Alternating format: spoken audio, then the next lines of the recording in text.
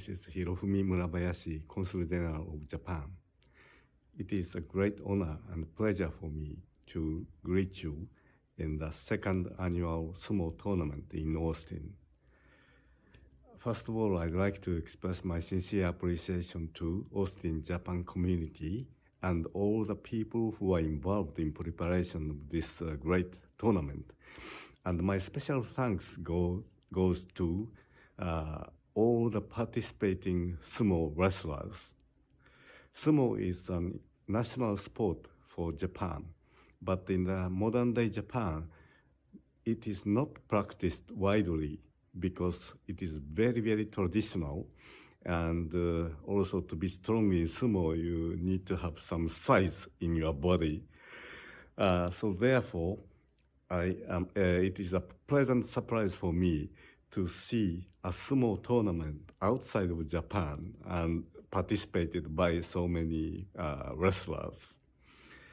So I wish you all the best in today's tournament. And please enjoy this tournament, whether you win or lose. It is important to enjoy it. So thank you very much and have a great show. Ganbare!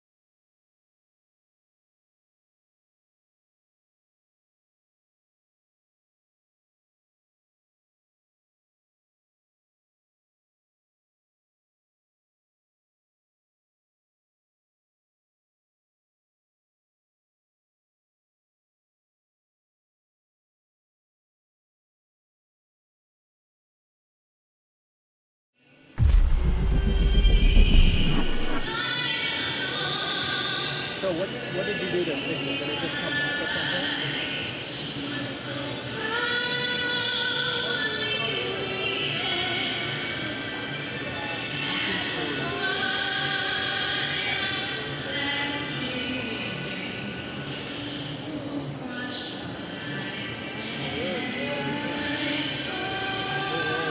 It came back last time. You can keep screwing it a little bit.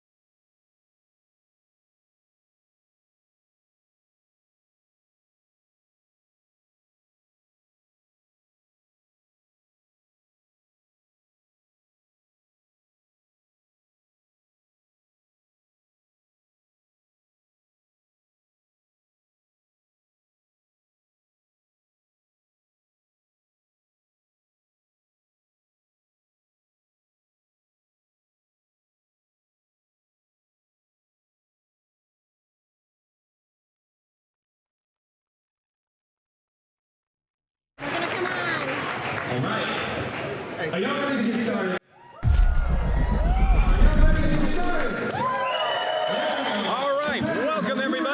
second annual Consulates Cup. I am Mac of the Grand Sumo Breakdown Podcast. Happy to be here today. That's right. I'm Leslie of Sumo Kaboom. I'm excited to see some awesome sumo today. I'm Jake from Grand Sumo Breakdown. I'm less excited. You're less excited? I could take it or leave it. All right. We've got a bunch of weight classes coming up. Holy cow, do we? Yes, we do. Yes. You missed, maybe you didn't miss it. Maybe we got a message from the General Consulates Cup representative. I think that went through. We are having a little bit of camera trouble, but I think we have it sorted. Yeah, let us know where you're watching from. We want to see all over the world where we've got people coming in from watching some Texas sumo.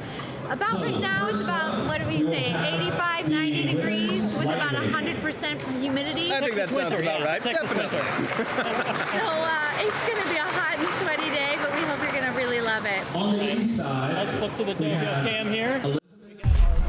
Lightweight start. Yep, kicking it off with the ladies. Eri Midorikawa.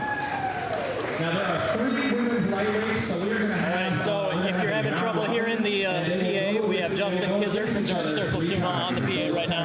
He's announcing each individual match, but we will be helping helping keep track of everybody here. Our first match on the east, the left, we have Elizabeth Salazar out of Mighty Eagle Sumo. On the right, the west side, we have Eri Midorikawa out of Dark Circle Sumo.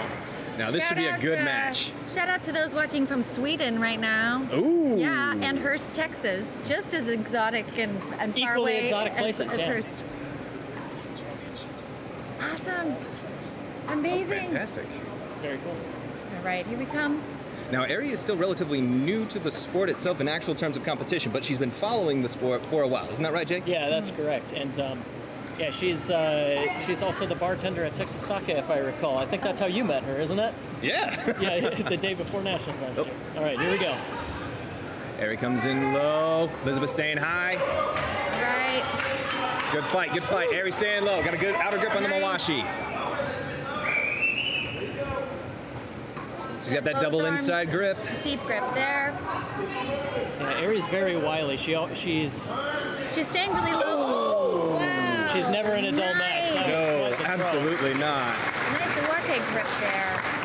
Wow. Your winner from Dark Circle, Eri Midorikawa. That was a well-fought match. She came right up, a little bit of a reserve tachi-ai right when she Yeah. came up the line, but still, Yeah. she kept her calm, she kept her base. She was able to maneuver Elizabeth the way she wanted. Rikoff. Yeah, that was a really nice throw at the end. Yes. Like, what a way to start today. Yeah. Women friggin' crushing it. Please take a moment.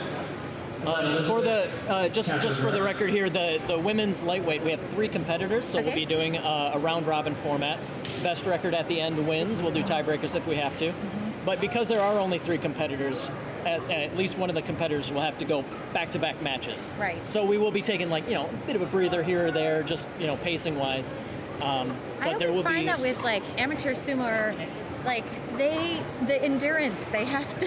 Yeah, right. Compared to pros do one a day. I mean, One granted, match a they day. are One match a warming day, and up then in they're the morning finished. and stuff, but they're done. But these people are going back to back to back, and especially if it's a really large division, they're doing this for, like, for instance, the light heavies and the heavies. They're going back to back to back to back, and this humidity, that is intense. Absolutely. This match, we have Elizabeth again on the right, the west side. And on the left, that is Liesl Rikoff from Dark Circle Sumo here in Austin. And these aren't new names. We've been seeing these ladies compete for a while. Yes, we have. These will definitely scrappy. Oh, she's got a Nodawa grip. Oh, Your winner. Ottawa. well done. Whoa. Both of these ladies were on Team USA this year. Indeed they were. Yeah, Justin just calling it out there. These 2 went to the World Games in Alabama last month, competed for Team USA. And yeah, if you're unfamiliar with women's amateur sumo, Texas is the place to be. Oh, Well, absolutely. and just sumo in general. Yeah, All of our sumo in clubs, general for Yeah, sure. totally. Our clubs are blowing up. Yeah. We've had, just On the thinking about east how many side, competitors there were this time last year at the first Consulates Cup to On the what west this is side. this year. Nearly is- double. Lisa Oh yeah, Rikoff. it's nuts how many more people we're seeing come into the sport, people interested in the sport. If they're not competing, they're getting involved in some way. And They're sitting behind a desk, just kind of taking it easy, whatever. right, Yeah, on the right. microphone. We clearly have the hardest job here. Of course. On the left, we have Eri Midorikawa again. On the right, Lisa Rickoff. I should be saying east and west here. You should be saying east and west. East and west. Sorry, I gotta Let's be get honest, us. you just flew into Texas. You don't know which direction is west or which one is east. And Nope. we mentioned it's Texas winter, but I do feel like I've had heat stroke for the last 2 days already. So. That's about the normal way we feel all the time in Texas. Yeah. But actually, all things considered, it is actually really nice here in Dreamland. Oh yeah, Yeah. this is much better than it had been. But before these two start, I gotta say, these two have a history. Their matches are always spectacular. Come in These pretty are coming even, in. though. Look at nice Tachi-ai. She's Lizo's got good keeping position. Eri off Ari's still her trying to belt. reach in. Oh, there we go. Shove out. Lisa Rickoff of Dark Circle Sumo. I feel like after the World Games, there was something in a lot of the competitors that, we've gone through a pandemic where everybody, had to take time off or practice in a different way. And I feel like now that everything's kind of opening up, going to the World Games, everyone kind of saw this is what's happening all over the world. They met Japanese competitors, they met Ukrainian competitors, and I felt like they just saw okay, we're leveling up, and I feel like the competition, at least over the summer, has gotten a lot tighter, a lot more, even more serious. We're seeing lots of different techniques. Definitely. People are just seeing the Nodowa attack from Yes. from the women. I was like, last year we would never have seen We've that. never seen a Nodowa attack, so that's really amazing to see. No, I love it. I do love the too. next level of competition that's being brought to the American amateur scene. It's Yes, fantastic. It is. All right. We've got Della Torre, a relative, I bet, from California watching the Della Torre brothers. Very cool. Do we have Angel in the house or Gabriel? We have, We have Gilberto, Angel, and Javier. And Javier, all all right, we all got of them. Eri Midorikawa and Elizabeth Salazar squaring off again. We are starting the second round robin. We are doing a triple round robin. There will be 9 total matches in this division. Amazing. And entering the second round robin, all 3 ladies are All 1 three and 1. ladies. Yeah, we're perfectly even so far. Everybody's got no win already. So yeah, we'll see how it goes with 2 more rounds, but it's tight competition. Eri coming in low, Elizabeth staying high. Elizabeth trying to overpower her. Eri getting a throw in. Oh! Elizabeth able to maintain her balance. Yeah, Elizabeth seems to have the strength advantage so far in this division. Definitely. But I cannot count out Eri. She is so scrappy and So maintains violent, yeah. such a good base. Yeah.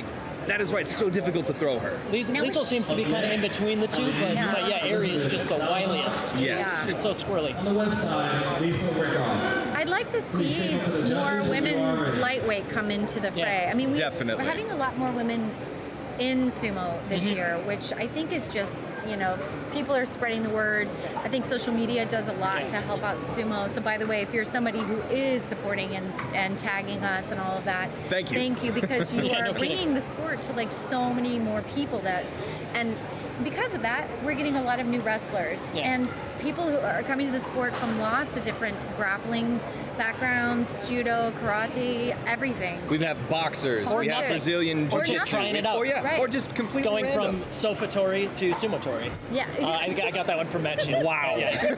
Matt from Chicago, Well thank done. you for that joke. Well I'm done, gonna claim it. I'm going to give you credit there. Speaking of lightweight women's sumo, though, I think it is also important to note our Gyoji right now, Jessica Hopper, The Mighty Mouse the herself. Mighty Mouse herself. She's not competing today, but she is also one of the top level women's lightweights. Also But why in isn't Texas she here. competing? Well, let's get to that after the match here. But Elizabeth on the left, Liesl on the right. Liesl gets going in the low, inside. using her head, using her head Nice. as beautiful crush out. Did not allow Elizabeth to get around it. No. Elizabeth on her heels. Yeah, But, she just put her head flat into the chest and Kept her from moving just sideways, drove. getting away, Really nice. But yeah, going back to Jessica Hopper there, our referee, she's got another bun in the oven. I know. She just had a baby and then found out. Yeah, She came back to compete, I think for one tournament in Texas this year, and now we're back to the sidelines. But she can't stay away from sumo. Sumo is a very strong, short burst of energy, but it is exhausting. Awesome. We're just taking a minute Taking here, some 'cause selfies. These ladies have now had 2 matches already in the span of a couple minutes. And the sun has come out, the wind has died down, and it is quite warm underneath this canopy. Yeah, I definitely feel for the wrestlers that are doing a couple of these matches back to back. And we're not even moving, we're just sitting here. Yeah. We remembered everything except the fan. Yes. Yeah. That's the only thing we forgot today was the fan. Luckily, we got so many fans online, huh? I know. We've got Sarah Robbins. We've got She-Hulk who says good luck to everyone. Richard Neal, love your hi comments. everyone. Yes. Yeah, keep them coming. Keep them cheeky. Keep them fun. Richard Neal saying hello from Europe, I believe. Oh, really? And we got Iron Wave Sumo in the house Ooh, as well. Iron Wave. We've got a lot of wrestling names I'm recognizing, but some new ones as well. Thank you for watching in. We've got it live on Twitch, Dark Circle Sumo, as well as here on YouTube. So feel free to spread I the believe word about Facebook that. as well. Yeah, Facebook, yeah. All right.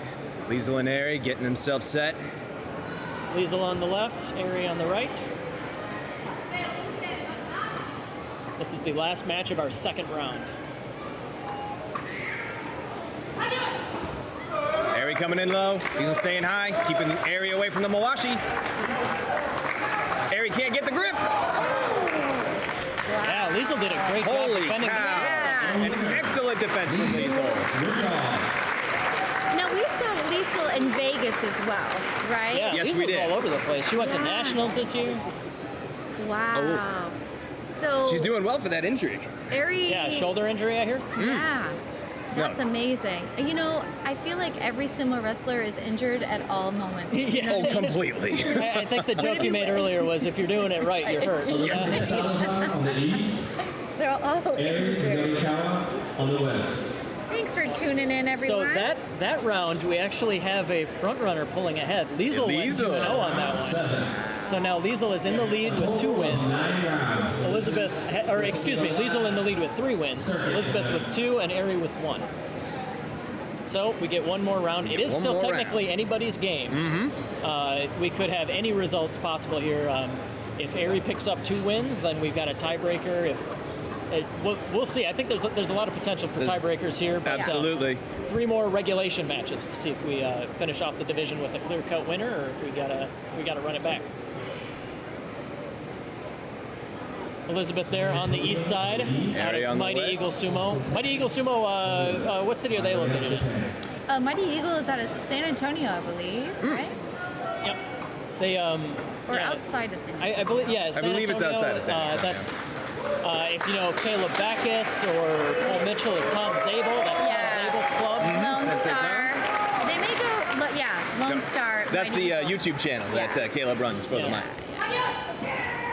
Ari coming in low, still can't get away. Ooh. Oh, Elizabeth just kept her off. Ari there's went that for power again. Yes. I know, but yeah, I did see from Ari, she went for a leg pick, you know? She was definitely trying for an ashitori kind of on her way out. Which was like, hey, you throw everything you can Yeah, at the end. absolutely. You're going out, miracles happen at the On edge. the east side, Yeah, like we were saying, she's wily. She's got a lot of tricks in the bag. on Yeah. the west side. If y'all are just tuning in, I am Leslie of Sumo Kaboom, and we have, Mac from Grand Sumo Breakdown. And Jake from Grand Sumo Breakdown. yeah, we are your yuck yucks in the house today, and we all host podcasts about sumo wrestling, and Yeah, look for Grand Sumo Breakdown, Sumo Kaboom. There's other podcasts that are popping up too. We got Sumo Punks. Sake and Sumo.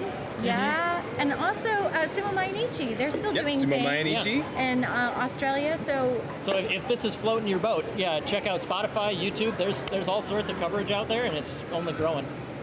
all right. Richard Neal from Switzerland, to be Oh, precise. fantastic. watching Thank you, yeah.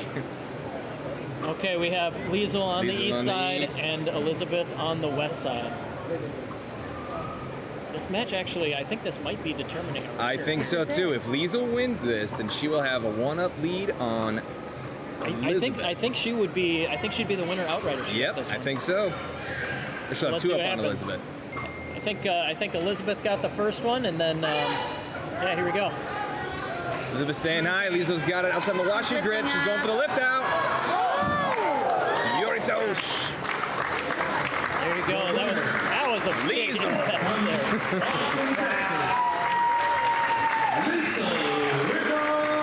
A dominating victory for that one. there. Yeah, Elizabeth took their first match, but then Liesl took the second one and the third one here, of course. But Liesl just controlling Elizabeth, making sure she can't get away from her main attacks. Yeah, and you know what? These ladies have been going up against each other more and more. You're seeing them at all the tournaments, and they're learning each other's bodies. They're learning each other's techniques, and it's nice to see they're trying different things. You know, this you see this in pro sumo too. It's like some people they can never move, but then maybe they do one day because they've learned. They learn from experience. Every single week.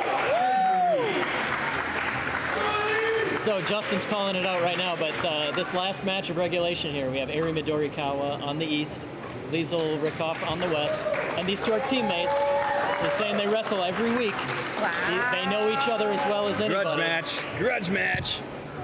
And yeah, like I was saying before, these two, their history, they always put on some killer matches. I really like the women's lightweight sumo. It's always exciting. It is. Agile fast, and flexible, yeah. and yeah, it's Just lightweights in general, I think. That's For sure. absolutely love about them.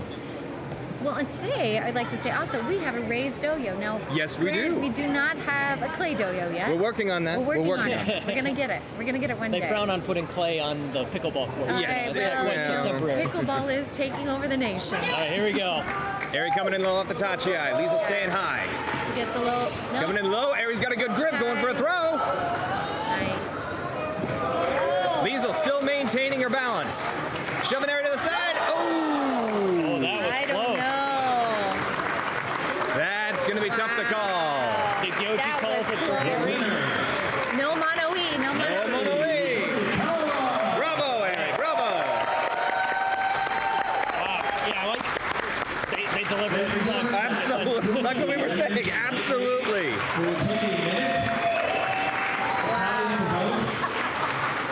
That's impressive. All right, so if my math is correct, and we'll have that confirmed, I think Liesl I took think the gold Liesl there. took the goal. All right. And again, we will have the award ceremony at the end, but in third Yeah, place, full we have awards will be at the very Eri end. Midorikawa. Third place is Third Eri. place. Right.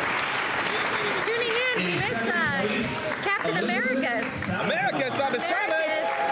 is tuning in. And in We first wish you were place, here too, America. Yes. Liesl There's Liesl. confirmed. Liesl is your gold medalist in the women's lightweight. Wow, Lisa. All right. Some more hardware to take home to the trophy case. But men's lightweight. All right, men's Please lightweight be is ready. coming up next. We're getting everybody ready. We'll take a quick break. We're going to take a quick break. Let's hear from one of our local clubs. Just gotta let you guys.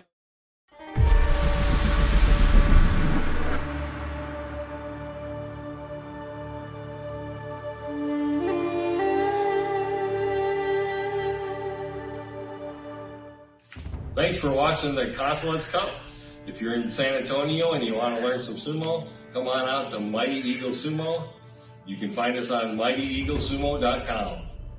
Mighty Eagle!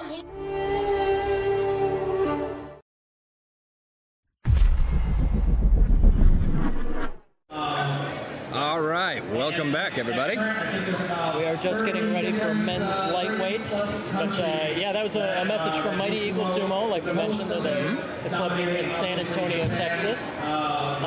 But yeah, we got some other clubs that have some advertisements here. But as we get the men's lightweight set up here, I did want to mention we have pretty much all of the top national lightweights in here. Most of the U.S. team is here.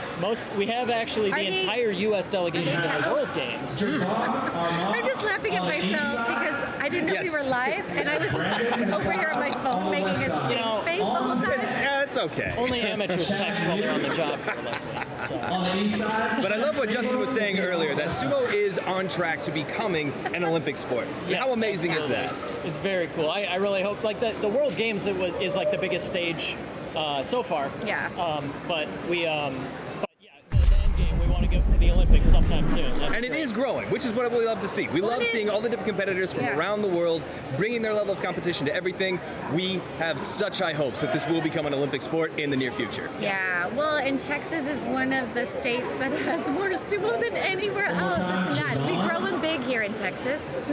Well, but now there is some growing competition in California and in Florida. I would have to say. You can't discount well, them. in Florida, what have we got? Iron Belly. They just had a tournament. The Iron That's Belly. down in Florida. So Iron Belly's down in Florida. Iron Wave. Yeah. It's one of the clubs down there. There's Ronin Sumo. And Florida Sumo. Yep, Florida Sumo. Florida Yep. Sumo is Now what Iron is Wave. now Iron Wave. Iron Wave, yeah. But they And have then- enough guys that they're kind of splitting off. They got Mark Jones starting his own Yeah, I love Mark brand. Jones. Mark Jones was here last year. I remember him competing last year. We saw a lot of the Florida crew.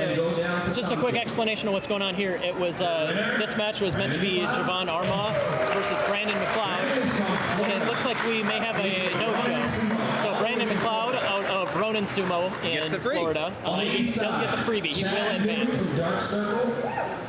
And on the west side, this man is probably one of the most decorated lightweights in the nation, with 2 world medals. So Justin's calling it out now, but you can see Trent over there on the right side of your screen. Trent Sabo's a legend of the sport. Oh, He's been around for ages. One of the goofiest men in the sport, so everybody's got to give him a little bit of a hard time. You know, on the last east time I side- saw, this is Chad with him, right? Chad New on Chad the New. And East. Chad knew he's put on weight since the last time I Yes, saw he him. has. So he's definitely bulked up, and I'm interested to see. Wasn't he a little newer to the sport? And Yeah, he's a combat sports guy. Like he does jiu-jitsu. He does anything he can get his hands But on. to But sumo, sumo's hooked him He's as well. gone whole hog. Chad coming in. Oh, Trent coming in low. Chad, too high, doesn't have a grip. Trent with the slam down. There's that experience. Trent was able to dig in, get inside, get the big lift. Maintain his base, lift him completely off the mat, and slam him down. Yeah. Keith Edwards and Josiah Brown. So this next matchup, I believe these are 2 newcomers from Dark Circle, I think. All right. But yeah, on the east side, we will have Keith Edwards. On the west side, Josiah Brown. Josiah Brown is on the west side. All right. Yep, there they come. Yeah, all right, cool. We got both of them. Excellent. Rookie lightweights. This is going to be fun. Yeah. You gotta start somewhere, you know? Oh, no, exactly. And I love it. I love, like, new faces. You know, some people were commenting about how many people there are here, and it is true. It feels like we've got tons of people watching, just more eyes on the sport, a lot of interest at this venue. And what I wish we could do, there are more people behind us watching from the stands. Yeah. So, But last year we This place had is a loaded. good amount of really drunk people. Yeah, why don't, wanted to- after this match, why don't we talk a little bit about the venue that we're at today? oh, yes, absolutely. Because it's probably one that you're going to see again in the near future. Yeah. Again, we got Keith on the left, Josiah on the right. Right. Good Tachi-ai, nice and even. Josiah got in Nice. square, lift out of the ring. Lift up and Excellent out. victory. I wanted to say I do love a lift up and out. Yes. You know, it's Just a classic move. It's classic. It's always enjoyable. I mean, I know it's not enjoyable for the person that's getting lifted up and Right. put out, but it's always fun for the eye. Los Angeles, California. So this venue, though, Dreamland, it's like a small amusement park kind of place. We got Yeah. mini golf and stuff like that around here. You got pickleball, you got What I think is really special is these guys are going all out with organizing with Justin. Oh yeah. They've got they got set aside like sponsor half of all the banners. pickleball courts here Yes. that we got set up on. And we know how popular pickleball courts are, and pickleball is. And these sumo days. is more and we popular are than pickleball competing. today, yeah. Today they were like, screw the pickleball people. We're doing sumo. Now, we have Javier de la Torre on the east side and Edobar Canyeja on the west. We saw Edobar in Dallas. Vegas. Oh, sorry, Or- Vegas. in Excuse Vegas, me. yeah. Edobo, excuse Edibo. me. But yeah, so Javier, he's one of the brothers. You may recognize that last name. He has 2 brothers in the heavyweight division, Angel and Gilberto, who went to the World Games. Mm-hmm. Then on the west side, Edibo, he is out of the North Carolina club. He did There, very yep. well in Vegas. Yes, he but, did. That was the last time I saw him. Fire off that Tachi-ai. Excellent. Nice. And that was the exact same intensity he brought in Vegas. Yeah, he's fairly new to sumo, but he clearly has some combat sports background, and he's He's built like a tank, so he's going to do pretty well Clearly, today, I think. if So. sumo doesn't work out, he could be a male model. Let's be real. Sumo Kaboom approved. Sumo Kaboom approved. Indeed. Well, this is where we coined the phrase lats and tats, who is Karinga Conway. Karinga Conway. So, we wish you were here. Amaterasu. It's so sad I could not be there after planning on it. Thankfully, you were live streaming. We wish you were here as well. Absolutely. All right, this On next the match east is side. Texas versus Texas. Now, Corey runs the Dallas Sumo Club. The founder of Dallas Sumo Club. Yes, and they had a Keiko last week, brought everyone together. He has been a real mover and shaker. And most recently, he put on the Cowboy Cup. Yes, Yes. he did. And real quick on the right, Jacob DeCastro, he's out of Houston's Shogeki Sumo Club. Wow. Oh, that's another newer club. I have not seen the Shogeki. Yeah, we got 3 or 4 guys from them today, so we'll make sure to call them out. Houston's growing pretty quick, too. Mm-hmm.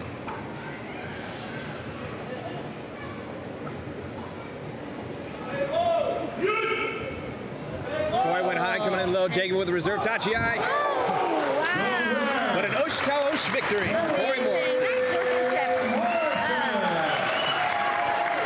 As Getting I some like love to say, from the crowd today. Absolutely. that was a forearm shiver, as Hero would say. Check out the stream of that Cowboy Cup that we mentioned, by the way, on the Dallas Sumo Club YouTube channel. Spectacular job streaming. Corey really went all out. Yeah. And laid down the gauntlet that's getting picked up in Austin this week here. Yeah. Trying to up the quality of sumo. And if you really want to sumo streaming. experience that, Definitely has. Either go outside and sit, if you live in the desert, and turn up, I don't know, some humidity in your house or something to 107 degrees, and then watch that stream. Get the real experience. And get the real experience, or go into the bathtub, turn in the hot water, turn in the steam, then watch a stream of that, and you'll know it was 107. Just go sit out under a canopy, because that's kind of what it looked like. A canopy that's also heated somehow. I don't know how, but somehow. We were watching from Iowa, just going, oh no, that must be awful. On the live stream, we've got Laurie, the other half of Sumo Kaboom, my sister. She's tuning in. Oh, hello, Laurie. Yeah, she couldn't be here today. Sadly, you all just get my face. Just one half of Sumo Kaboom, but she is on the stream. So 2 losses and Hold on, what just happened?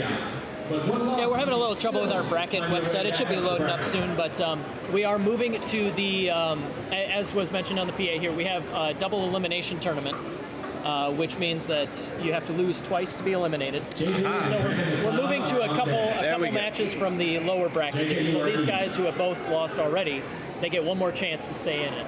Very good. Looks like we're starting off with Chad New on the east side, and Keith Edwards on the west. We do have a couple guys that got buys, so if you haven't seen your favorite lightweights yet, just hang on a moment. Stay tuned. Stay tuned, exactly. Give us a shout out on Twitch if you're watching. We've got a couple people watching from Twitch, so give us a shout out in the chat.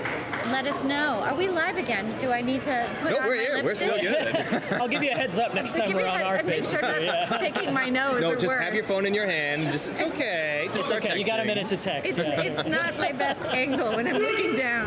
All right, here we Keith go. coming in low. Chad getting a... Oh! Wow. Lost some of the Chad dough with that there. power. Yeah, muscle and edge. Muscle and momentum.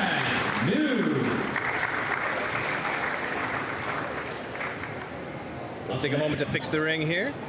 Thank you, Yogi. Up next, we have Team USA. Okay, here we go. On the left, Justin Jones. San Diego and Honu Sumo. Justin Jones represented Team USA at the World Games.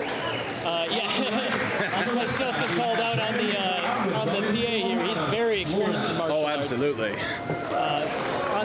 On the west side, we have Brandon McLeod, who advanced from that bye as well. Neither of these guys have taken a loss, so they're still in the top bracket. A founder of one of the Florida sumo clubs, if I'm not mistaken. Yes, correct. Brandon McLeod out of Ronin Sumo Bay. Brandon coming in low, keeping Justin away from his Mawashi. Good grip. Justin still has that right inside grip. Whoa! That was a close one. Brandon went down, but are we... I don't know about that one. Justin's feet didn't go down. Your winner, JJ. JJ. Justin Jones. JJ. Yep. see who we got Next, we have Trent Sabo Trent on back the in the east, house. Josiah Brown on the west. On deck, Joseph Ponsetto on the east, I do not envy Josiah in this match. the west. Yeah, also give us a shout out on the YouTube chat if you can hear the PA, if you can hear Justin Kizert's dulcet tones as well. Just not sure how much of that's coming through the mic. Correct. But, we don't want to repeat him more than we have to, but you know, we're just trying to make sure that we know that everybody on the stream knows who's competing. On the left here, Trent Sabo again, and then on the west side, Josiah Brown out of Dark Circle Sumo.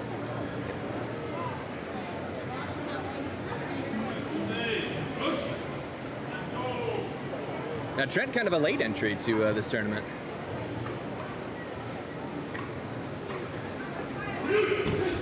Quick Tachi. Quick touchy eye. Oh, look at Josiah, got an inside grip on him.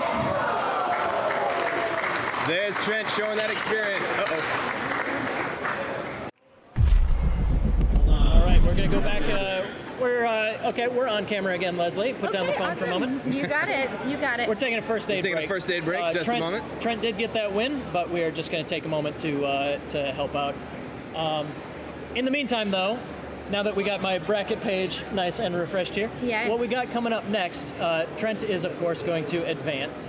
And next up, we have today's debut of Joe Ponsetto, the national champion. Indeed, out of Yamamoto Sumo Dojo. Correct. Now, all the way from also, Los Angeles. I want to say this, to put on an event like this at this venue, you know, it's not free. And Dark Circle Sumo is obviously the main sponsor behind all of the programming. And today, Behind Mac's beautiful face as well. Indeed. Yeah, of course. I can't really move the show, so. and we want to make sure that, you know, we honor and give a little mad props out to all the sponsors and people volunteering their time. So I know that if you want to donate, I think you can donate to Dark Circle Sumo to help help make up the costs, help us make recover the some of next the one costs. even better and all that. Exactly, Yeah, of course. because what you can't see is we've got all of this equipment, we've got the venue itself, and we've got all these people coming in and lending a hand. So if you want to, I will put the link in the. I'm trying to find it in the. Online. I know you can find it on darkcirclesumo.com. Okay, perfect. They have a great website with a ton of resources. Right. They're one of the few places that you can find more events coming up. That's something we're always trying to work on in amateur sumo. Is I know. When is the next one? How do you communicate? How do you find out about it? Exactly. And we usually, on our podcast, we usually give it a little shout out at the beginning in our news section. And I know y'all do as well, especially when you're traveling someplace. But We're getting Josiah up and up. Yeah. I think he's okay. Josiah has I don't know about okay, but he's mobile. Well, he's mobile. Yeah. I think we're doing all right there. A little worried. He fell hard on that wrist, and it looked kind of like it was more of a. He just fell flat on his wrist. They've got it iced, and they're moving him. Yeah, we'll get him taken care of. We'll get an update if we can, but. Yes. Looks like we're moving back on to our next matchup. And again, I mentioned Joseph Ponsetto, our next competitor here. He's going against Edibo, so this is going to be a tough one. Now, Joseph primarily is a pusher thruster. So Edibo usually goes in for the Mawashi, at least from what we've seen. So this should be interesting. Yeah, Edibo, he's got power. He's got that it looks like a collegiate wrestling style kind of background. Joe is squirrely though, like Ari in the women's lightweight. He's fast. He's tricky, he's sticky. He gets his arms around stuff. He bends ways that you're not supposed to.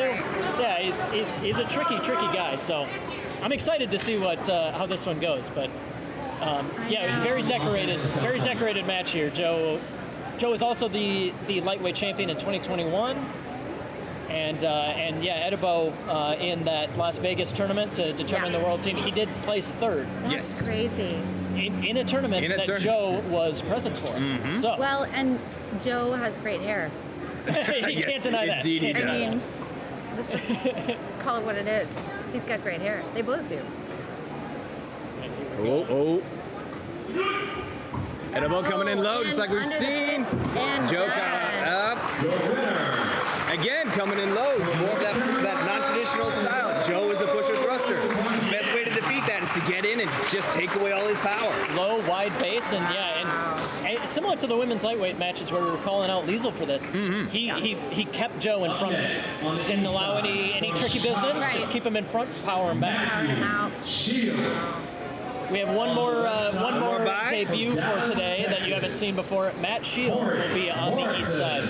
Matt Shields just started the Chicago Sumo Club. Oh, fantastic! So Midwest represent. He's our guy for today. Indeed. Yeah, we've already had a nice conversation about what kind of pizza. Yes, is we did. best. Yeah.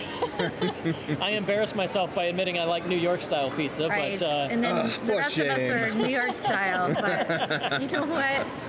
It's all good. on the west side we do have Corey Morrison again, the head of the Dallas Sumo Club. Now, Corey has Yes. definitely put on a lot more mass as well. His pushing game has definitely improved leaps and bounds. Yeah. Also, great head of hair. Justin Kizzard takes credit for his pushing game increase. Oh yeah, I don't know, I guess I'll take credit for it, he says. Yeah. We've got Robbie Gardner watching in from a plane in the middle of the air. Oh, all right. On a plane to Chicago. In the ether. They're watching us in the ether. I like it. Here we go. Oh, reserve touch. I like that. Matt coming in high. Corey trying to go for a throw. Looking good. Yeah, both guys came in a little bit high, but yeah, Corey definitely was able to stop that backwards momentum and turn it into shifting turning momentum. Is this the first tournament that we're seeing somewhat of a raised dojo? Yes, I believe I've seen so. you. I always get a little nervous, you know? Totally. And I really do think, you know, these guys are gonna and gals are gonna have to kind of Be mindful. Be mindful of it, because when you fall off of it and you There's how about a you foot and a fall- half drop. right, how you fall makes a difference, and you realize when you watch the pros and they're practicing, they do front rolls and like they roll on the dirt Gotta because practice that falling, is yeah. practicing keeping themselves safe and healthy. And when you end up putting your wrist down or your elbow down, you get a shoulder injury. Right. Coming up next, Brandon McLeod from Florida on the east side and Jacob DeCastro from Houston on the west side. Both of them going low. Brandon coming in just a little lower, Yeah. but is able to keep just. Yeah, that seemed a lot like mass. His mass made a big difference in that. He was able to keep Jacob back on his heels, so he couldn't get any leverage in there at all, and he just charged forward. Brandon's one of those guys that gives me no excuse to stay out of the ring because he's even shorter than me, but he's built like a truck as well. Like, he's Indeed. solid. Right. You just ask Matt Jim from Sumo Punks, who's a heavyweight, and Yeah. Brandon threw him like a sack of Whoa, potatoes are you one time in serious? Dallas. Yeah. And No, just Brandon- to give you Brandon a is little strong. update on our wrestler who hurt his wrist before, they're getting him wrapped up, and we have, I believe, EMTs on site. And so for any injuries, which happens, you know, this happened in Vegas. This is a physical sport. This is a very physical- Injuries happen all the time. Yeah. So I'm and, sorry, what that means though is that Javier will continue to advance. That would have been Josiah if he was capable of continuing. True, but he's pretty much out. Yeah, with an injury like that one looked. Yeah, I think he should probably take it easy today. Whether it's a sprain definitely. or more than that, Exactly. but they're getting him wrapped up and they're taking care of him. And I do know that with all these tournaments, we do always have EMTs on site because there's they're always wiping up blood or a nose that gets bonked or worse. Bonked. Yeah. Yes, to put it lightly. Bonked. All right, we got national champ Joe Ponsetto on the east side and Chad New on the west side. Joe again out of California, and Chad New, local boy here from Austin. We got a lot of talk about pizza in the chat. I like pizza. Joe gets Chad the coming legs in high. also. Nice. Chad's got the left hand outside grip, trying to get something happening there. He's got the right inside. Joe trying everything he can to throw Chad. He's got the under grip, Oh, and he does it. and he maintains. There you go. Well done, Mr. Ponsetto. All right, so Joe stays in it. He is in the lower Joe's bracket, advancing. but he is still in the running here. Everybody who is still in the tournament has the potential to win the gold medal, but have to face off at the end. Right. Chicago Sumo Club. But Matt gets the bye. But yes, we do have another bye. So Javon does not appear to be present. So Matt Shields will advance. Javon is not here. when we have a forfeit victory, you still have the guy who's getting the freebie, who's getting the win. They come, they take a bow. Up next on the east side, Javier Della Torre. But we are moving on to another elimination match. Javier Della Torre is going to be on the east side. Against And we got Brandon Brandon McLeod McLeod again on the west side. Oh, Brandon didn't get much of a break there. No, he did not. Oh, there he is. Yeah, he's coming along. Ladies and gentlemen, right now we are climbing up the one-loss brackets to see who's going to come up to the people to fight. Yeah, as Justin is explaining, we're doing a handful of the elimination matches, but we do still have 4 guys in the tournament who have yet to lose. So we are going to move on to that. I think we have this match and maybe one more before we get back into the winner's bracket, but we'll see how this goes. Yeah, and with it's Josiah who's now out. Yes, Correct. Unfortunately. It looked like I'm no doctor, but it looked like a wrist. It was a hard fall on It his was a wrist. I hard think he's fall wrapped in the up wrist, right now. and He's got his seeking arm in a medical sling, attention and- from what we can see. Yeah. Brandon coming in low. So maintaining that pace. Yeah, that just emphasizes how important having a solid base is when you're doing your sumo. You can see Brandon's feet are always quite a distance apart, Yeah. keeping that wide, solid base, and then using that upper body strength to just make people look silly and ragdoll them, right? But that's what's so unique about sumo as a sport in general, because in all of the others, you either chop your feet, or you're always moving, or staying up on the balls. In this one, you do not want to pick your feet up at all. You want to shuffle. You want to slide or stay steady, yeah. But yeah, Javier, he is eliminated now, but he's pretty new to the sport, and we will see 2 of his brothers in the heavyweight division. I want to know how much coercing it took Gil and Angel to get Javier to go out here and do this. I just want to pressure know the the dynamics of that home growing up. Completely. I mean, Who gets the last was it cookie? just Sumo was it wrestle just for a it. mad throwdown, and that's how they all ended up in sumo? Yeah. All right, we got another elimination match on the left. On the east side, that's Matt Shields out of Chicago. Joe Ponsetto on the west side out of LA. Joe coming in low with a reserve tachi. Matt going in for a body. Trying to lift up. Oh wow, Drew. But Joe was able to get that underarm throw in there and take the victory. Yeah, and there you can see those guys had kind of a similar build, but you could see the experience advantage when Joe just kind of gets in position and does a flip. Yeah, very, very, very cool. It also helps when you have the notorious Yama, or the illustrious Yama as your sensei. Yeah, exactly. They got some excellent. By the way, from another De La Torre relative. Apparently, no fighting in the house. No fighting in the house. I don't know if I believe that. Yasmin says he just joined them to bond easily. We younger siblings love dragging our older siblings into anything. Excellent. I love it. For the ruckus you just Now heard, we know it the is story. It is now Justin Jones versus Trent Sabo. This match is always fun to watch. Are we going to be seeing JJ's wife, who also crushes it in sumo I today? heard she might be coming. That's Christina. Yeah. But I haven't seen her yet today, so I'm not sure. We'll see when we get to the women's heavyweight division. Oh. Pressure builds. These two have a history of squaring off against each other, and You it's got- always fun to watch. Tom Zabel Trent is our can't help but Yoji. trash Nope. talk. We haven't mentioned Tom Zabel. Trent coming in low, JJ up high. Oh, we tried to go for the smack, missed. Lifting up. JJ holding lifting off. up on the chest. They're going in high. Stand away from the Mawashi, both men. Go for those shoulder throws. Yeah. Ooh, Maki Kai there. He went for the Whoop. switch to the grip. JJ's got an outside grip. On the belt. Good clinch. Wow, this is tense. So JJ with the left hand outside, Trent with the right hand inside. It's Keeping bad him grip. up. He's only got one layer of the Mawashi. He's trying to keep him off as best as he. Oh wow! And then he just tried it.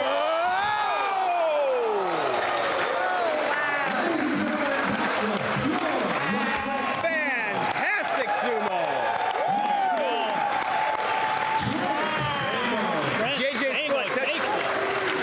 JJ's foot touched down just an instant before Trent's body went out. That's right. They were both on the way out, but Trent maintained that control of the ground in the dojo, and JJ's foot touched out. That was so intense. feel like Even Justin had to take a minute. my heart skipped a beat. Right? I'm pretty sure. Wow. I think I forgot to blink for like 45 seconds. Me too. Right. And then for 10 seconds after that going, are they okay? Are they okay? So this is our other winners bracket matchup. Edobo Konyeha and Corey Morrison.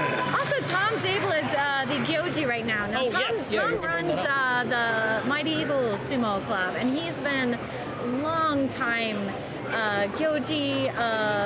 Yeah, like 20 plus years. I mean, yeah. in Oyakata, and so he goes old school with sumo. So we're lucky to have him here in Texas and be so involved in the sport. And you'll often see him in what Laurie and I call the ice cream soda outfit, but that's the amateur Gyoji outfit. Which I love it. That is a regulation uniform. regulation uniform. Also, It's also sir- the only time you'll see Tom dressed classically. Right, with a bow tie. It's the only time I've ever seen him wear sleeves is when he's in the dojo. I want to run up and ask him for a soft serve. All right, Edobo on the east side, Corey on the west side. Look at this stare down. Oh, this is moves on. tense. Trent This is Saber. tense. Edobo coming in low. Edobo left no room for error on that one. He went airborne to make sure that he did not touch down. Fantastic. North Carolina, that's the Raijin Sumo Club. Indeed. Yeah. That's founded by Eric Hune, if I remember correctly. Eric Wynn, yeah. Wynn, excuse me, Wynn. They got a couple other guys, but Eric and Edobo are the guys that travel the most, and Yeah. we'll see Eric later in the light heavyweight, Yes. I believe. Yeah. But that does mean Trent and Edobo are finalists in the upper bracket. So they're gonna have a little time off while we settle the lower bracket between Right. JJ and Joe Ponsetto. The other lower division matchup will be Corey versus Brandon. Wow. The winner of those two matchups will move on for a chance to get the bronze medal. From Honor Sumo, Justin Jones, or JJ Jones. His name is also Justin. We're going to be having some performances here today, right? We're going to be having Taiko joining. Yes, our rough schedule in between after this weight class, we will be taking a break from sumo and moving on to some cultural demonstrations. And yeah, we'll tell you a little bit more because now that we're into like the later bracket, we'll need to kill some time and give these guys a breather.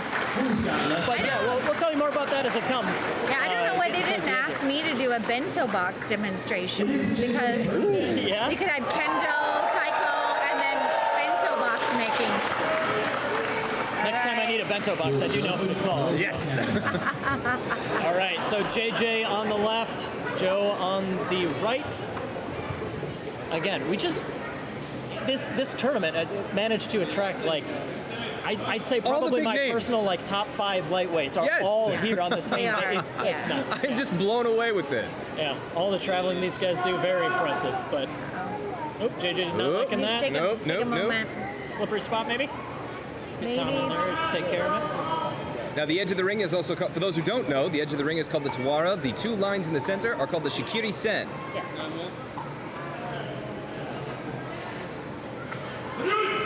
There we go. Reserve Tachiai coming in low, Joe staying low. JJ trying to get a grip, going for a slap down. Nice. I've noticed Deep Joe outside likes- Mawashi grip. Joe likes to react to what the other guy's doing a lot more than he likes to take the lead at times. Oh, JJ! Wow. Oh, But there's incredible sportsmanship. absolutely. You know, there's a lot of joy. That was a happy dance. That was a happy dance. Taking the win over the local rival. Yeah. So, yeah, and again, to speak to the quality of this tournament, that was our double national champion. Yes. Two-time national champion. On the west side. And he's already out. Yes. Yeah, I know. Like there's just such high quality sumo today that, and it's not just Joe underperformed. But No, not at all. No, it's just the sport has grown exponentially. The amount of time these guys, all of our wrestlers have spent in the dojo practicing is showing itself. Yeah. This summer, it just compared to where we were last year, it's just exponentially I mean, they've just upped their game. Yeah. And I think that's because they were competing at Worlds. I think that a lot of wrestlers are like, no, we've got to really up our game to compete on the world stage, and they did great. You know, Yeah. they really did. We talked to a few of them, and I think that was the exact same takeaway from everybody is we were not discouraged. We are excited. Yeah. We see where our game needs to be at, and we are willing to put in the work to get there. Exactly. It doesn't happen overnight. No. But they're doing their darndest to make it happen fast. Good self-censorship. I heard that Yeah. coming. Yeah, well, gotta keep It's that. a family event I here. know, I know. There we go. Brandon coming in the touch shot. Corey keeping him away. Whoa. Brandon may able to get into an upper grip on there. Oh, he gave me the- Not sure about that one. No monoing. Another close one. It looks like we're referee gets the win. All right. Bravo.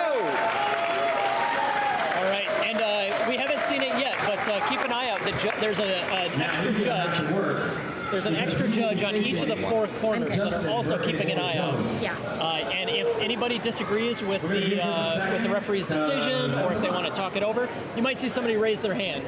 And that's just a call to get the extra judges in to take a look. Yeah. Have a little chit chat. And Have a if you're little chit-chat, lucky, yeah. if you're lucky, you get a 2-for-1 called a tori naoshi. Commercial. We'll take a quick break All right. as we're getting the ring wiped down. It's a sweaty, sweaty day.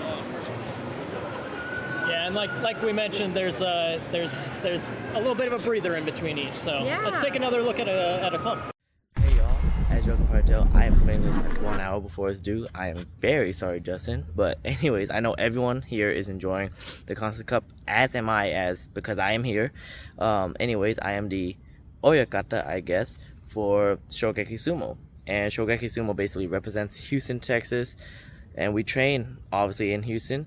At O Athletic, Sundays, 3 to 5 p.m., Thursdays, 7 to 9 p.m. Anyways, thank you very much, and I'll see y'all back in the ring.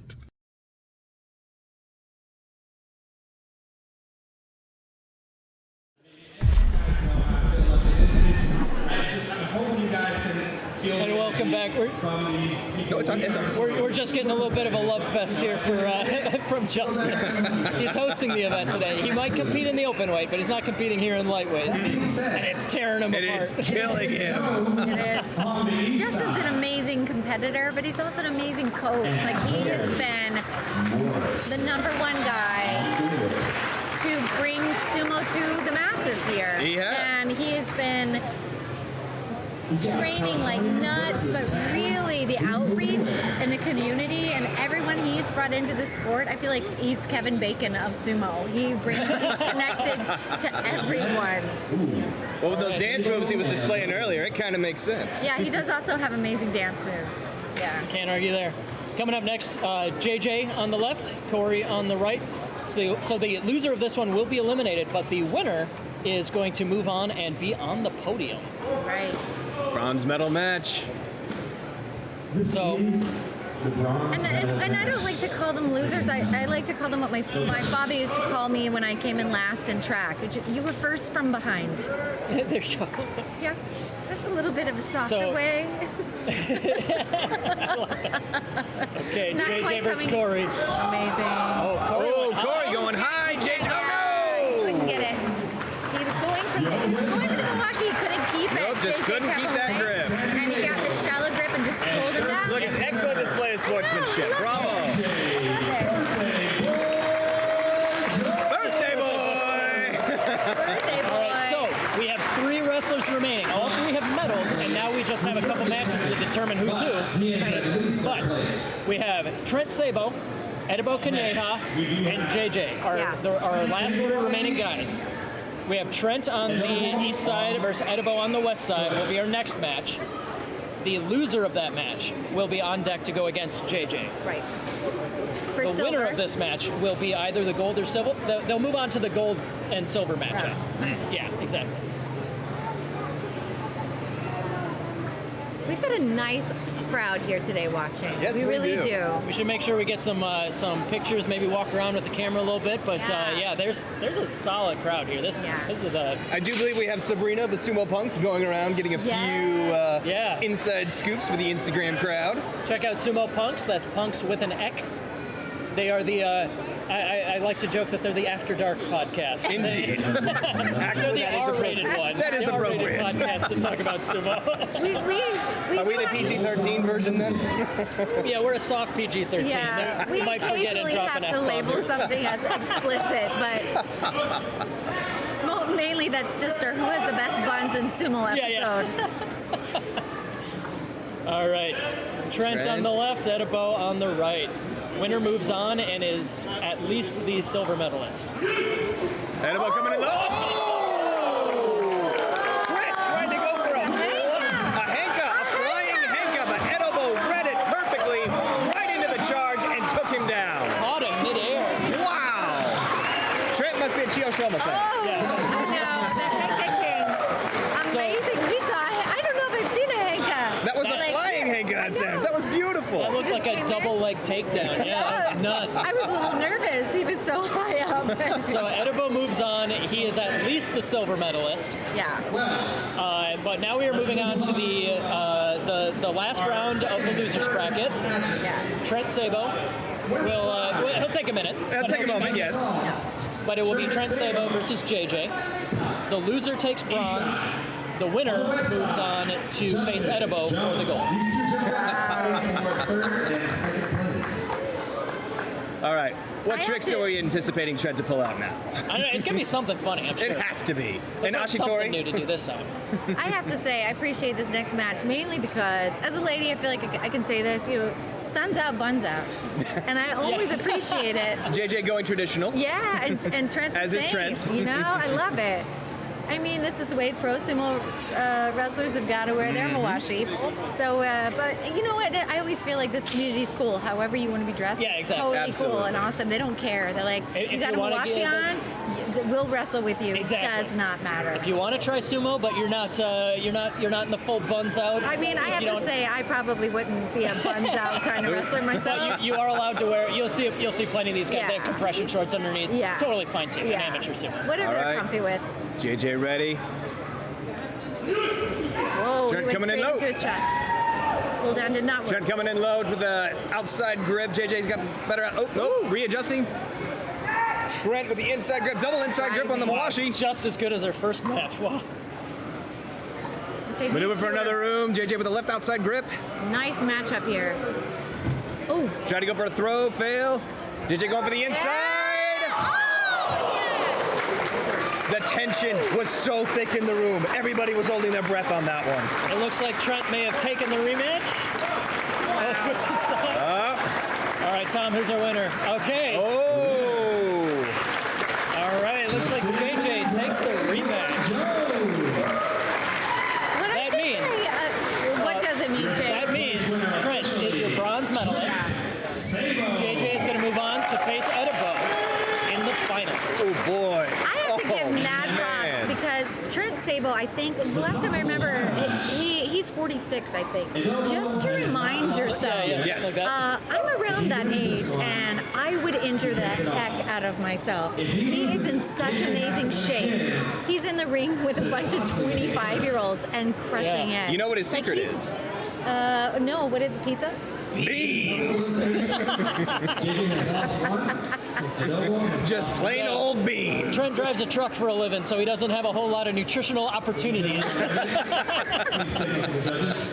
Thank you all for chiming in here in the chat. Again, let us know where you're watching in from. We love to see where everybody is watching in from. Yeah. We are in Austin, Texas, or Dripping Springs, which is just outside of Austin. And we've got wrestlers from all over: Florida, California, Chicago, Upper Midwest. I know Pennsylvania. Don't they have they've got a club too? Red? No. Appalachian? Appalachian I Sumo I does. don't think I see anybody from there today, but we also have Iron Goat Sumo Yes. here today. We got Stan the Panda, the wrestling heavyweight. Amazing. And if you are interested in sumo yourself, just Google local sumo clubs because they Reach pop out to up. anybody. There are so many clubs all over, and the sport is growing. So get involved. It's a really inclusive, awesome sport, and all these people are happy to have you. Just pop into a Keiko. Do not feel discouraged Right. whatsoever. Right. Quick note on this matchup. This is the finals, but it is a double elimination. Edibo has yet to lose. And so he's got in a order for him mean to be, stare down, I'd like to say. Oh, yeah, for sure. JJ. In order for JJ to take the gold medal, he'll have to beat Edibo twice. Because Edibo can't be eliminated without losing 2 matches. Right. JJ already lost that first match, so Edibo will only have to win 1 to take the gold. But just for clarity's sake, for after this match, if The Edibo stare down wins, is he takes intense. it. If JJ wins, they got to take a breather and rematch. Oh, we gotta- Mara. Mara. JJ coming off that line, a little too hot. Detroit. We've got Detroit watching. We have got Wilmington. We have got Portland, Texas. We've got Fort Worth. We've got someone in the air.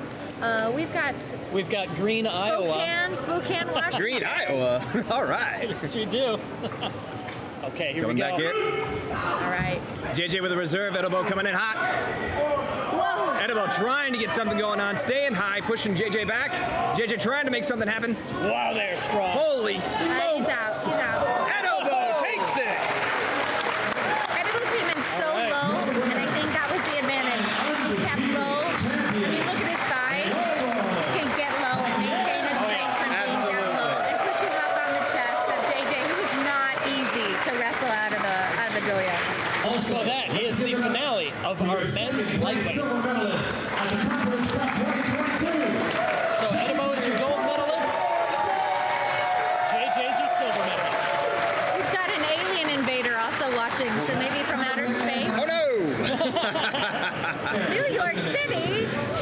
We can have somebody from New York City tell us about their pizza. Ladies and gentlemen, It's a let's common get back on theme. the pizza. Let's get back on pizza. But a fantastic showing from all the lightweights, the men and women's division. Absolutely phenomenal athleticism displayed today. Yeah, and we're trading a different Kyoji. We're saying Tom's able to come back, but we have got Jessica Hopper coming in for a Kyoji. No, I think And we we're are. switching to women. No, I believe we are going to be Going to- taking a break to have the Kendo Club, the local Kendo Club, come out.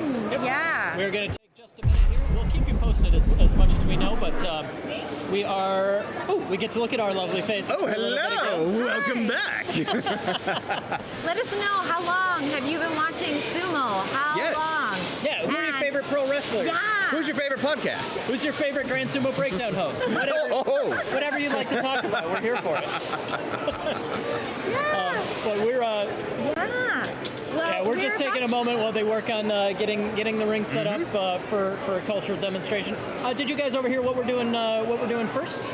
I believe it is the Kendo Club coming first, if I'm not mistaken. However, I could very well be mistaken. Beatrice, Yeah. what demonstration is going on first? Kendo, Austin. It is Kendo. Okay, I was right. No.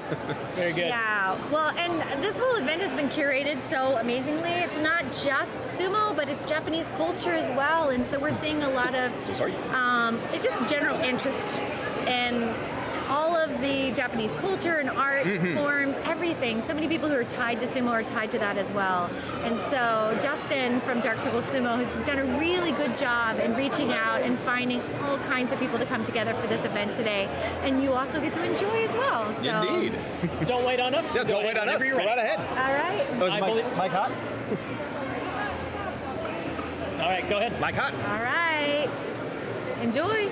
Okay, let's go back to our dohyo cam. thank you, Dark Circle Sumo, for your invitation to demonstrate Kendo at this great event.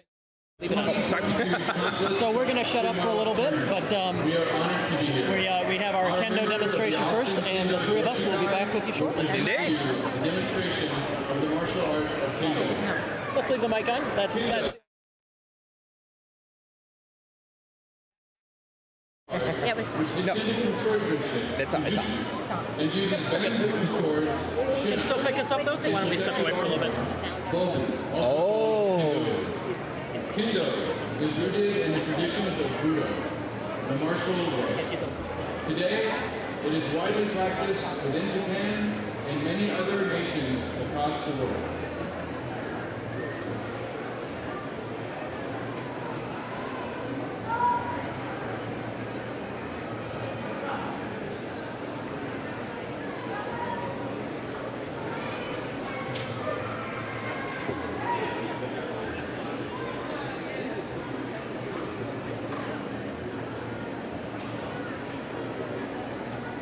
Modern Kendo, at times, is regarded as a sport, but still, at its roots is the emphasis on etiquette. Practitioners begin with formal bows and end with another exchange of courtesy. This courteous bow is called rei in Japanese. The motion expresses a kinshi students' earnest intentions for their practice, respect for their instructors, and gratitude to the friends who practice with them. We begin with a demonstration of Nihon Kendo Kata.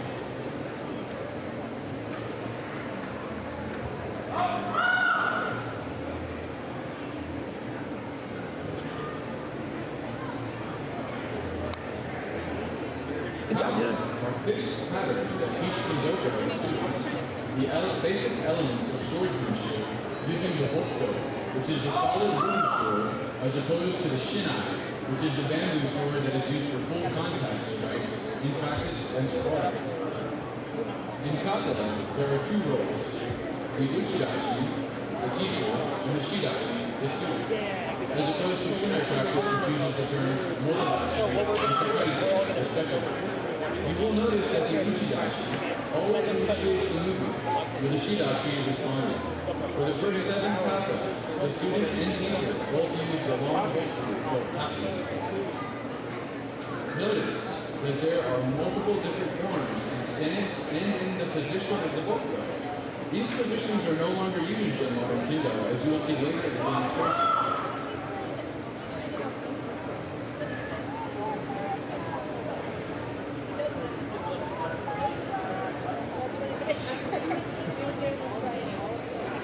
Good. I will swap out with you after that. Just remember that. The katas contain older-style kenjutsu and techniques, and have distinct variations in Kendo and the shinai. These forms were initially created as a method to preserve the techniques and history of kenjutsu for future generations.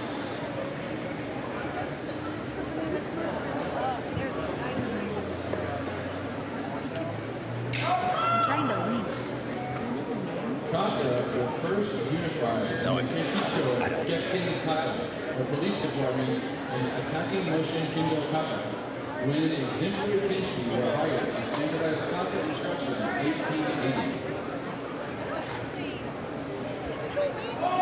In the past, many ryu, or schools of Kendo, had their own set of kata that students used to learn. In 1912, Nihon Kendo Kata were created and finalized by integrating many forms of kata from different kenjutsu schools. So, is Nihon Kendo Kata just a piece of history we only study to learn about the past? The most emphatic and sincere no. While understanding our history and roots is very important, modern usage of kata is also important as a teaching tool to learn strike techniques, attack intervals, body movement, sincerity, and kyudo, pride. A regular practice of Kendo cultivates a strong mind and character.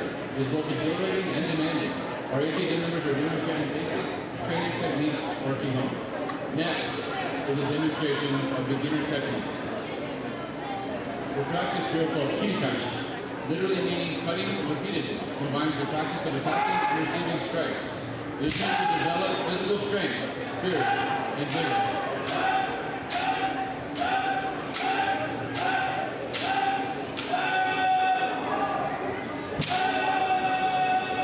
Kihon exercises take patience and discipline in one's practice, as they are important to develop proper footwork, sword technique, and most importantly, Kendo spirit, as you can tell from their kiai. In Kendo, there are 4 acceptable targets: men, poke, go, and ski. Men is the head strike. Poke is a red strike. Go is a downward strike across the abdomen. Is a thrust of the point of the shinai to the throat. Kiken Pai and Zanshin must be incorporated for proper strike. Kiken Pai is a combination of 3 elements. Ki, the spirit, which is shown in proper kiai. Ken, the sword, whose movement and strike must be timed accordingly. And Tai, the body, which is shown through proper hand and footwork coordination. Lastly, Zanshin is the finishing of the strike. The proper strike ends when the striker resets and is ready to strike again.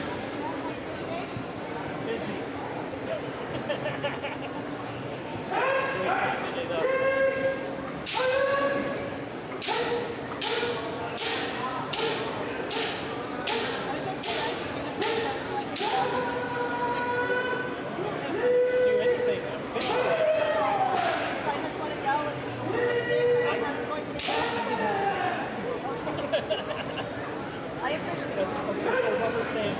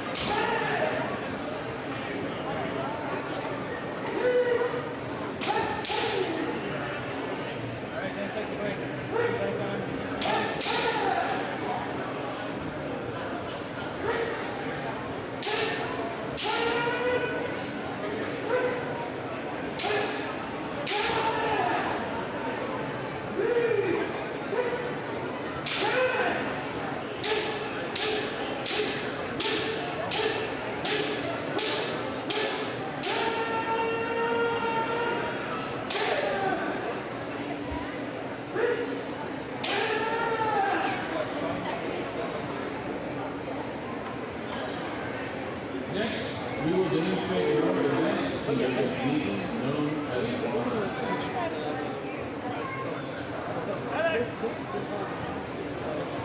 First is hoogie strikes, or standing back strikes.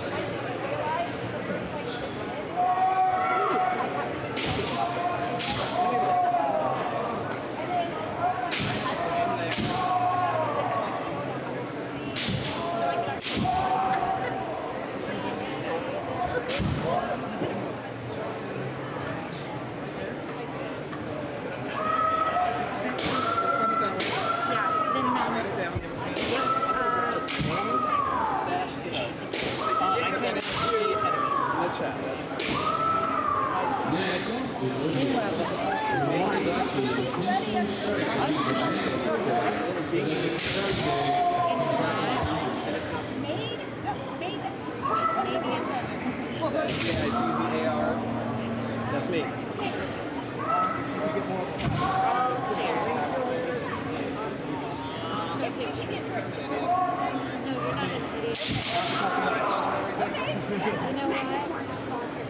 Don't you worry. No, I'm not. How's everything feeling? Everything's okay though? Yes.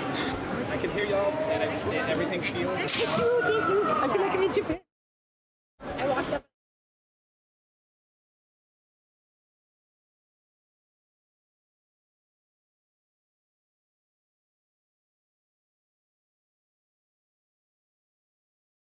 Sorry, I don't want you going hungry either. I have an apple Pop-Tarts in my purse. Apple game. In fact, I'm going to create some. Oh no. Hey, Mac. Yo. Hey. Live stream's going very good. Everyone is giving very positive reviews. I took a picture of one. Did you see it? Somebody's very Lastly, you will see several short rounds of Taiko. So we are going to shift down one. Edible is going to come over here. We're going to do some more.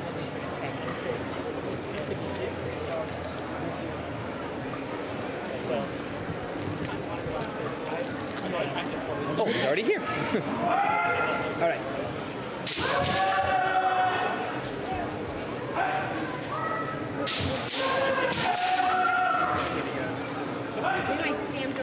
No, wait, no.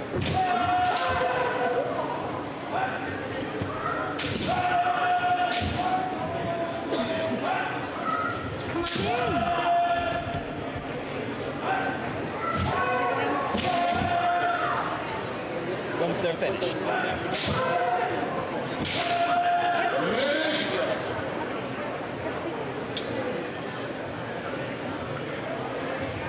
Just take a load off.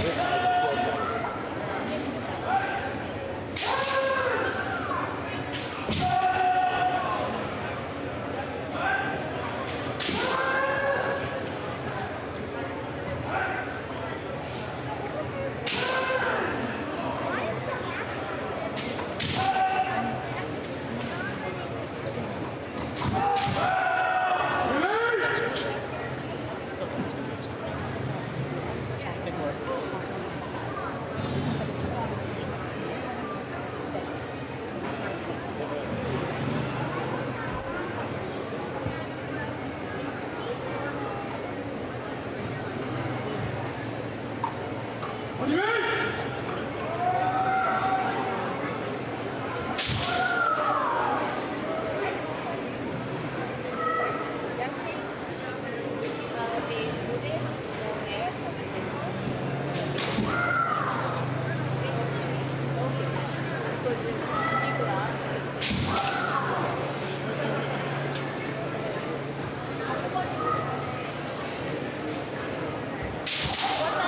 time is it bringing in now?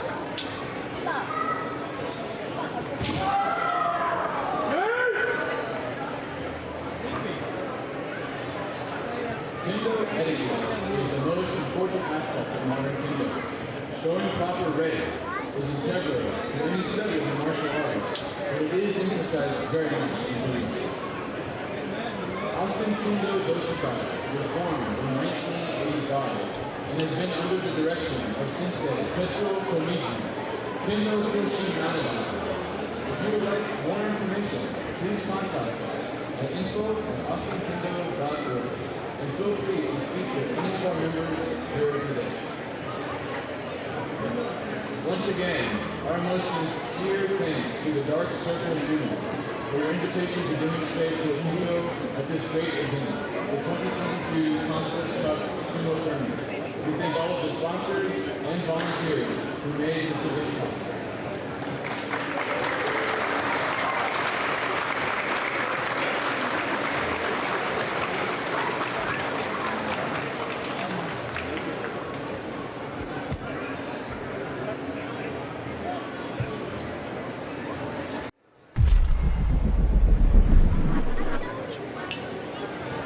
Well, that was a fantastic demonstration. I loved it.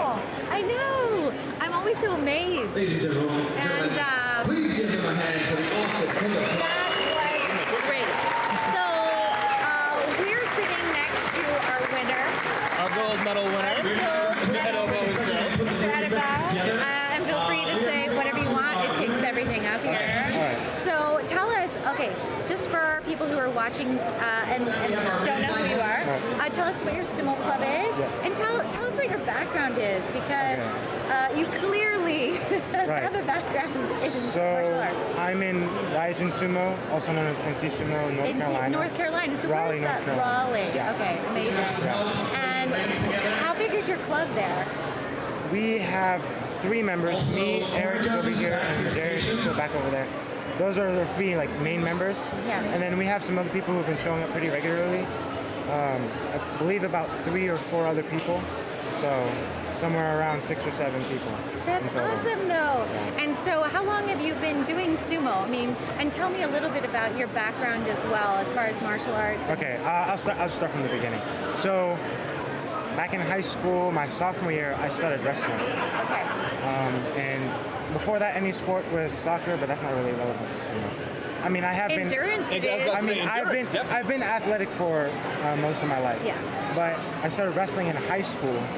Then, somewhere halfway through sophomore year, I started wrestling varsity.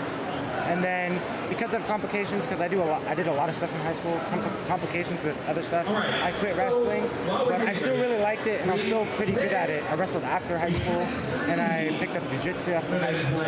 But how I got into sumo, prior to trying it out, I'd been watching sumo for a little while, and I've always been very interested in it.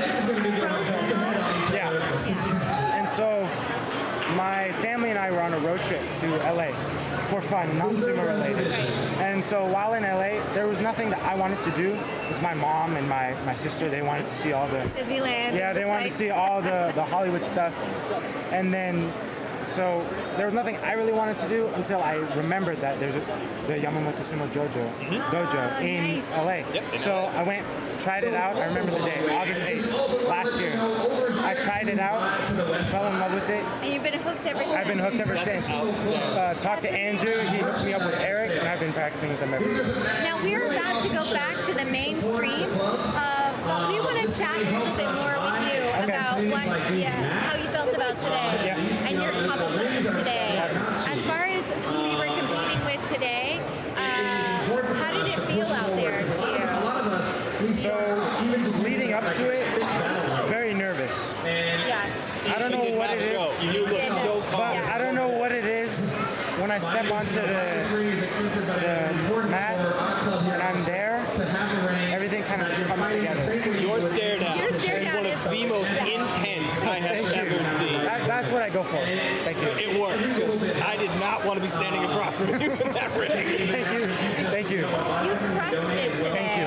Thank you. Gold medalist winner. Congratulations. Congratulations. I'm very excited to see more of you in the future. Are you going to be doing Openweight? Yes, I am. All All right. right, we'll look for you in the Openweight then. Thank you. I like that kid. That was good. I like that kid. Move down. There we go. All right. And Jake is back. I know you all missed him.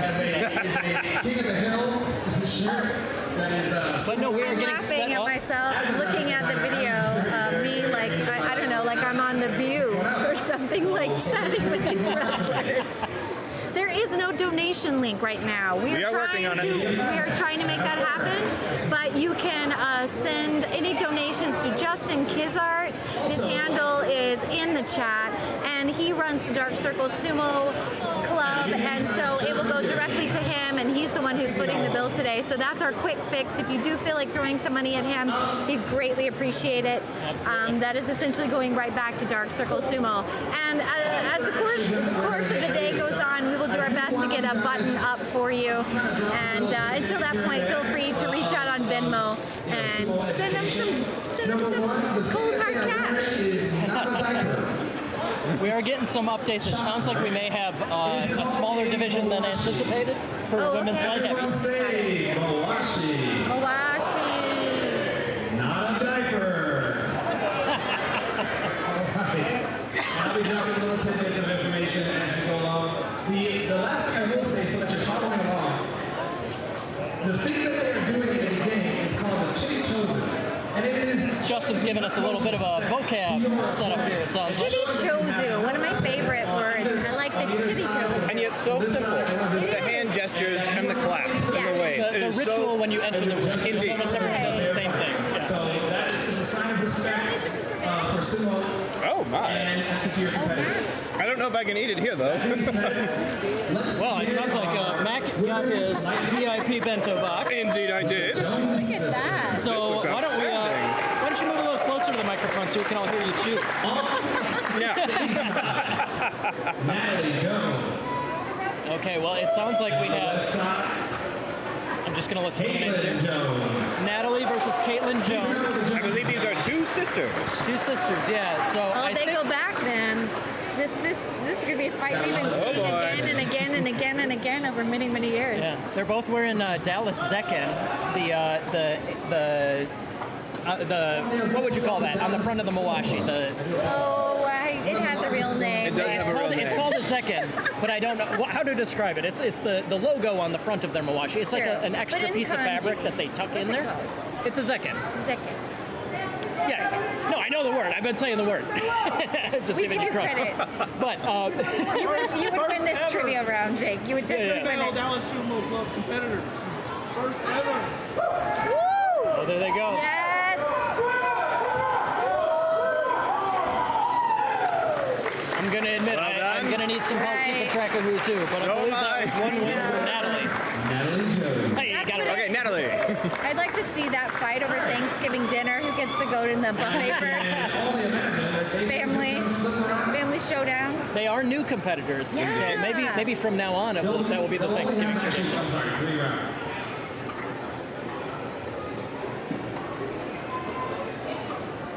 Yeah, I think we're playing this one a little bit by ear. I think it might have been. I don't believe that we have Christina Griffin-Jones. No. Okay, so JJ's right, yes. I don't believe that she is competing today, so I wonder if that was the She's third amazing. that would have been in this game. Maybe. She's amazing. And Yeah. she is also just...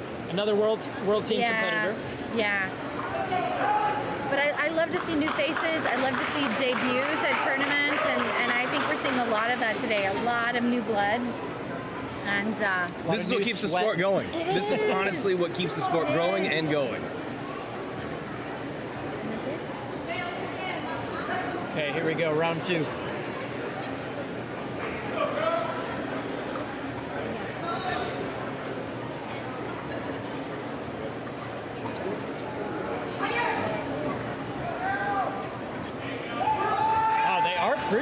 They are excellent. Oh, the crusher. That's an impressive reversal attempt. Indeed. It didn't work out, but she knew what she was trying to do for sure. Wow. Meg, do you want me to hold on to that bento box, put it over here? Yeah, I think that would be a good move at this So point. you don't have to just sit there holding your Yeah, I know. food I'm like, and it's just waiting. staring at me right Turn the now. camera around and let the audience see exactly what you're eating for your VIP No, lunch. I'm okay for now. Thank you. If hearing Mac chew wasn't enough for you, People get enough of my droning voice on the podcast. get We're the good. extreme close-up going here You too. have a lovely voice. Well, thank you for saying so. You're the only one that thinks so. What? I didn't disagree with you. No, I think you're spot on. See? I'm impressed by these sisters. If this was me versus my sister, Laurie I from do Sumo wanna see Kaboom, that. I would like to see a match between the two of you. I don't know. I think she'd win out. She's in far better shape than I am. That's for sure. Which of you would fight dirtier? Me, Okay. she'd fight fair and square, and she'd win you with all the muscle. Okay. She would. Yeah, she would. Okay, looks like we got round She's a three better coming up. student than I am. Sure. Always has been. Look at my SAT scores versus hers. Everyone knows SAT scores are how you judge someone's sumo potential. So Exactly. Clearly. Good touchy eye, firing off the line there. And she's lifting up, and she's Good out. inside. That's Oh. little twinkle I love toes it. action at the end. I Didn't know. they? Yep, I not think bad. it makes smiles on their face. Awesome. Looks like Natalie Jones is our winner, and I think if they're doing just the 3 matches, I think that means that she takes the tournament there. That is it. We have your first place winner, undefeated Natalie Jones. Undefeated to boot. So Natalie took all 3 matches. I'll admit I wasn't positive which one was which until Justin said it. Indeed. I mean, are they twins? Because they look like They twins. do look like they're If twins. they're sisters, they're twin sisters. Like, they look very, very, very similar. And to answer the question in the chat without telling Mac at all what the question is, Jake is the correct answer. Ah, clearly. Yeah? Yeah, Jake is You the would correct win. answer. Oh, seriously. In my opinion, is one of the more Now, out of your commentators today, who would take it? but you also have the strength and power. You'll never see me fight dirty, so it's possible. Yeah. And I It's really love possible. watching that. Looks like Jake is getting some love out there. For who would actually win? Vitreous Bat, my new favorite viewer, for sure. I love Vitreous Bat. Justin, we're moving on to men's heavyweight? Okay. Men's light heavy. Light heavy. Light heavy coming up. Okay. All right, we're going to take a look at one more club video here, and we'll be back in a moment. Calling all sumo fans in Chicago and across the Midwest. Check out Chicago Sumo Club on our socials for training, special events, and tournaments in your area.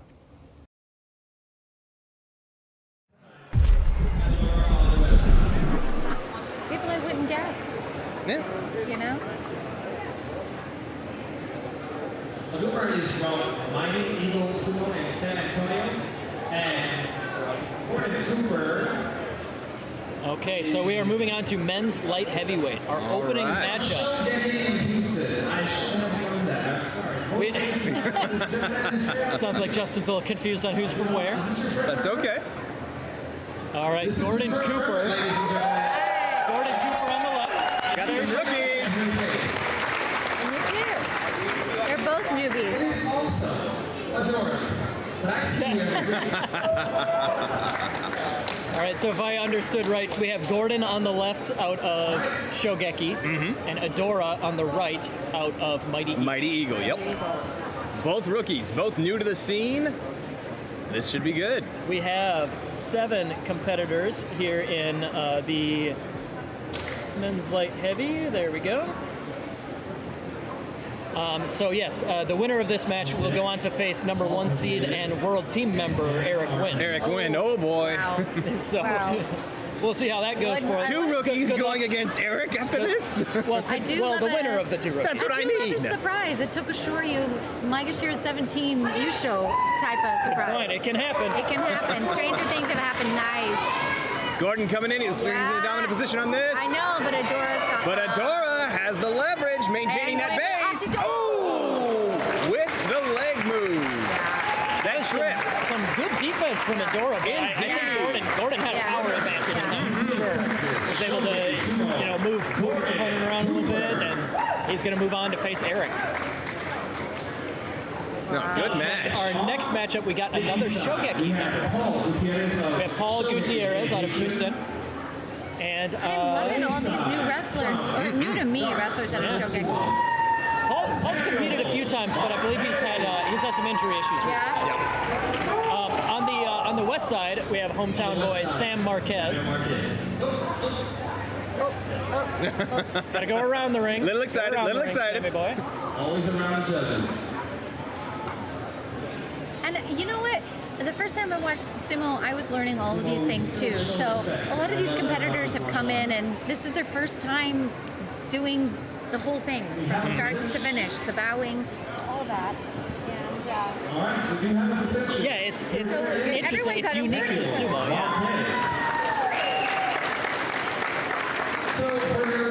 Looks like we may have a no-show. Paul Gutierrez did not appear. Sam Marquez gets the free victory. Interesting. I thought I saw Paul around earlier today, so I hope he's all right. All right, sound off. Let us know who your favorite pro wrestler is. I have to say my favorite pro wrestler right now is Kitty Bayama.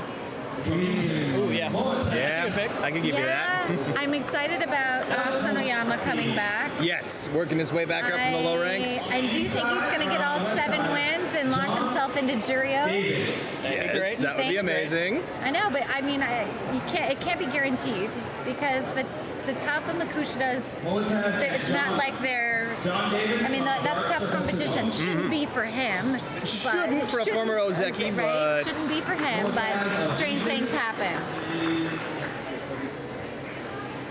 Not here. Looks like we might have another no-show. We have another no-show. We have an oh-no-show. Somebody likes oh-no-show? Did you just come up with that on your own? No, it was either just really well-timed. So it looks like we may have... Oh, that wasn't their answer. It's Mitake Yumi. Oh! Gotta love Mitake Yumi. So we do have another forfeit advance. It seems like John David is moving ahead. Well, I'm gonna have to get up there. Yeah, right. Yes. But Motaz, he's an Egyptian wrestler. He traveled to the Cowboy Cup and did very well. So that's too bad if he's not here. Yeah. But we actually have a match. We do have a match. Right, we get a match. We have Jared Tadlock, the king of this division so far this year. Yes. Jared Tadlock out of Dallas on the east side, and Andrew Tanabe out of Dark Circle on the west side. And I'm loving his compression shorts because he's got a little bit of flair. He's got some flowers. Is that Baby Yoda? It might be Baby Yoda. I think that's Baby Yoda. Those are pretty nice, aren't they? I like it. Oh, man. Now, Jared is another one that has improved by leaps and bounds with the increase in competition that has come from the Dallas Sumo Club. Yeah. I don't think he's lost in this weight class yet this year. I think he's like 10-0 or something like that. Like he's been dominant. He is the favorite for sure. Oh, tried to go for the slap down. Andrew stayed low. Couldn't get it. Now Jared's trying to wrap him up. Andrew not giving him much. Oh, but still comes in for the slap down. That's one thing that you'll see a lot of Jared's matches. He's one of the best pulling wrestlers in the country, for sure. It's just not something you see as often in amateur sumo, and he's one of the few guys that has the timing down.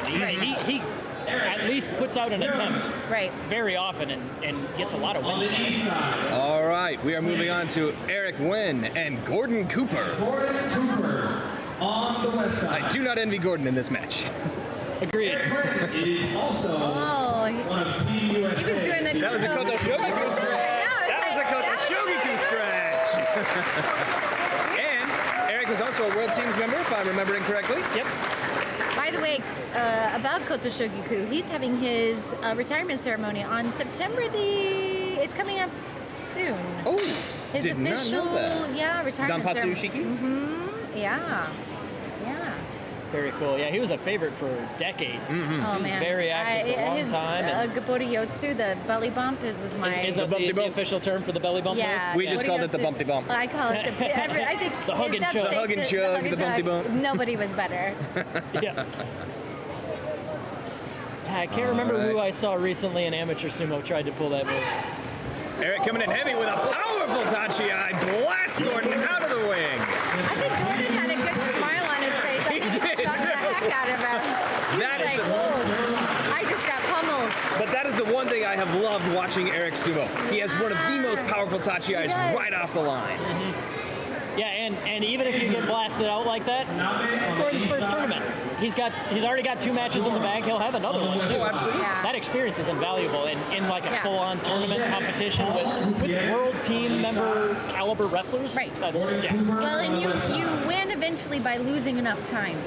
You have, you Yeah, know? yeah, I mean, that exactly. is the way of sumo, is It that is. you consistently get your rear end handed to you on a plate long enough. Until it stops and as many happening as times often. until you Yeah. figure out how to get around it. Because there's no official instruction in sumo. Yeah, No, there isn't. It's all experience Only and who you can experience. It's train with. feeling like just get out there, kid, and they do it, and you learn. Our next matchup, we have Andrew on the east side, and we have Adora on the west side. Adora taking a moment, centering.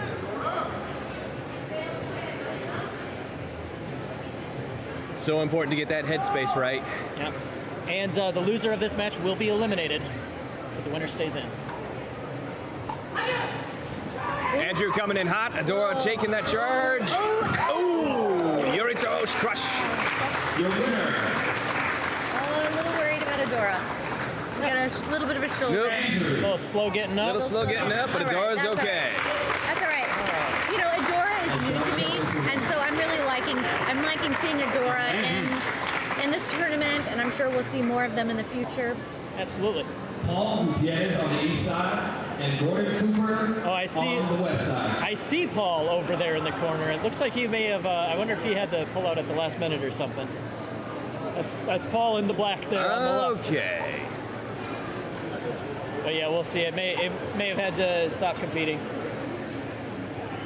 Mr. Paul from Houston is not competing due to an injury, but he will show his respect to his There it is, the official announcement official that it is injury due to announcement. injury. But Gordon Cooper takes the fusen.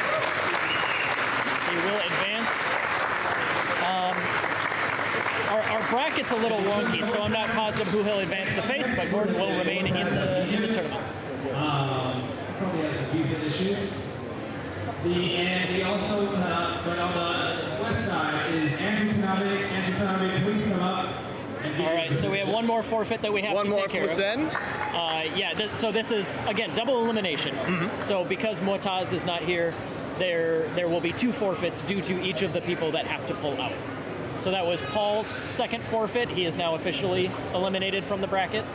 And This is Motaz's second. Exactly. So Andrew will be moving on within the losers bracket. Andrew Tanabe of Dark Circle Sumo. Which I learned that's how it happens in the pro circuit as well. Whether to injury or no shows, You still show the respect. You come up, you bow, you accept the victory graciously, and then you move on. Move on. But I believe that takes care of the forfeits unless anyone else has to mid-tournament.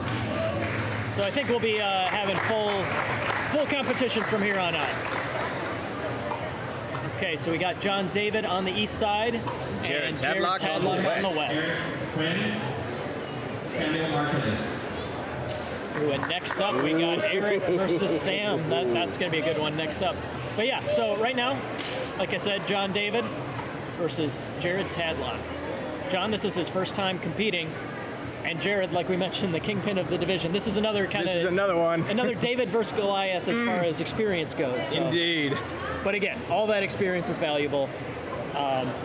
But it would be dishonest to say that Jared was not the favorite. How But about like that? but like what Leslie was saying, you win by losing, and by that, I know that seems so arbitrary. I know we've already kind of written him off, but let's see how John can do. Jared maintained low balance, maintained his base, and just pushed him out. However, again, that is experience that is needed to move forward in the end, and that's what you mean by you win by losing. The experience and information you gain from each loss just fuels you down the road. And getting ring time with guys plus. Yes. But this one, between Jared and Eric and Sam, there's some good matches coming up for sure. At least as far as guys that we have experience with. And I've had this one circled on my bracket. I can see why. I was hoping that these guys would get to face off. Now tell me why. What about this one is making you the most excited for this? Why did you circle this one? Well, Eric is, like we mentioned, one of the world team members. I mean, that kind of goes without saying, and his performance so far, he's kind of killing it. Sam is one guy, I don't think these two have been to the same tournament at the same time, but Sam's one of the newer guys, and he's done a couple tournaments here around Texas and always shows up. He's very intense, he's very strong. He's a good size for this weight class. He was at the Vegas qualifiers. There you go. But yeah, let's see if Eric's Tachi can carry him through again, or if Sam can resist it. Ooh! Well, that was quick. Well, that was quick. But again, that just shows that prowess that Eric has built up, that experience and that knowledge. Just Eric has such a plethora to pull from. And on that one, you were expecting him to come out charging, but he didn't. He just stood, let his opponent come to him, and smacked him down. John David on the east side. From Dallas, Sumo. Jake Gordon. From Houston, Shogun, Gordon Cooper. All right, so next up we have John David versus Gordon Cooper. Loser of this one will be eliminated. Samuel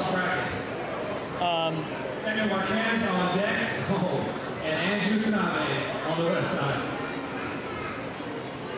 You know, I think it'd be a Looks good like we time. got a Mawashi question here. We do, but you know what? I want to chat a little bit about just mention some of our sponsors today. Oh, go for it. AustinOita.org, and we have 5 different sponsors. Austin Oita is one organization. Japan America Society of Greater Austin is another sponsor. Asahi Japanese Market is also one. Austin Japan Community. And Best of Austin Living. So these sponsors have come together, donated money, funds to help get this launched and off the ground, as well as Dark Circle Sumo being the main sponsor and host of the event. Exactly. But you know, none of this would be possible without the sponsors. And so thank you, big huge thank you to all of our sponsors who have thrown in and donated. Yeah, if you want to support a company that supports sumo, they're good ones to look for. You can see their logos on the bottom of the dohyo there. So those are all good companies, and this event would not be what it is without them. So we definitely appreciate all of that. All right, John David and Gordon Cooper getting ready to square off. Coming in low, reserve Tachi. Gordon's got the upper, going low, going for the trip. Utilizing that trip technique again. Gordon, well done. They both looks like they both went down, but yeah, Gordon was able to stay in control and make sure his opponent hit first. That is something that we don't normally see in the pros level, and I guess we're starting to see more of it with the higher rank guys. They are starting to utilize that footwork, that base, that tripping technique a little bit more in their repertoire, and I am loving seeing that. Yeah, you see it a lot more often with wrestlers that aren't quite as big, like the top of the line, like absolute maximum size sumo wrestlers in pro sumo. There's less trickery, I guess. There's less sneaky leg trip moves and stuff like that, but yeah, in amateur sumo, especially lighter weight classes, there's all sorts of trickery. So these two, I gotta mention. That's Sam Marquez on the east side and Andrew Tanabe on the west side. These are both Dark Circle guys, and they are best friends and best rivals. Yes. The Marquez family jokes that Andrew Tanabe is the honorary third brother. That's see, awesome. You'll see Ben Marquez in the heavyweight division, but Sam here versus Andrew. This is a huge rivalry match. Sam coming in hard. Whoa. Sam definitely controlled the drive. And powerful Tachi. Good. There we go. Yeah, I'd say they went for each other. No kidding. That was a bull run if I've seen one. Justin remind me on the PA. He calls him Sammy the Bull. The Bull. I love that. I have no idea why. I have no idea I can't imagine. But Caleb Bacchus might have something to say about that. If he is the mighty versus bull, bull, versus bull, I don't know. I hope We're that going match to see happens. Caleb later today. Yeah? Also true. Caleb will be wrestling in the heavyweight. Yeah, we'll call him out. He's it's another one of those interesting. guys that has gotten so many people into sumo. Yeah. And, you know, the crowds come for heavyweights. The crowds should come all day long, but they really start to gather for the heavyweights. So We gotta reinforce the floor for the that's next right. division. Yes. Yeah, yeah, we do. So this is Sam here we go. Marquez We got versus Sam Gordon Marquez Cooper. versus Gordon Cooper. Another elimination match. And I believe the winner of this match will go on to face Eric here we go. Wynn or Jared Tadlock. Yep, here we go. So Eric and Jared are in the finals of the winners bracket. That'll be coming up next. But Sam versus Gordon. Whoa. Came in. Sam come in high. Gordon again. Ooh, That one was close. I'm not positive we That's touched going to be it. close. Oh, we have a mono E. All right, we've got some judges' hands raised. That means that they need to take a moment to come in and discuss that decision. We have what's called a mono E. So what happens here, when one of the judges disagrees with what the Gyoji called, Right.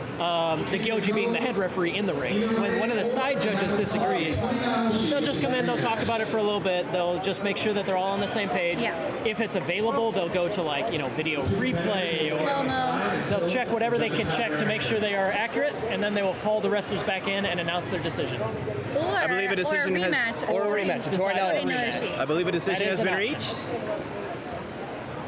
The win is awarded to Gordon Cooper. We're done. And you know what? All right, there you go. Sometimes a call gets made and you see it in slow-mo and you're like, no way. How could I have thought How could you otherwise, have right? think that? Yeah, it's slow-mo makes fools of us all. It Indeed. does. It does. All right, so this is the number 1 and number 2 seed. Wow. I want to see these sparks fly. Absolutely. But the winner will move on to the finals. The loser will move down to face Gordon for the silver versus bronze medal. Jared Tadlock out of Dallas Sumo Yep, and correct. Eric Hyun from North Carolina. Yeah, same camp as Adabo, who we Yep. just talked to. Yeah, exactly. Raijin Sumo. That's right. So holy cow, you've got a gold medal winner in the lightweight division. If Eric can pull off the gold medal in the light heavyweight division, That's an man. announcement for sure. That is That is a indeed. statement. That is a And, club that is putting their foot down. I was slightly mistaken here. With Gordon winning that prior match, he is on the podium. So we have Gordon, Eric, and Jared are the last 3 guys. All 3 are podiuming. Winner here moves on to the Did you finals. just make up a word? I verbed that noun, yes.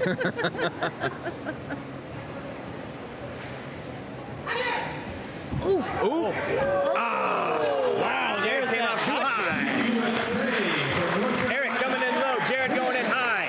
Just able to get up underneath him and manhandle Jared. Like you mentioned It seems earlier. like Jared had a game plan, and it happens. Sometimes they go in and they're like, I got a game plan, this is what I'm going to go for. But it seemed like he was going for some sort of pull down, but he was up too high. Yeah, Maybe he went it's like too a high. mixed He must have signal. heard us talking about how good his pull down maneuver was, Right, and maybe. decided to try it early or something. But yeah, Eric was ready for that. He was Yeah, he was expecting And it.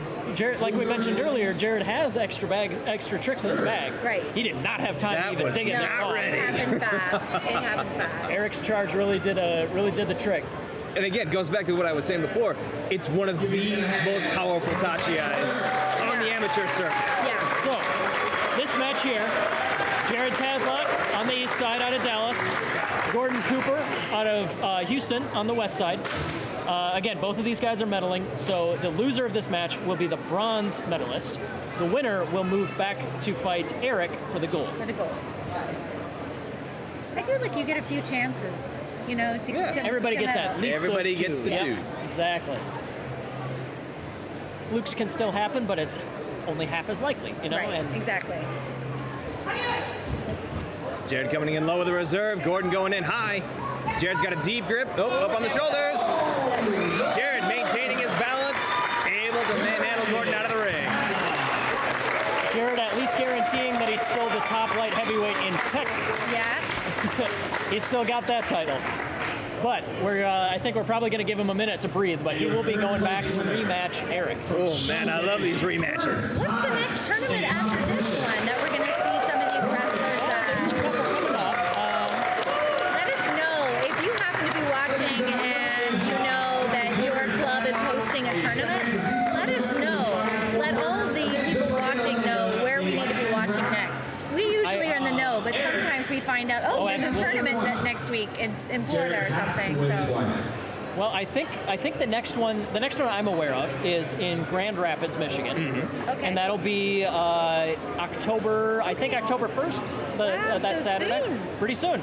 We got almost every month these days. It's crazy. Wow. But we got And is Vegas happening? Or it wouldn't be Vegas, but what tournament would that? That would Grand Rapids they're hosting I believe they're just calling it the Beer City. The Beer City Open. Yep. Nice.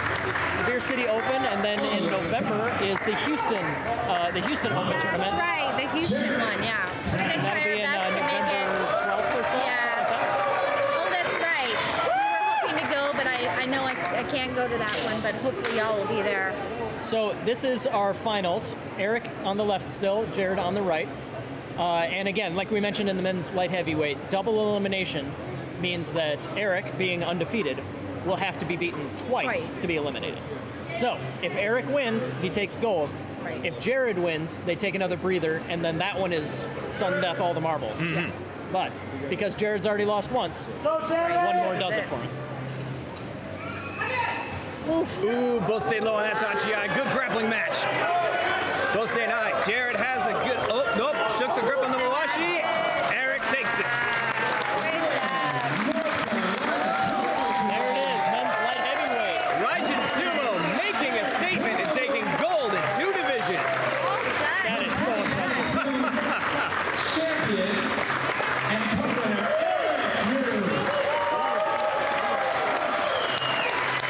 So Eric Wynn is your gold medalist. Jared Tadlock, your silver medalist.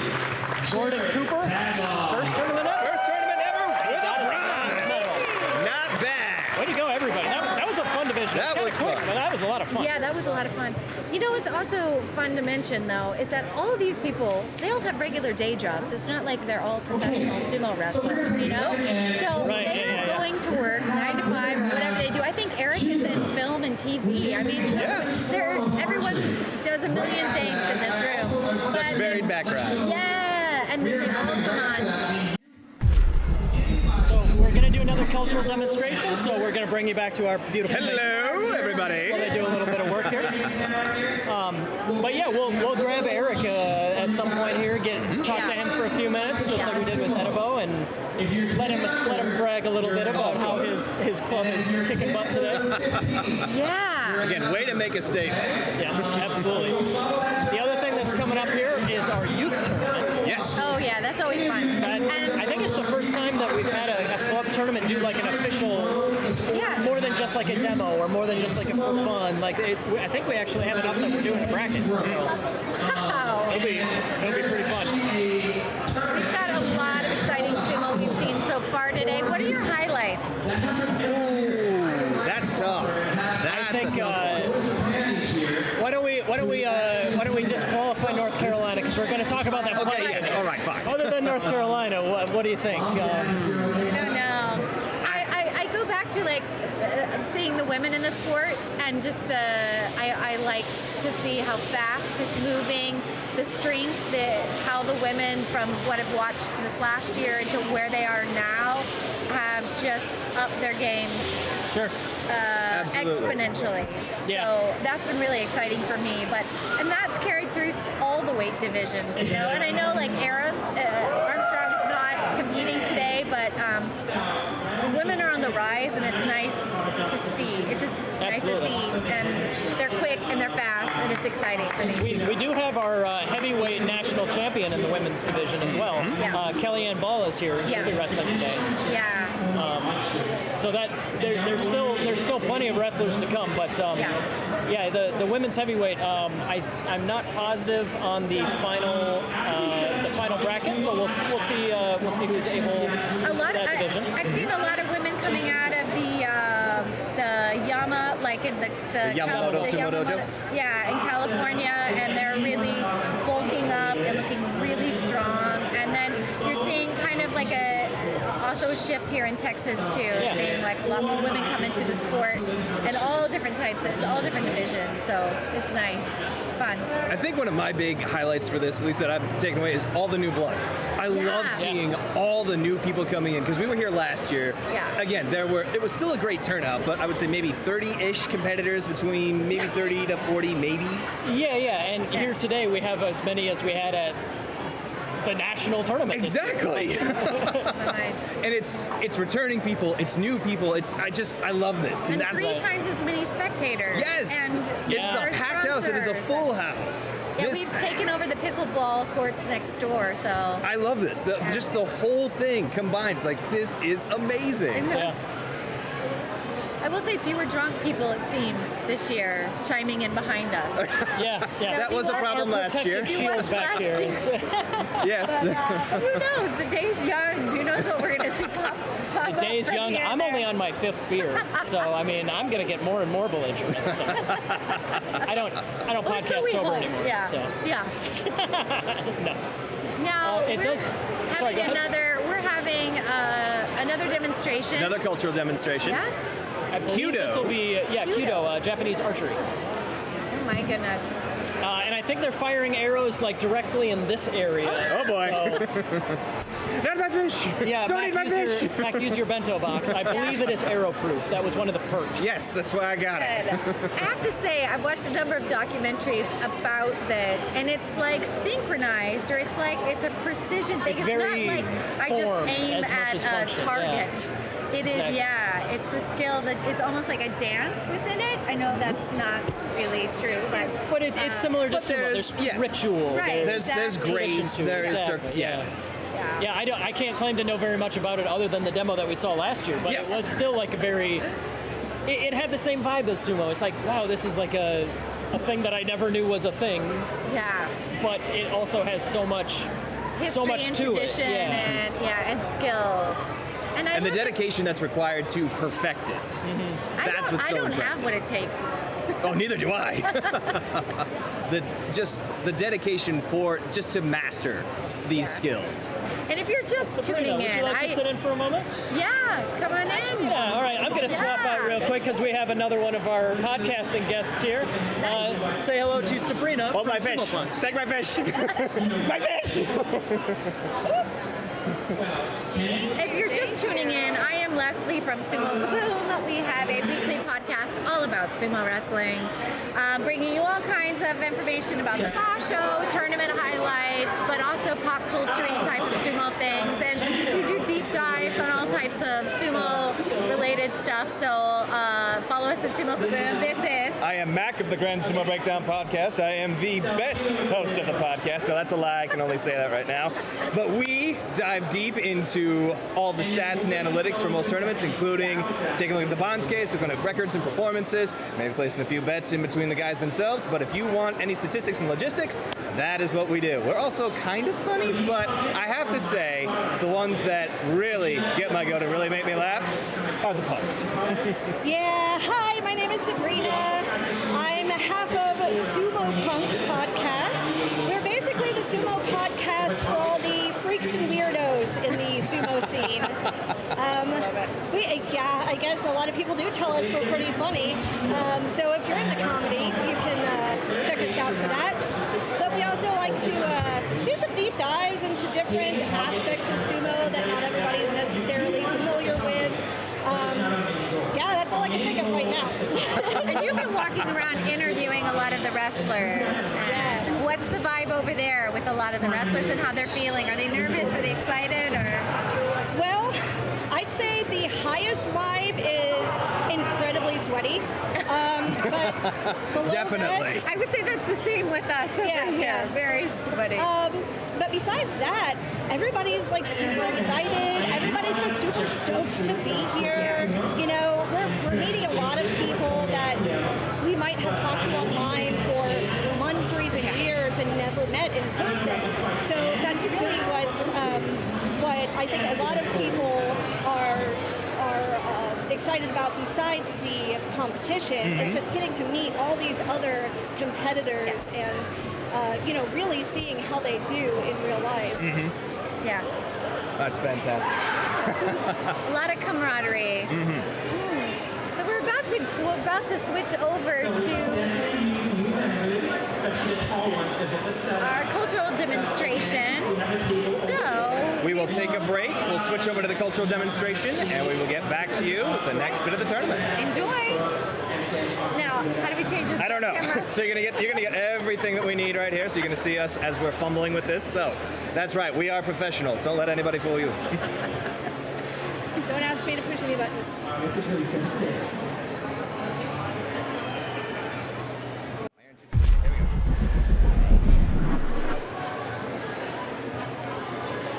Oh man.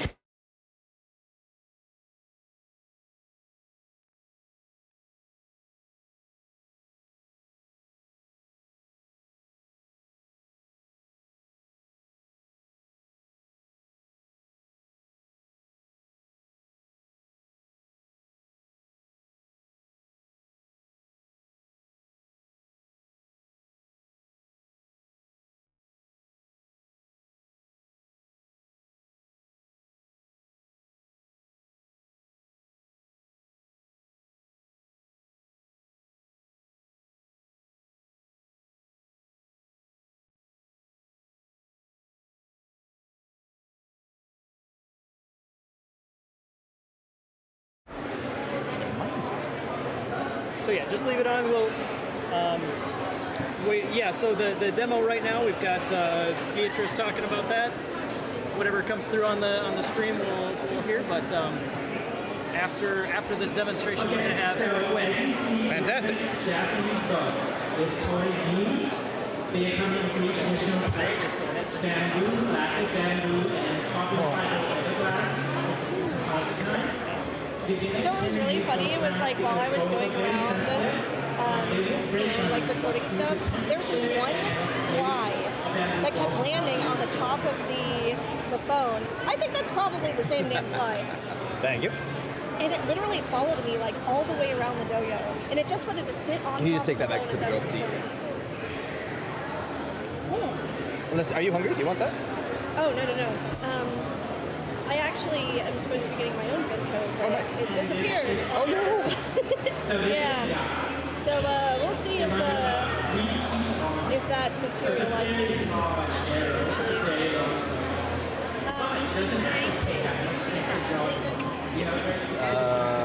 where's Kisser? He's over there. Try to find the donation link. They keep asking for it. Donation link. Yes. Yeah. Mac, would you like to take a break to go eat? I would, yes. Alrighty. I will. You want me to? Nope, I'll go this way. I'll go this way. If you might notice, the grip is in the bottom of this. This is a big difference. There's a Mawashi down there. The reason is You got it? less in the middle. It's less vibration in the middle, That's your which causes less shake. It's a secret. Except now it's on the screen. Thanks a lot, Sabrina. The arrow is now That's all. The mic's on. What do I You say? just said it was on. Oh, I haven't. We'll see that we'll set.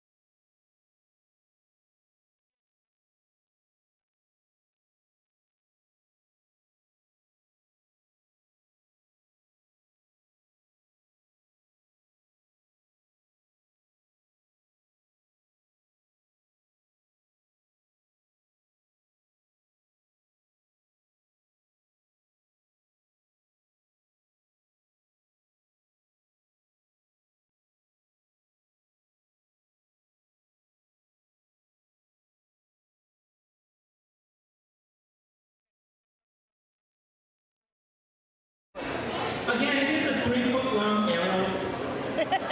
You might be very big boys, but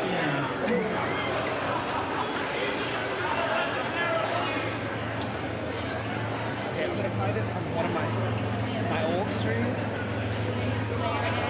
There it is. All right, we're going to start the demonstration. The big thing about Kyudo is we practice as a group together. Where's my phone? Right here we have 2 people, but typically we practice as a 5 or 6 person group.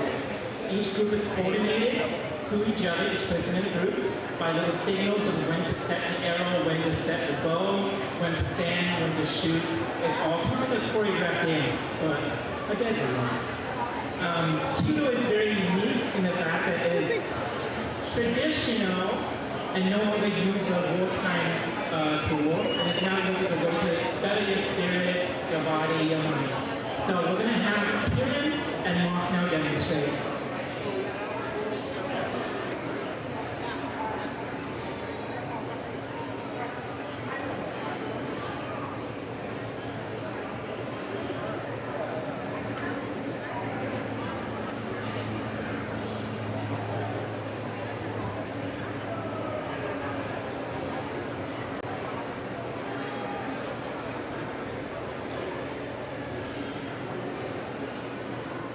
So by using multi-wide targets, close-range targets, let's have to focus on how to hit it, more on just the technique and finesse of the body. Well, you tell me if we're good. I don't know. You guys tell me. What's up? Go in here. Go to this. That's the Japanese. It's in. Is it? Oh, cool. In Kyudo, it isn't really a true aim, which is almost like traditional archery. You're aligning yourself on a perfect line with your targets.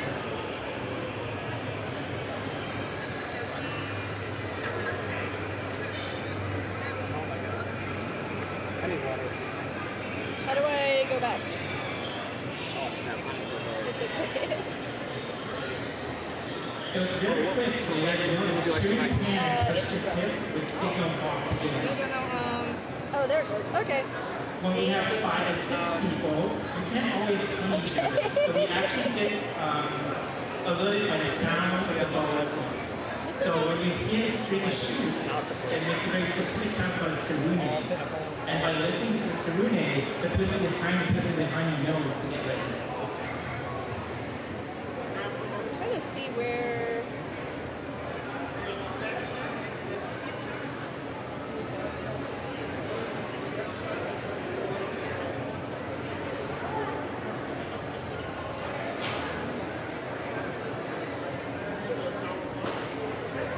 A really unique part of Kyudo is you might notice the string actually wraps around you. So you're inside the bow. So when we say the way the bow will be one with the bow, we will be one. It's an extension of your body as you move, and then when you shoot, it's a combination of the bow merging with you. So watch as Mark draws, his body kind of leans into the bow will lean into him, and the string wraps behind him.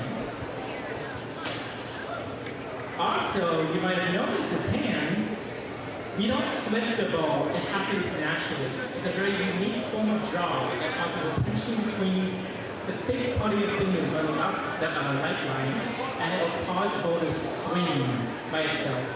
And by swinging, it gets out of the path of the arrow.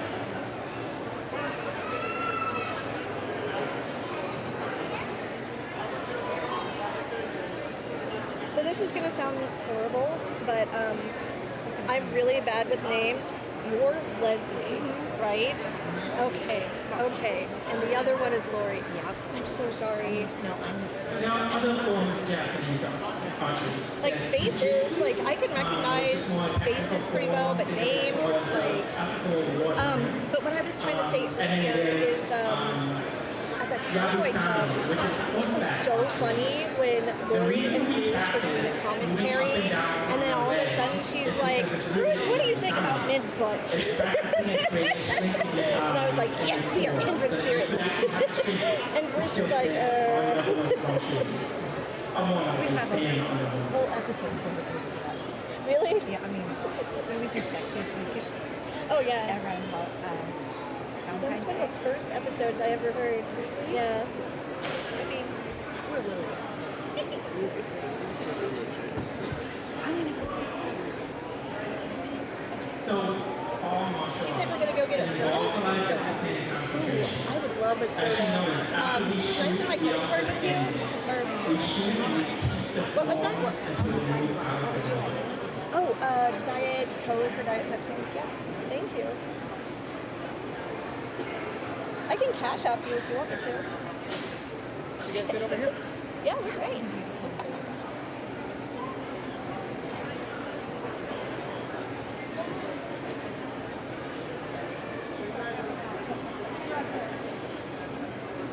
Let's give a hand for Martin Gray.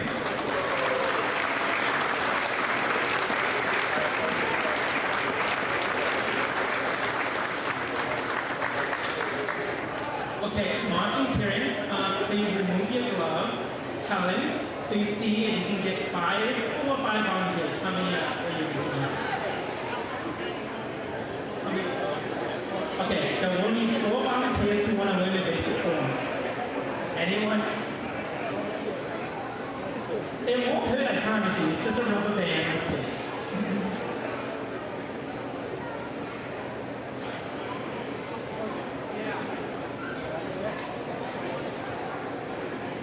One more.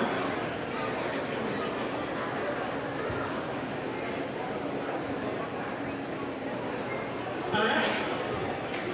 So we will ask you to take off your shoes and step on the mat.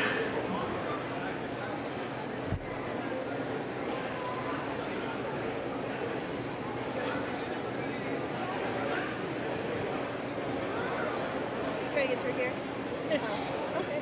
So, I'm going to explain each step of the business. And that's the basic form of shooting. So, Helen will be shooting. Well, she will be mimicking the movements of shooting. And you students up there will do the same thing. And Martin here will give you some advice. Okay? Oh, thank you.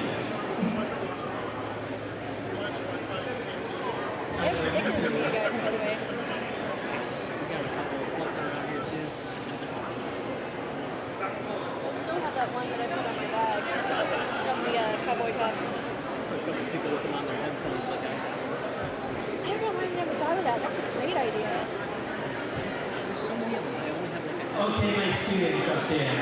So, Mark and Karen will help you through each step and explain exactly what Helen is doing. until this is done. So it's kind of like Okay, step 1 but yeah, so is Ashirumi, which is setting the feet. I already talked to him. He's good. But then after that, I'll do This builds the base for shooting. Yes.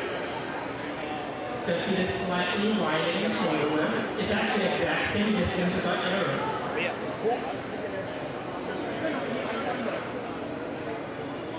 Step 2, dozokuri, which is forming the torso or correcting the posture.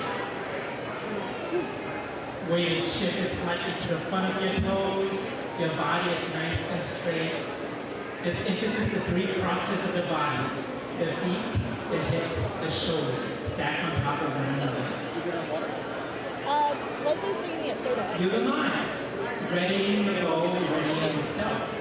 This is where you set your equipment, you set the gaze on the target, and you get ready to actually commit to shooting.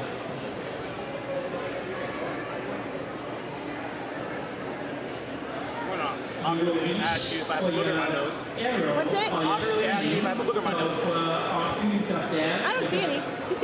come forward and grab the rubber band with your thumb, specifically your thumb.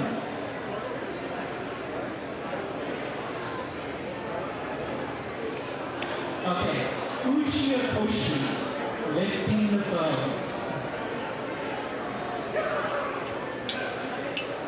Lift it straight up. As you see, this is an easy form to do. You're simply lifting above your head. And if you spread open your arms, you can do Kyudo. So Kyudo is a very unique technique. It involves pushing and pulling, but really it's just opening the shoulders and chest. So, Helen is now going to do Hikiwaki, opening the bow. The first move is the Daisai.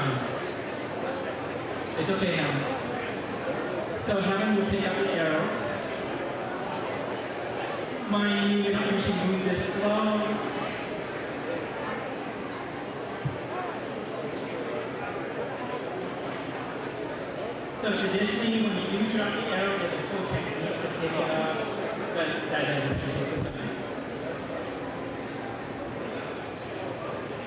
Okay. Helen will now do Pikiwaki. She pushes the ball towards the target, and now she opens the ball. And this activates the right hand. Expanding as much as you can behind your head. This is pie. This is the full jaw, the culmination of everything you're doing. This represents you. And then Hanara, release. The release is a natural release. It's the point when your body feels like I've expanded as much as I can and I feel ready. It's compared a lot to, in our Japanese books, to falling snow off a roof or like the hitting of flint against stone. So, now, Zanshin, they'll return to the original posture. Alright, now we'll do this one more time. And let's see what students can keep up.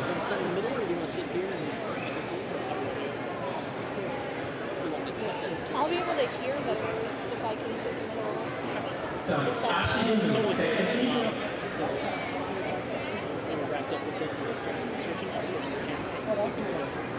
Alright. Those are three. Set the posture around your torso. Stand nice and straight. Yoga line, ready to go.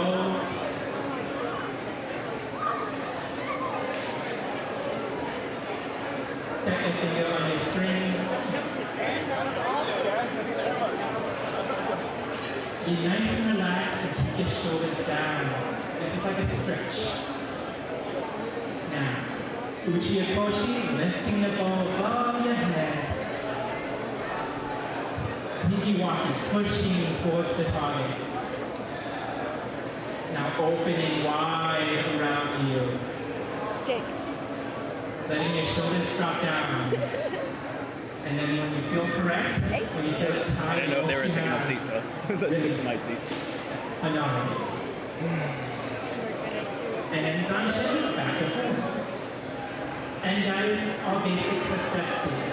Anyone can do it. Children, adults, the elderly. We have archers that are up in the 90s, 97, 98. You'll see them come up and form their beautiful posture and hit the target 100 feet away.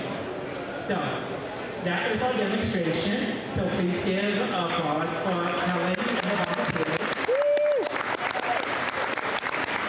We will be here for another half an hour or so.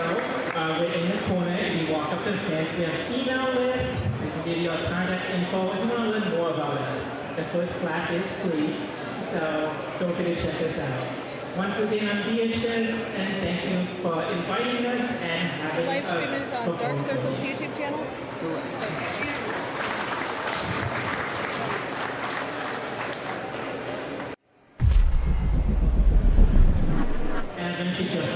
Welcome back, everyone.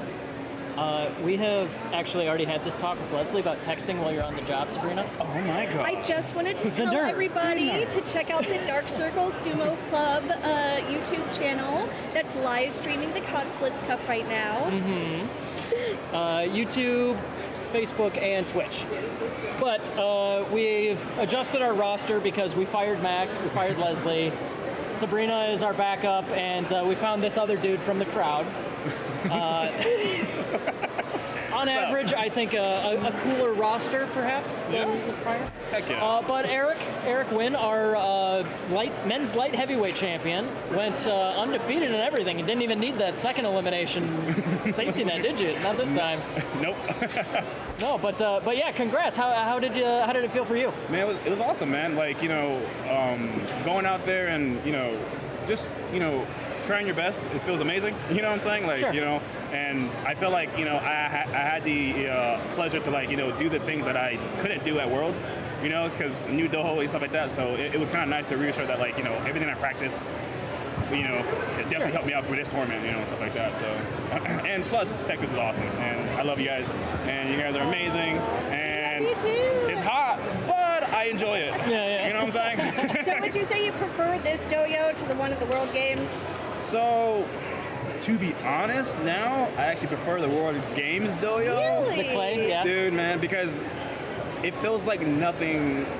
It feels like nothing, like nothing else. You know what I mean? Like, you know, when you're on that stadium, when you're on that dojo, like, you feel the clay in your feet and stuff like that. It's that the energy that it gives off is so crazy. So I mean, I still love this no matter. Don't get me wrong. Like, you know, this is awesome. Not everywhere can have the clay, but not exactly. You know what I'm saying? It's like one of a lifetime, and I just want that. You know, I'm taking that dragon on that one, man. Like that feeling, bro, is crazy. No, that World Games was nuts. Other than the matches themselves, did you guys get to socialize, train? Dude, 100%, man. So like, actually, you know, I got to. I asked Taiko, the guy that won the Japanese that won you know, opening and stuff like that in Hanada. Like, I asked him if I could train with them and stuff like that. I was like, yo, can These guys are enormous, bro. So I was like, yo, can we do like, you know, some hits, you know, just some hits, you know, and try it out. And Hana was like, oh man, the back hurt. Okay. And I was like, it's cool. And Daiki's like, okay, I'll do it. And I was like, what? So like, you know, I also use Google Translate. So there's a little bit of mistranslation in that. Man, I didn't know about that until, you know, it actually happened. So he got done winning the tournament, and he looks for me, and I look at him like, yo. You know, because I was like ready, man. And so like he goes in the back, and I'm over there putting my washi belt on and stuff like that. And he comes in, he's like, picture. Yeah. Like, I was like, nah, man, I want to do a match No, now. I want to fight you. He's like, oh no. I was like, come on, man. And he's like, okay. So like we do like, you know, a nice like Itachi, and he's like, oh, you strong. And he's like, okay. And I was like, come on. But, we've already been talking about that today. That's the one thing that. Nobody so far has equaled that charge off the line that you can put together. Thanks, guys. That really means a lot, man. How do you work on that, like in your home club when you train? Like, so you know, I'm sure Edinburgh told you that, you know, our practices aren't easy. You know, we try to do, you know, just at the get-go we do Itachi eyes. So like we do defense and offense, and then we go into live action scenarios. Sure. And what that does is like that helps you guys try to figure out where you want to place your hands at, and with the mawashis on the arm and stuff like that. So sometimes when people just go charge, they just forget where they put their hands at. Okay. You know, so I like to too hard just on the charge. Yeah, exactly. So I just focus on that, and that's kind of what I do with that one. Yeah. So we'll wrap up in a couple minutes here, but they're putting the dojo back together for our youth division. So we'll keep you posted on that, but we got a couple more minutes here. I do want to ask you specifically. You and Jared are two of the guys that we look to in this weight division for you know, like as favorites, right? You took him out. You surprised him a little bit in your first match, but that second one, what was your thinking going into that one? As gold medal on the line, top of the line competition there. So I'm not gonna lie. So my goal here was to try out the moves, right? So each match I did. Like, I just saw like 4 different kinds of moves, and the last one I wanted to do a belt grab. So I was trying to work on a belt grab as much as possible. So that's kind of what I was mainly focused on. I didn't even focus on, like, I didn't even know I won, to be honest. And I was like, just focused on technique wise and stuff like that. So. And he gave you your money's worth. Yeah, man, off of that. Well, Eric Wynn, everybody out of Raijin Sumo, check out that shirt. They got one of the cooler shirts in the game. Oh man, you guys are awesome. But we're gonna say goodbye for now. Thanks and congratulations. All right, guys, thanks.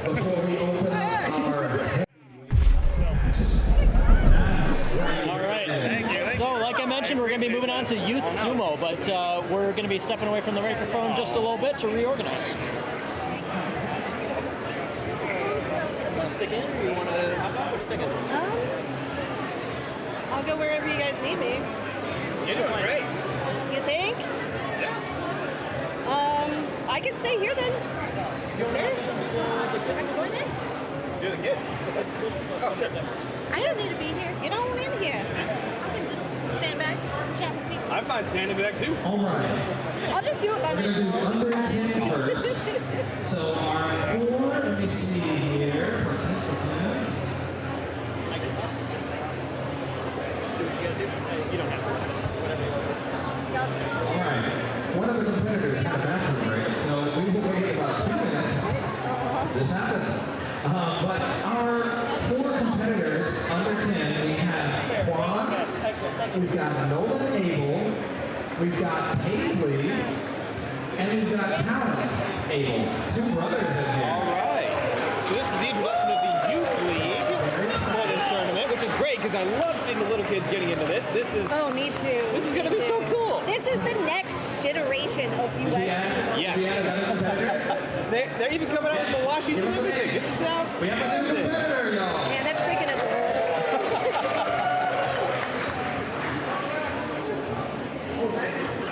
Jose? Cool. Not Jose. Not Jose. What's your name, little guy?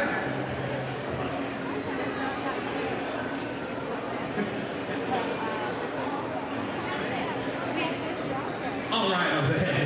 Jose it is. You can be whatever Just a name little you shy, want. a little bashful. That's all right. I would forget my name when I was that age too. Absolutely.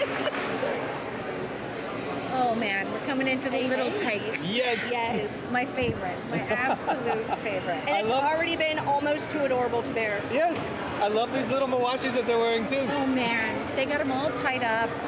They got them all in their outfits, ready to really duke it out in the dojo.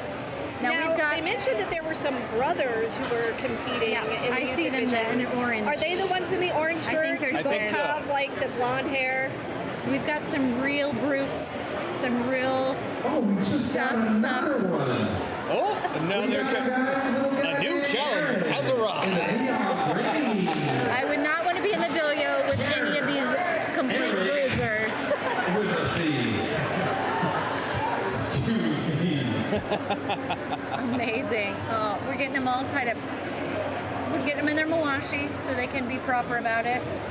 We'll work on their grappling at a very early age.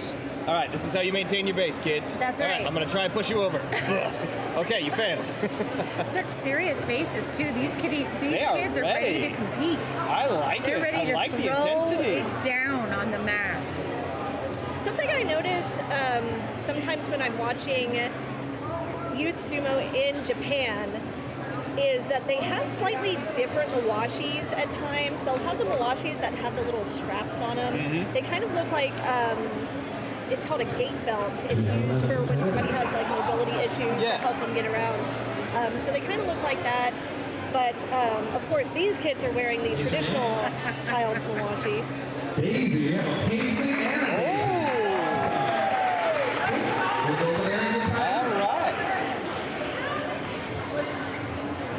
A young lady has joined the ranks. Heck yeah. More women in sumo. We need more of it. Yeah. Right.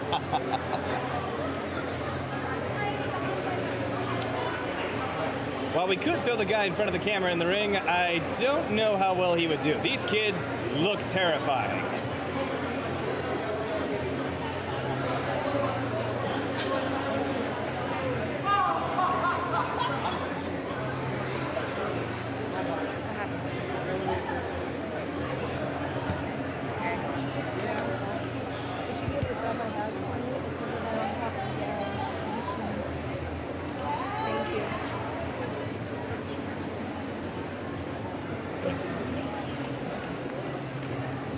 All right, we'll be underway with the kids tournament here in just a little bit. We're getting them all their belts on, and then we'll go through a few different rules and regulations, I believe.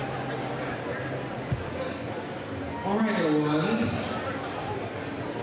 Let me have.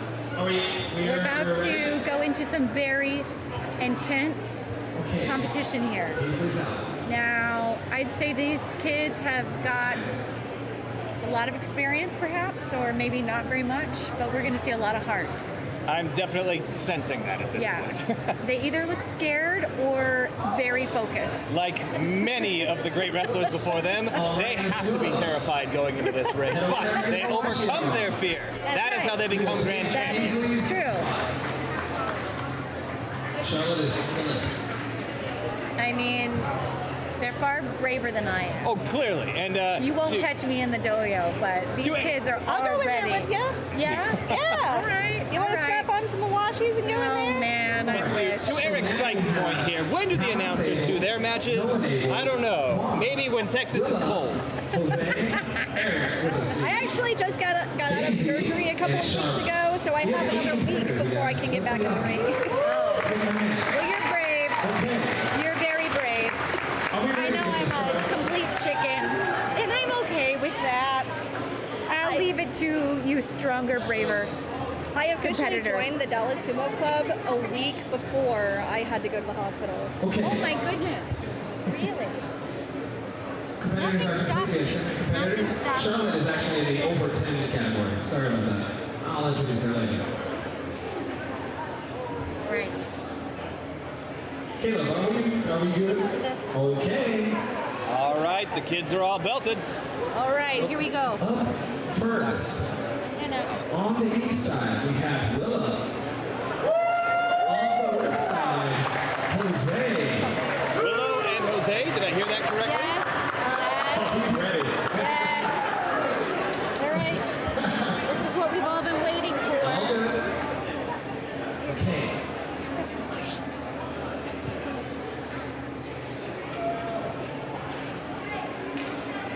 Come inside the ring, bow to each other. Oh, look at this etiquette.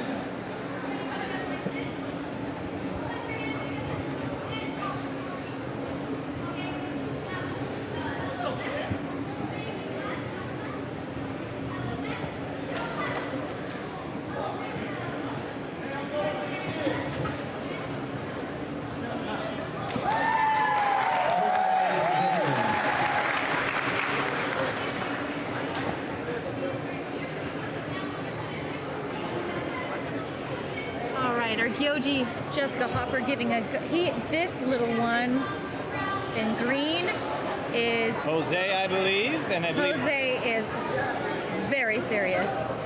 And I Going believe up against a much larger opponent, you know. Yeah. But size in this category doesn't matter. It's really about technique, and it's about Leverage. sizing all up, about leverage. leverage, sizing up your opponent, and we're about to see some epic sumo. He's ready. Jose is ready. I like the energy.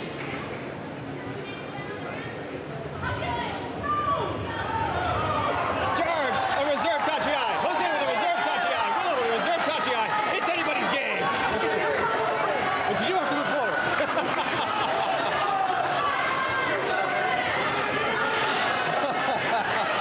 You can do it.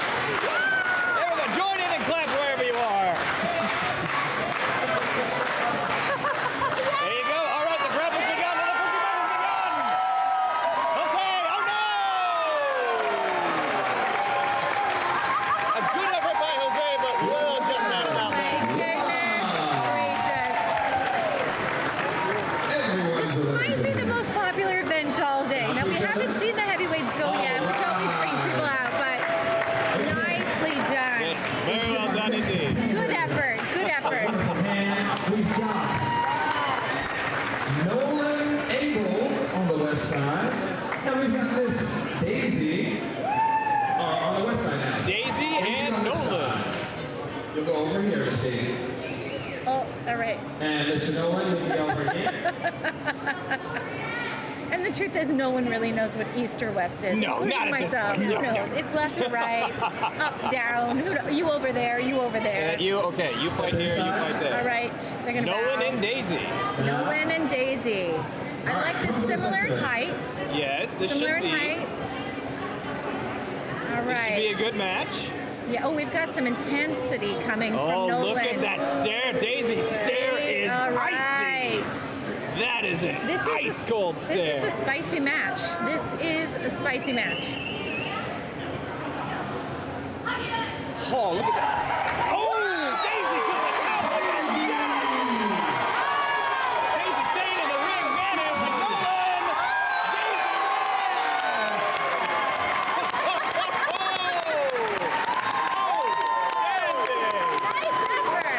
Oh my goodness. It was that icy stare. She could see that wind.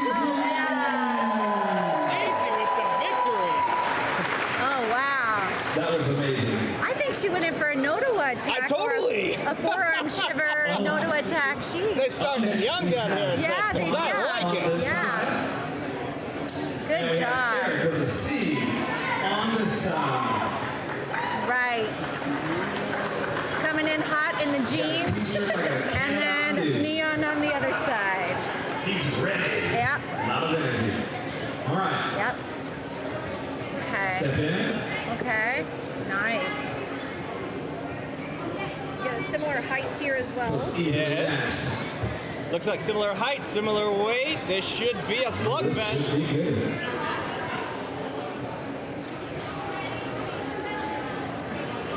I like the green. I'm just gonna go with, I like the green I was outfit. just thinking that. That is fire. just, oh, good Tachi-ai! Excellent wrap up! Yorito's crush out. Beautiful. Good job. Was it a Yoritoshi? Yep, crush out. Nice. Frontal crush out. Yes. Nice technique. It's the power of the green. It's the power of the green color. I love it. It is. Okay, next we have Talon's able on the west side. All right. And making her comeback, Miss Willa on east side. I love the pep talk Nicole just gave her. Yep. Just hit it. Yep. Just hit it. Crushed it.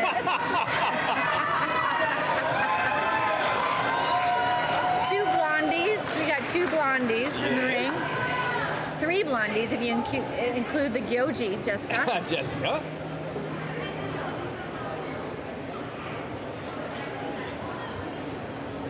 They line up on the Shikiri-sen.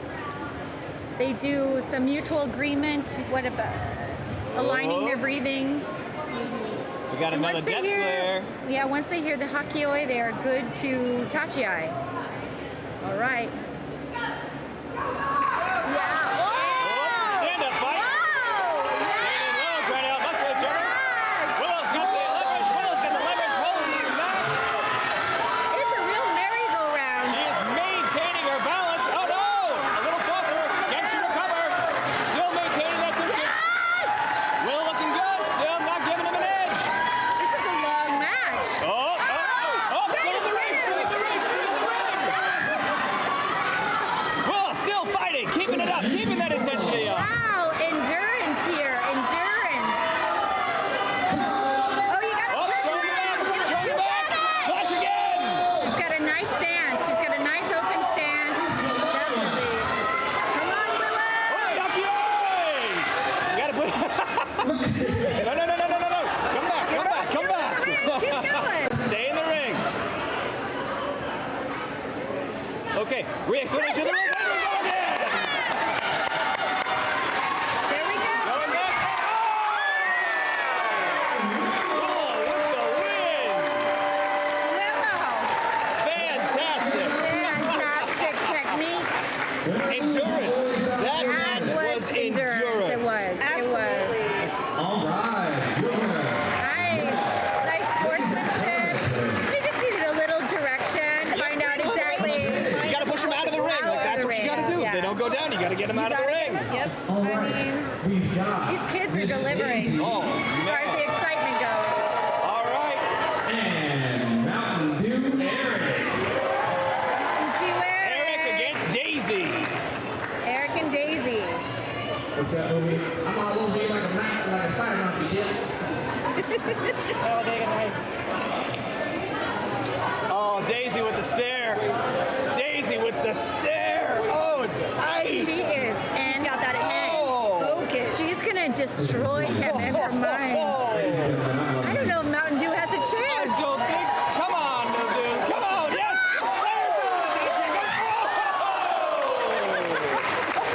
Eric brings it.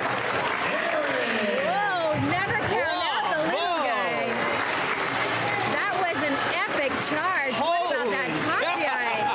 That Tachi-ai was loose, and then at this last split second, he tensed up just as a good Tachi-ai should be. So, He came in hot. this is going Gets that ice cold stare. Holy moly. That thing would freeze me in my tracks. I know, right? But now. Willa on the east side and Eric on the west side. Here we go. A winner's bout. These kids need no break. No break.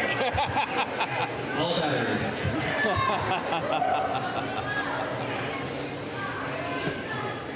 He's All serious right, too. Will and Mountain Oh, Dew. we got a tongue wag. Who's gonna take it? She stuck her tongue out, Uh-oh. and she's like, Oh! Give him the with the Hataki Kobe slap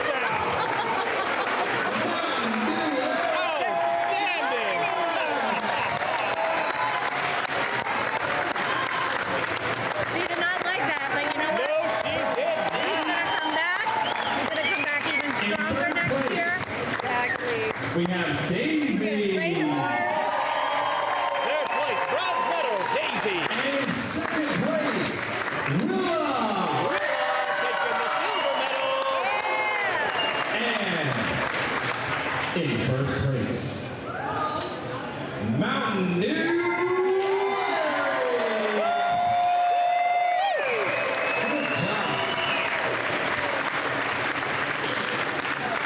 That's the future of sumo right there. Indeed.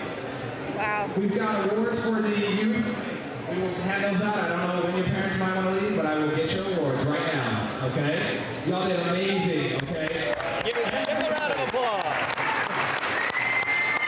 Stick around. We will get your awards. Okay? Daisy, Willa, and Eric. All right. Let's move on to the big kids corner. Big kids. Right. I love it. Now we're about to see big kids. Now this is ages 10 and older. Did I hear that correctly? Or is it just big and littles? 10 and over. All right, this is 10 and over. Okay. I wasn't sure if it was just height, weight, division. Not sure. I think specifically. That's the case. Let's throw that out there. Jake, you might actually win in that. As he hangs his head. Yeah, thanks to our chat box, there's been a lot of love for Mountain Dew. But I'd have to say, y'all let me know, who was your favorite of the kids division? Chime in and let us know. We saw some fierce competition. I'm going to remember that. I know. No, that was fantastic. I love seeing those guys going at it. That was great. Yeah. I'd have to say maybe Daisy was my favorite. Daisy, yeah. Just because of that real icy. That just. But I really like Willa's endurance. Yes. You know? Yeah. That was a long match. match. I thought they were going to have to break that up, you know? They did a really good job with endurance and keeping that going. But you see that in the pro circuit as well. If the match will go too long, the Gyochi will come up and say, okay, hold on, just a minute. That is They'll true. stop them and say, all right, take a breath. Little trivia. Start back up. How Let's do long it again. is that? I believe, actually, let's see if our viewers know. Do you know how long it takes for a Gyochi to step into a match after it's gone too long? We know the answer, but do you? Okay. Sound off. Let's have our three little winners. Hard to choose between Mountain Dew and Daisy. Oh, we have a lot of Daisy love. Yeah. Our third place winner, Miss Daisy. Right. Fierce Daisy. And A lot of heart. You are Sumo correct. needs more women, and I'm very, very excited that these two have podium. In second place, we have Miss Willa.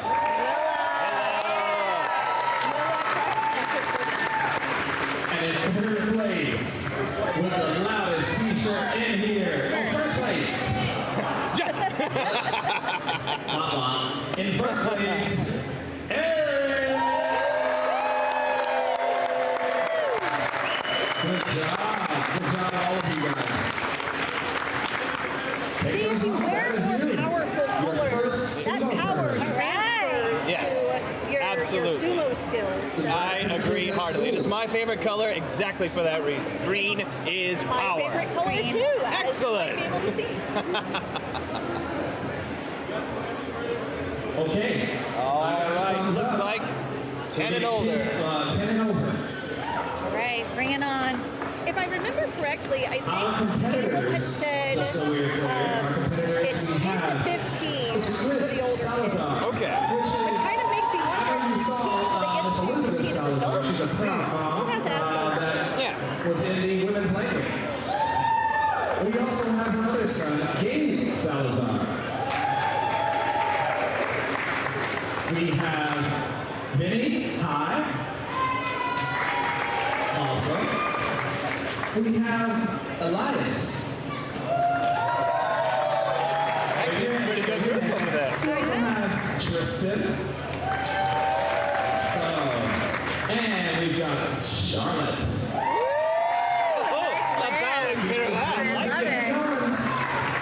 Okay. Let's begin. How's it going?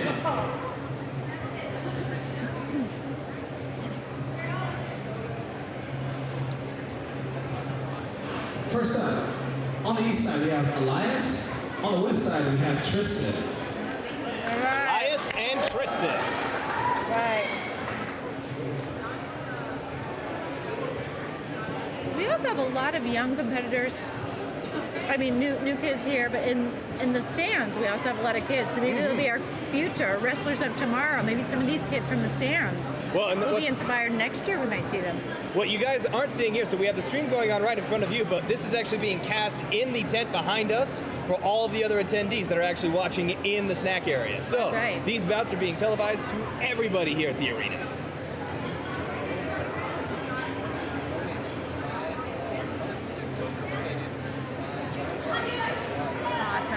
Oh, reserve touchdown coming in. Tristan still maintaining. Elias. Oh, Elias gets the win. Elias takes the win. Excellent bout. Now, we just got a little word. These awards were donated by a sumo legend that you might have heard of, John Jacks.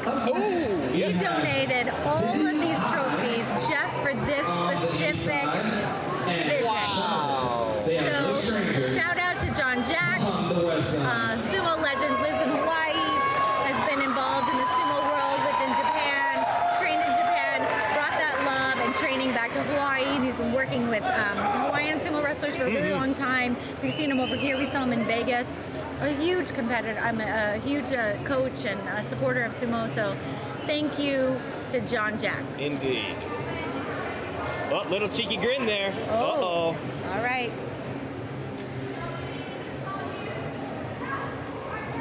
Benny's a little jokester, by the way, every week. He's my little comedian. Little shot at Justin there. Reserve touch shot, absorbing that shot. Charlotte's Coming nice. in. She's got an inside grip, and she's getting a little bit off kilter, a little off balance. Maintaining though. She's still Get that keeping her right balance. stand, backing up. I hope she doesn't give any more. Oh, she's got a grip on the shirt. Come on, Charlotte! Stay low, stay low. Nice effort, though. A little late shove. That's a lot. Oh boy. I love it. Winner is Benny High. Little late shove, little fun. It's okay. All right. Up next we have You can Chris tell all these Salazar. kids are good friends. That's awesome. Oh yeah, definitely. Chris Salazar. They may spend a lot of time in the dojo watching their parents. Right. Chris Salazar and Elias. Elias has already won his first match. Have we seen Chris wrestle yet? I don't think we have. Apparently he's a ringer. Okay. I see what's going on here. Oh, he does train every week. Oh. Well, Elias, you're going to have your work cut out for you, bud. Use that leverage. Use that size. Oh. Absorb. Oh, it was reserve. Oh, no. Oh, no. A lift out. That's fantastic. Salazar. Well done. Well done. Salazar trains with Mighty Eagle. He's here every Tuesday. We're looking to him to be in Youth Worlds, possibly next year.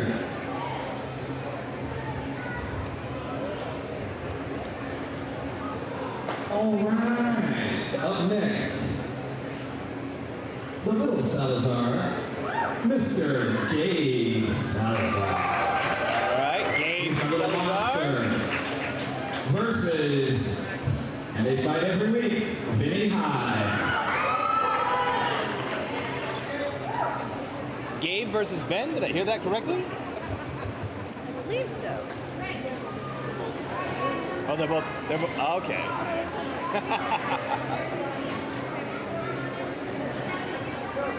All right, coming in.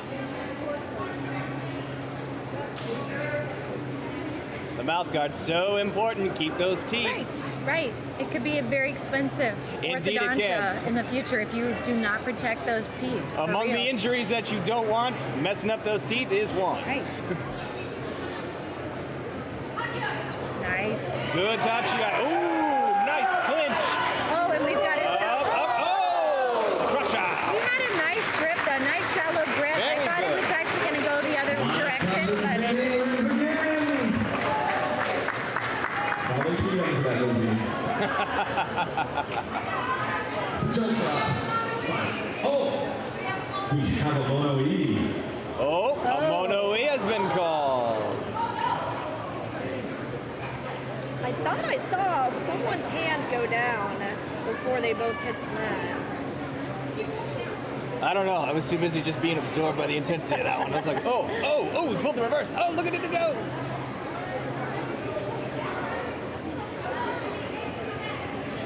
Mom looks very serious. All right, the decision.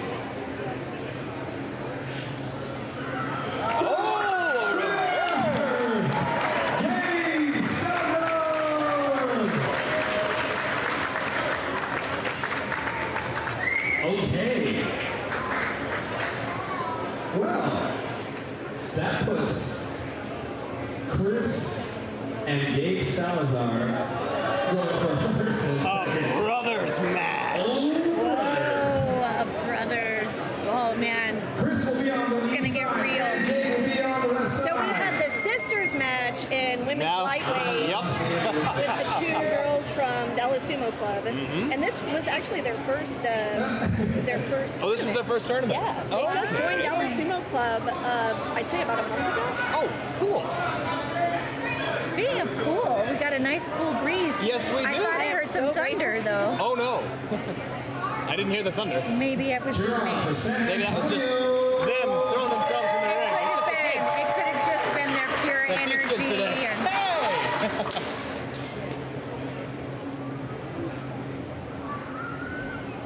Be serious. All right, Hands brothers down. bout. Yes. Ooh, older brother coming in. Oh no!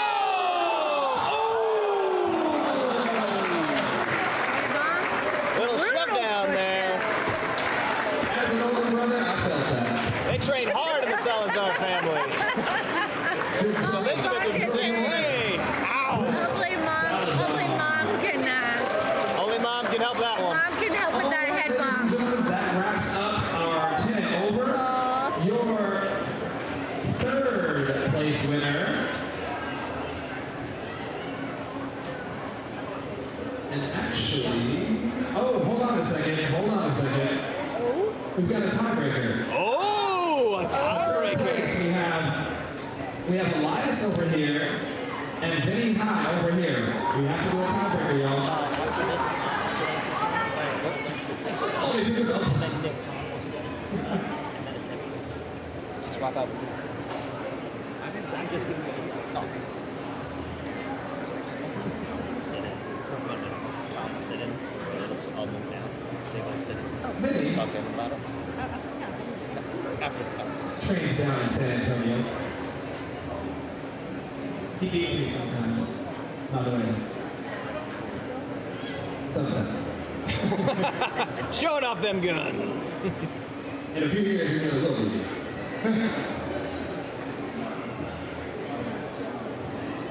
So San Antonio Mighty Eagle, they train every Tuesday at 8 o'clock at the Liberty Victory Martial Arts Gym. So they're every Tuesday, I think it's at 8 o'clock. It's kind of on the west side of San Antonio. There's like right off of 1604 for those who are down. And so these three young little gentlemen, if you have kids that would like to come in, Dark Circle Sumo, we train on Sundays at 12 o'clock at a place called Fit and Fearless. So check us out.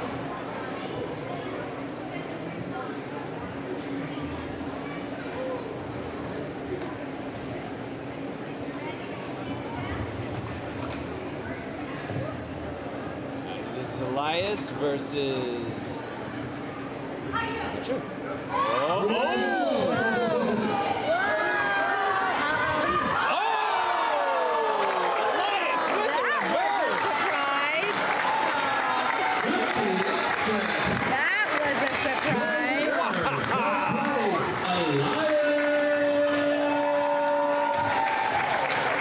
Fantastic. I was not expecting that. That was awesome. Okay. Now, we've got our awards. So you three, let's come over here. We've got Elias in third place. Funny thing is, he almost didn't come up. We had to kind of nudge him to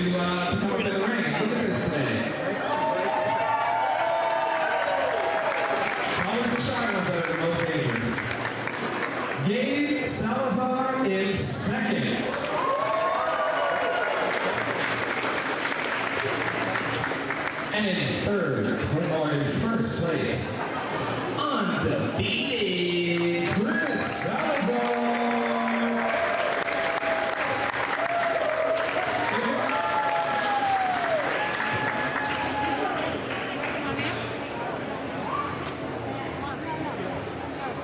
Awesome. Give it up for all these youths. We're going to lose. This is so fun. I am very, very, very excited. Now, if we can have some assistants pulling up the ring pieces, be very careful. We're going to have these big, beautiful drums over here, and we have a very special performance that they coordinated just for us today. There we go. Our camera got bumped a little bit.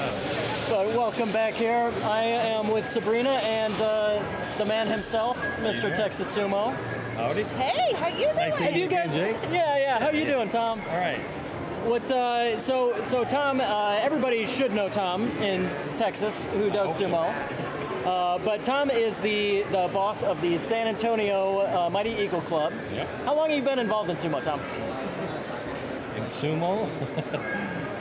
Did they have like color pictures back then? Or? Probably 36 years. 36 years, yeah. I know you used to do wrestling yourself, but now you're just coaching these days, right? Correct. Yeah, I've got a little too much gray in there to compete with those. Like Trent was saying, it's tough to get those new guys. Yeah. Maybe we should start like an elders league or something. Well, we used to do You go easy on a each Masters division, but there you go. That's an even better term for it. The Masters division. Right. But then a lot of the wrestlers before got that old, they kind of just dropped out. So we kind of did away with the Masters. And then, not a bad thing, we've been getting a lot more youth, younger guys out. So, like a tournament like Real this. young. Yeah. We got a tournament like this, you got 50-some people out here, athletes. You can't necessarily do it. Because sometimes we do a beginners division, we've done Masters divisions before, and we just don't have enough time to do all those things because we got so many just regular senior wrestlers. So it's not a bad thing for sure. Yeah, no, it's always fun going to each tournament and seeing like a huge fraction of the people. It's their first tournament ever, right? Right. Yeah, and you've done a huge part in getting a lot of these people in, getting a lot of the clubs started, being a resource for people. Tell us a little bit about your book. That's the first place that I heard your name was when I was searching Amazon for a good book on sumo technique. I just see, there's a guy from Texas who writes it. How'd that come about? We actually have that. Yeah. I'm glad. I made him sign my copy. I fanboyed out a little bit. Buy some more. Yeah, there you go. No, I just saw that there was most everything for sumo was in Japanese. There's a lot of sumo books out there, but they tell you about the sport and the history and stuff like that, which is good, but I wanted to get something out there for the actual athletes so that they can train and... not just the history, but how do I do it myself? Right. Yeah. So, back in, the 1990s, early 2000s, there wasn't a lot out there for people to learn. And we were all scattered onesie-twosies everywhere throughout the country. So it just made sense to have something out there in English that people could actually use to train with, maybe help train others, because we would get inquiries a lot saying, how do you do this? How do you do that? What's the proper way to do a shiko? What's the meaning behind the Chiri Choju stuff? And just make sure that we stay true to the customs from Japan and built on the sport the way it should be. So you were like, there should be a book out there. I guess I'll be the change I want to see in the world, right? Is that the idea? Right. And I did see one that was, I would say completely in Japanese, but 90% of it was in Japanese. Okay. So I kind of modeled after that. I'm actually kind of in the, rewrite or update stage. That was going to be my question. Is there going to be a new edition soon? My goal was by the end of the year, but I don't think I'm gonna make it. Okay. I'm maybe gonna do some of different graphics with it, so I'm working on some of that. Just updating more. You know, I got critiques on Amazon and other people that have bought the book, just to explain stuff a little bit more. I had grouped it before by kind of the most frequent, down to the rarest. This time I'm going to group it by type. Okay. So there's pushing, pulling, throwing, stuff like that. So it's going to be grouped by that. So it'd be a little easier to use as like an index if it's right. Kind of so when you're at practice and you say, hey, let's work on our throwing techniques. You've got 5 or 6 that are, throwing, there's probably 19 of them. Yeah, sure. But, you concentrate on a few, each practice. So it makes it a little bit easier to group it by category like that. Yeah, I know it's definitely something that at every club I know of has at least one copy around, because you got to know all the kimarite, have some sort of visualization, things like that. But no, that book has been super helpful, and I think I discovered it before I really knew about this amateur scene. So I think this. Yeah, and I was kind of in on the founding of the Texas clubs or whatever. Sure. But there were a couple guys before me, Bart Harris and John Hidalgo, that actually started Lone Star. Okay. And they had done it, a few years before I got into it in 2004. But really, the last few years, with you guys and Justin, Caleb, being Corey, able to, doing and Corey, doing the internet and the streaming and all that, it has just exploded here in Texas. It's been a blast, and we're happy to be along for the ride. We are going to wrap it up here because we got our Taiko demonstration starting, so I'm going to get our camera back to the ring. Thank you so much for joining us, Tom, and we'll see you back in the ring in a few. All right, we'll see you.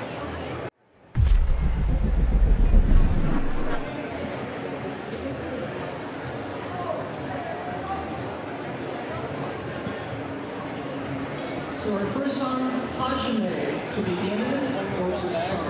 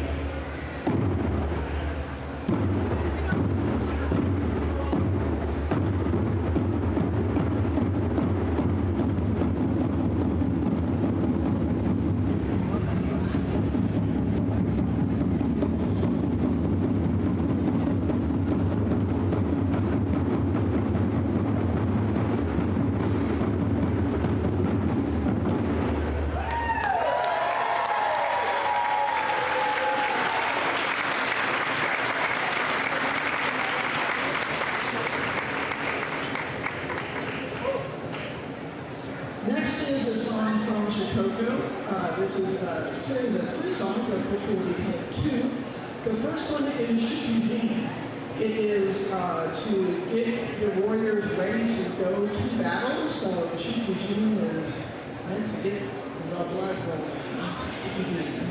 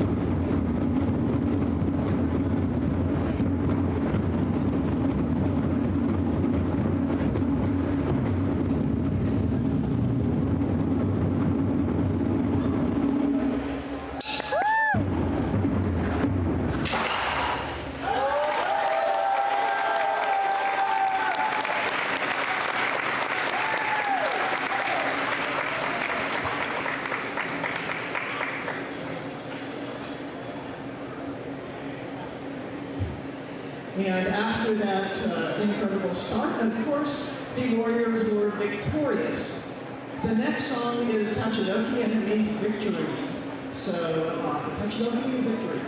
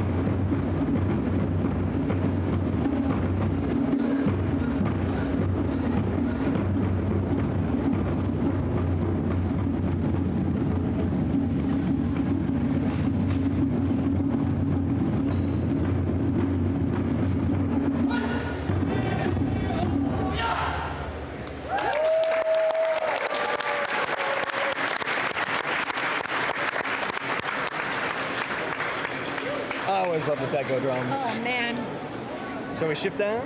Yeah, so next up, Our last song is I'm mistaken. We have one more. This song was brought back into our rotation because of Justin. Thank you. Justin! When we were getting ready to play last year, we dusted this one off. You do not look rough. You look pretty. It's like a little bit of more precise sumo moves. Thanks to Justin. If you see us later on, blame him. See, at least you look good sometimes. I look like this all the time. We will, I never know why my wife puts up with me. the clappers. Yay. So Hiroshi is what these are called. And that will begin the match. As you see, we are lined up to be against each other. Oh, I thought that's what I saw back there. Nice. The other thing, for the heavyweights, okay. we end up at kind of a pause. When you hear the word Hakuin, you are encouraged to jump in and help us get these people rolling. So, Otozima. Everyone, real quick, say Hakioi. Hakioi! Hakioi! Hakioi! Okay.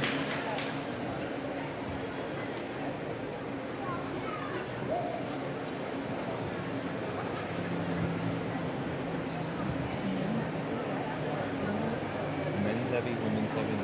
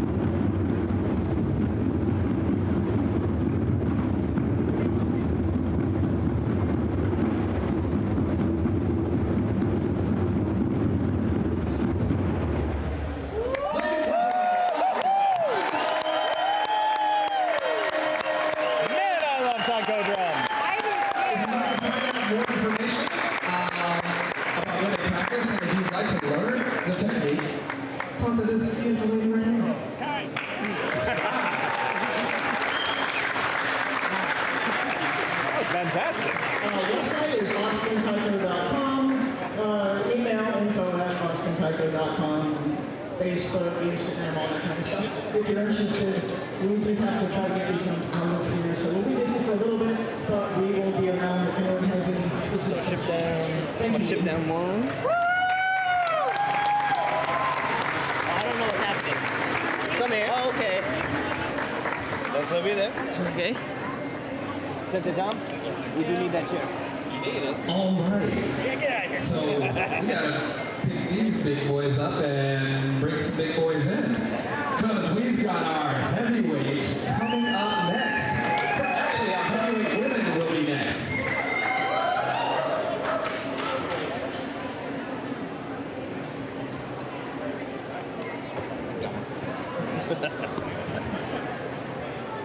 Just getting ourselves situated Just here for getting the final resituated, few yeah. bouts.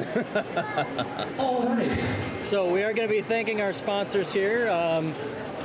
Looks like we've got some cards that are going to get taken around the ring. What did you think of those Taiko drums, Jake? I just love it. It always blows my mind. Like it's so much louder and yeah, it's just awesome. And Kendo. Now, all the cultural displays here were just phenomenal. The order that they went in because it kind of represents the style of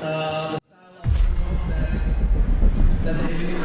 So, guys, while we get the mats put back together, we got a special guest with us today, who we decided to surprise. By Indeed. That's what we do on the show. It's like, oh no, no warning, no preamble. You're in. Okay. Nicholas Ton, thanks for joining us from Houston. You're the founder of Shogeki Sumo. Yes, sir. Tell us how that came about. How Shogeki came about? Yeah. What's the gist? What's the story? Oh, that's a big story to that. Let's not get Tell into me that. I want to know everything. Tell me the 10-word version. Okay, well, we were originally part of another group called Champion Sumo, No More. And now you're on your own. Now you're on your own. Goodbye. Yeah. Excellent. But no, we wanted to make sure that we grabbed you here real quick because, our...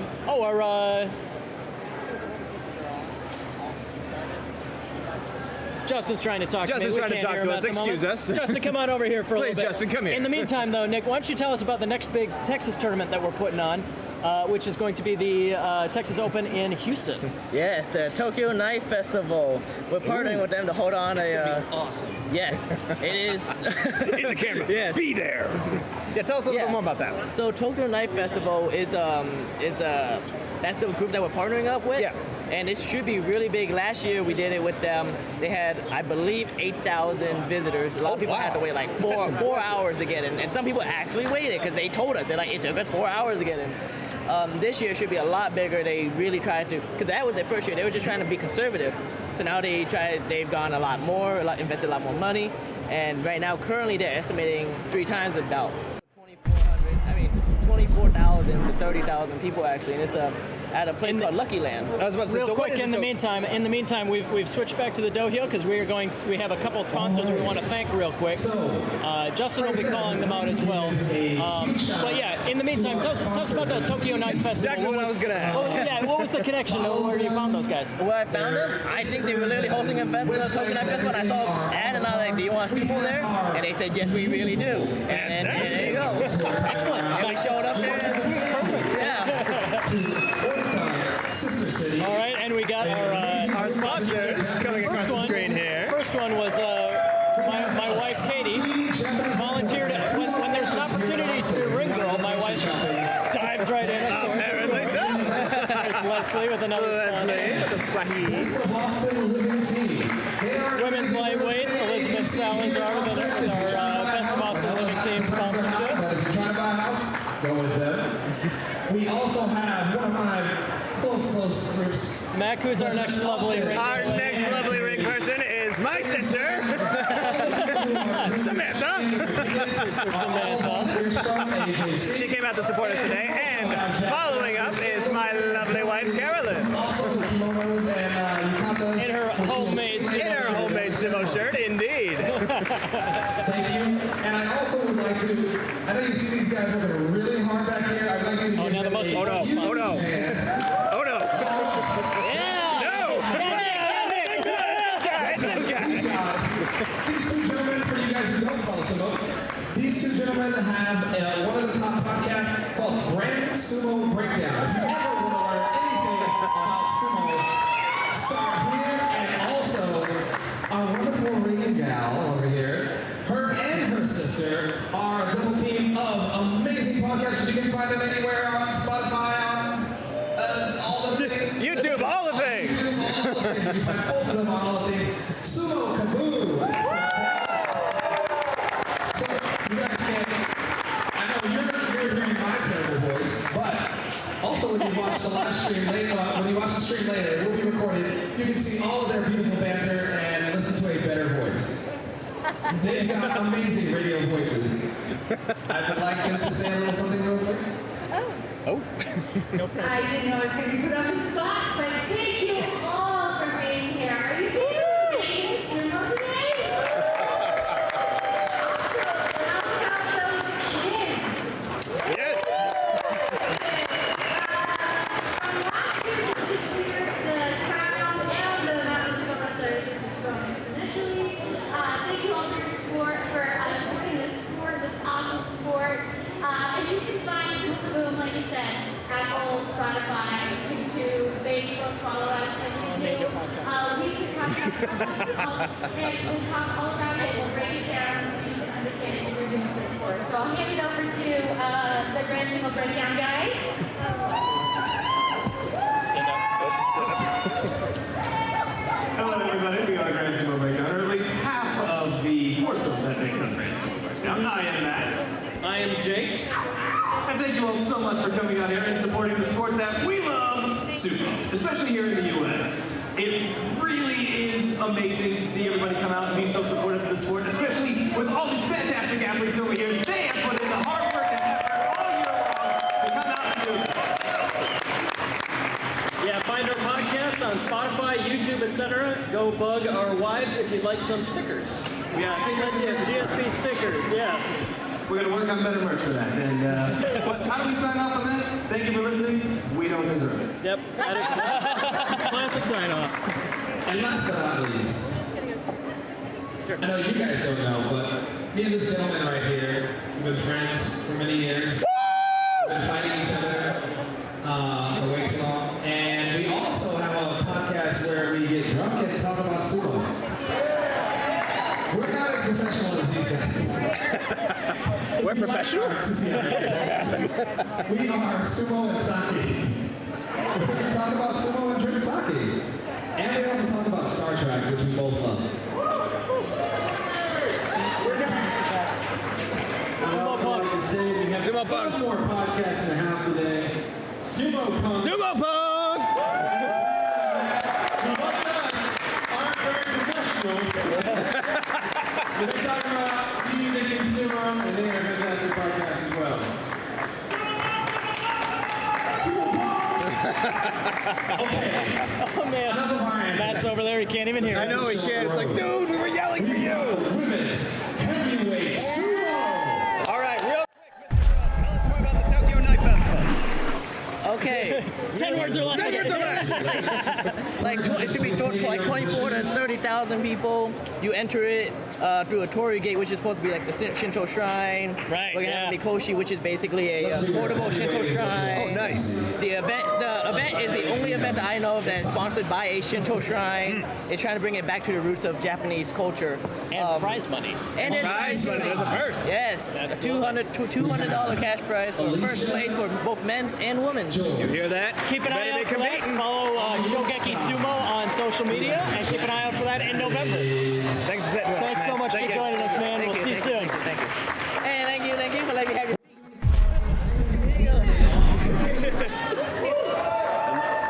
All right. Welcome back to the chair, Leslie. Welcome back to the chair. It was hard work to being a ring girl, but I did it with the You banner. did it so well. It's an underappreciated talent. Thank you. I don't know if anybody appreciated my very balanced walk all the way around, a nice smile. You know, I had. There were a handful of ring girls, but we were like, that one That one right there. special. All right. We are starting off women's heavyweight with Alicia George on the east side. Jackie Savage coming on the west. All right, these I don't think I've seen them wrestle believe before. they are both newcomers. All right. Let's see how they do. Alicia coming in low, going for that throat. Oh, maintaining her balance. Jackie staying high, got a good grip on the Mawashi. Right hand inside. Yeah. Working her back, shuffling her back, shuffling her back. I think she stepped over the ring, I'm pretty sure. No, they haven't called it. They haven't called it. See, they got Alicia with the push-out victory. Alicia managing to keep her feet in the ring as they were both dancing along the edge for a while. That was some beautiful Tawara ballet. Her first professional win. Up next. Okay, here we go. Next up, we have Nicole Burgess. There we go. The two veterans. Yeah, these are names we know. We've definitely seen them before. And I'd love to see some new blood in this category. Oh, yeah, you got two newcomers. This is fantastic. So I say veterans, but they're also both kind of newcomers as well. Right. But they're veterans as far as women's sumo. Correct. I was going to say, well, they've been around Got for a year or little two under their belt. Yeah. The west side. But we have Nicole Burgess out of Mighty Eagle Sumo on the left. The women's heavyweight 2022 champion? Nope, not yet. Not yet. 2021. No? Texas champ. Texas champ. That's what I'm thinking of. Yes. Texas champ. Nicole Burgess is the reigning Texas women's. That's what I was referring to. And opposite her is probably her stiffest competition for that this year, Esty Webster. Nicole's out of Mighty Eagle in San Antonio. Esty is here in town in Dark Circle Sumo out of Austin, Texas. Now, I haven't seen her before. She's wrestled a couple times. I think she was at the Cowboy Cup and maybe the Wins tournament might have been her debut. Maybe. Just this year, though. But She might have been at Utah as very well, new. if I remember Okay. correctly. I think you're right. You're right. But she's traveled around a bit this year, and That's nice. she's already made an impact. She's definitely in the running for sure. But Esty with a powerful tachi-ai, maintaining that balance, just shuts her out of the ring. to prove the point, yeah, she took out the reigning Texas champ. So You said she was the stiffest competition. I believe it now. she is powerful. Yeah. Wow. So let's see. I think our next match we do have that national champion. The national champ. USA and a national champion, Kellyanne Ball. Kellyanne traveling from Yamamoto Sumo Dojo in Los Angeles. America at the World Games. And I believe she got a win or two in the opener. She did. As well. Yeah, I mean, obviously stiff competition on that world stage, but Kellyanne being able to pick up a win or two, just very, very impressive. All right, Alicia, you're going against the world champ or U.S. champ. Here we go. Yeah, just got her first win, her first official win, and now she gets right into the thick of it. All right, you got one win. Here we go. Here we go.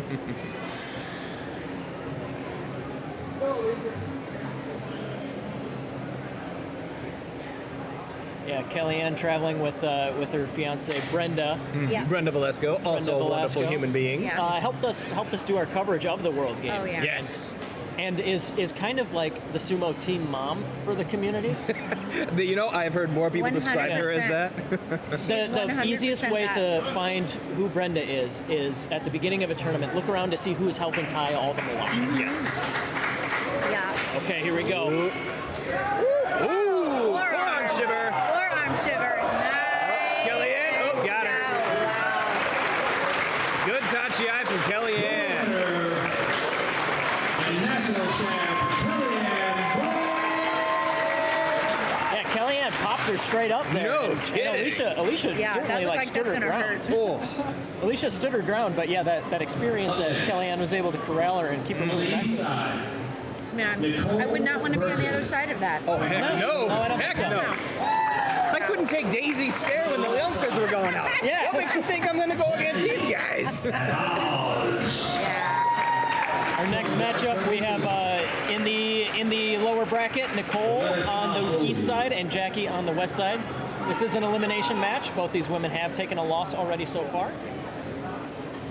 But Nicole looking to rack up a couple wins, hopefully to keep her state champion running going. But Jackie definitely showed that she's not a pushover. No, definitely not. So we'll see how this goes. I think like we've been talking about all day, getting newcomers experience against top level competition is critical. Cool. Yeah, very valuable to everybody. But here we go. Oh no!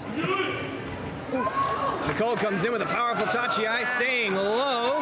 Jackie not giving her much opportunity, still holding her own. Nicole trying to get around the ring. Jackie with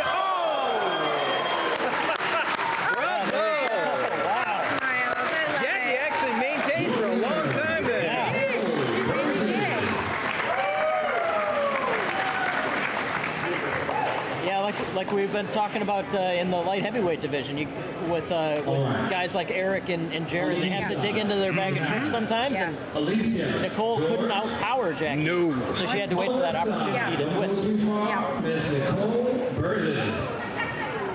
Nicole's got to go back to going back. back to back. Man, I don't know how they do it. I don't know if I can do like commentary back to back. No, it's getting hot way. now. My voice is going out. I don't know what's going on here. Don't worry, Mac. We will all be better off once that happens. Get this man a lozenge in a bed. Give me a lozenge quick. So, looks like Nicole is ready to step in there right away. All right, so good we for have her. Alicia George on the east side, Nicole Burgess on the west side. Another elimination match. And the winner, it looks like, yes, we are already at the point where the winner will be a medalist. All right. Wow. The winner of this match, as well as Kellyanne and Esty, will be the last three remaining. SD trains at Esty is here in town at Austin. Esty is Austin. At Dark Circle. Yeah. Whoa, nice tachi. Whoa, Nodowa. Uh-oh. A neat Nodowa. Wow. Rush out. Wow. First tournament, ladies and gentlemen, your winner, Miss Alicia George from Dark Circle Sumo. Yeah, Alicia's got some horsepower behind that twist. Wow. I'd say it. Lifting Nicole up vertical like that, no small feat, and escorting her out.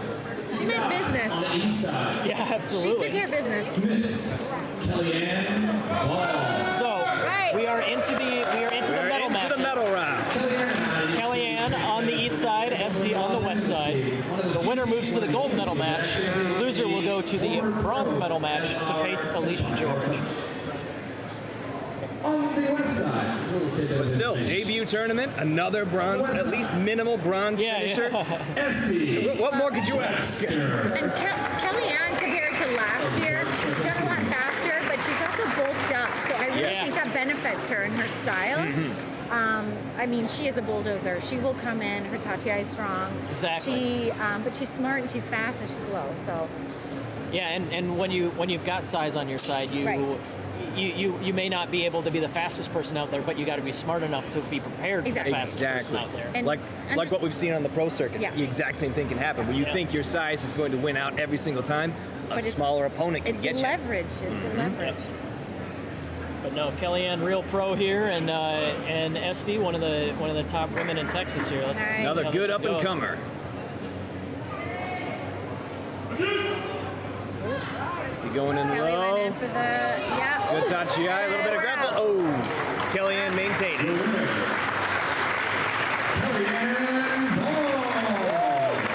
Like we were saying, it's not just the strength. Kellyanne keeps her corralled and knows how to move to keep her in front of her and keep her moving Well, and I backwards. think experience too. Like she's been at it for a little bit longer, and she's training all the time, all the time. And in one of the top gyms in the country, that Yamamoto Sumo Dojo, they got multiple national champions. They made up a solid chunk of our world team. Oh, completely. And they have a former pro, Yama as their head himself. coach. So yeah, that's Notably missing from today is Eros, and That's true. That is Eros true. is dealing with an injury, and I know Eros is actually here watching, but taking care of some injuries. But we hope to see her back because she was. Yeah, absolutely. She was champ last year. Yeah, She was. Anytime there's a tournament, especially here in Texas, and Eros is not competing, there's an Eros-shaped hole in the women's heavyweight division. Yes, a lot of what ifs, you know. Yeah. She is out with injury though. She is still active. She's just out with a hand injury right now. Though she wishes she could compete, but she needs to focus on the health first. Estee and Alicia going in. This is a fantastic tachi-ai. Estee maintains. Man, Este's power. Oh yes. Very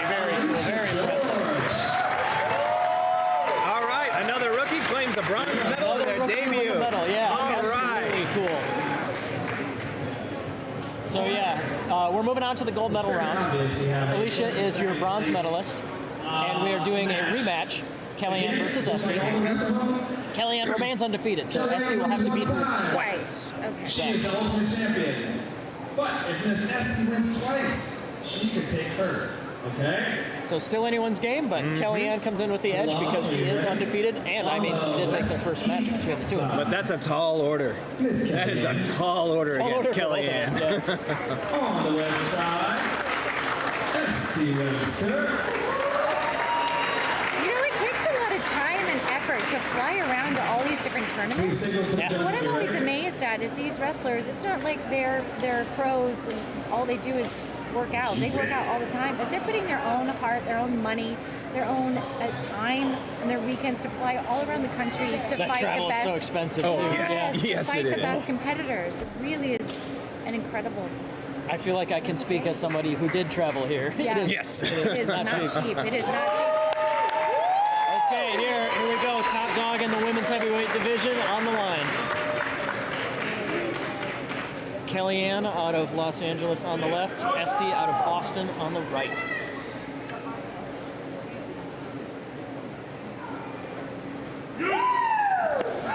Reserve Tachi from Esty. Trying to see what Kellyanne will do, but Kellyanne takes it to the ground. It's not easy, but she made it look easy. Yeah, that's the experience, and that's just what a heavyweight, that's what a champion does. Very impressive going up against other big girls like that and just, toss them around. In second place, silver medalist, Esty Webster.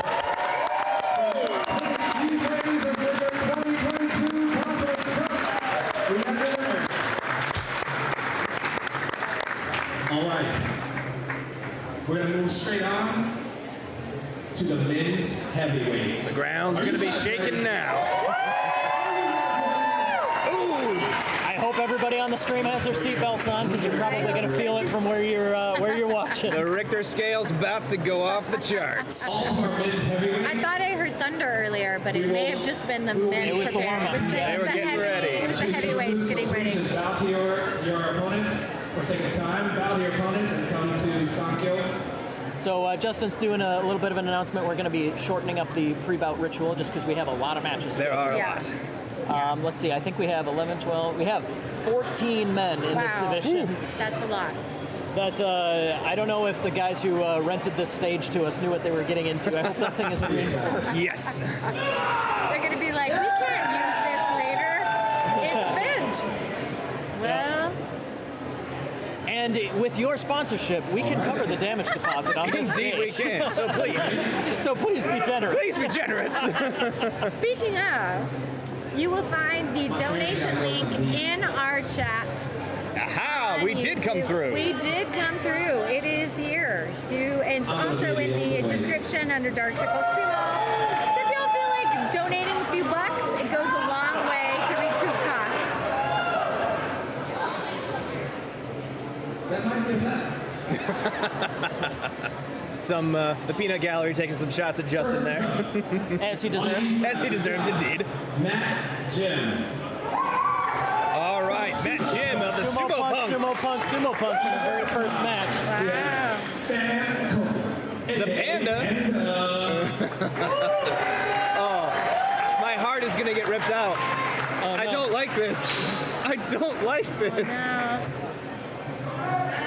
I want them both to win. I hope neither of them watch the stream because I've already told both of them that they're my best friend today, and I'm gonna get called out if I cheer for either of them. But this is Matt Jim out of Dallas on the left, co-host of the excellent podcast Sumo Punks, Punks with an X, and on the west side. Wrestler, I mean. And yeah, this is actually only his second time competing officially. Really? Cowboy Cup was his first one. Wow. But Stan Coco, the Panda, out of Spokane, Washington, Iron Goat Sumo. Iron Goat Sumo. in there. Good touchy eye. Stan trying to get round, keeping him round. Jim keeping him on his feet, not letting him get centered. Got it. Nice sportsmanship. Good sportsmanship. I can can speak from experience. Those are good hugs. Very good hugs. Both of them were already sweaty when they arrived, so Indeed. like that's part of why I'm so damp. All right, but Stan the Panda takes it. Moving on. Matt will have one more match. We are doing double elimination still. We are just shortening up the opening. Yeah, the Cheering Chozu is now being short. We have Rick Contrast on the east side versus Neri Monson on the west. From Arlington, Sumo, Neri Monson. All right, so yeah, this is Rick. Rick and his brother Bubba will be competing later as well. Oh, do we have Neri here? So Rick, you have a perception. Come claim your prize. All right. Looks like Rick is going to move on Rick here. gets a Fusen win. Yes. That's too bad. Neri is one of the guys out of the Ronin Rikshi, the new club in Dallas and Arlington. Okay. They had a couple guys show up to the Cowboy Cup, but looks like Neri couldn't make it today. Bummer. Oop, out of Colorado, we got Mr. Kyle Ferreter. Kyle Ferreter is from Colorado. Yeah, so Kyle's only like 23, I think. Yeah. He's one of the hottest prospects that we got in men's heavyweight. And then yeah, on the left, that's Paul Mitchell out of Mighty Eagle Sumo in San Antonio. Kyle's our 2021 national openweight champion. I think he also took some hardware home from the Cowboy Cup, but yeah, he'd been dealing with some injury issues at nationals. And he shows Paul the business. Wow. Again, he just stays square and stays low with his Tachiai. It is so hard to counteract. If you ever see a nice close-up picture of Kyle, that tattoo on his arm actually has sumo wrestling maneuvers, like a different Kimarite tattooed on his arm. I did not know that. That is amazing. Yeah, go make sure to check that out at some point today. On the east side. Kyle moving on, he will face Rick in the next round. And we have another world team member. Indeed. Gilberto. We have Gilberto Della Torre versus Dallas's Alexander Ortiz. One of my favorite teammates. He's such a positive role model. On the west How many side, De La Torre family members do we have watching the stream right now? Oh, I have no idea. At least a couple. I've seen that name keep popping up in the chat. Number of family Big members. family, supportive family. Yes. Yeah, you saw Javier De La Torre wrestle in men's lightweight. Gilberto here, and then it looks, let's see, is Angel still? Angel is still on the Angel's still bracket. in. He got a bye in the first round, but you will see Angel De La Torre as well shortly. And now, which one's older? Gil, I believe. Gil. I think Javier's the oldest. I think Javier, excuse me, I then Gil, forgot then Javier. Angel. So kind of like the Waka Bros. I know Angel is also like a baby as well. He, like just like Kyle, he's like in his early 20s. Javier, Gilberto, And Angel. There you go. Javier is the oldest. Here we go. Coming in low, Gil maintain. Oh, wow. It is so hard to move Gil. I don't know. I bet I could do it. I bet I could do it going straight backwards. Yeah, I was about to say, I okay, could backwards, forwards. I could easily move that man forwards. I wouldn't have a choice. I think I just have to say, let's just hug this out. And I'll just give you Let's the agree win. to disagree. Yeah, let's just hug this out and call it a day. Win him over with honey rather than vinegar, and then at the last second twist him down, right? Yeah. Now, I do believe our next match, on the east side. I don't see either of the competitors, but I might be wrong. Interesting. So we have Sean Jackson and Khalil Collins on the bracket. And Khalil Collins are not here. Oh yeah, I was gonna say I've not seen Khalil. Corey Morrison confirming for us. Looks By like shout. That's how we roll. We just Nobody shout. wins. You win. The crowd wins.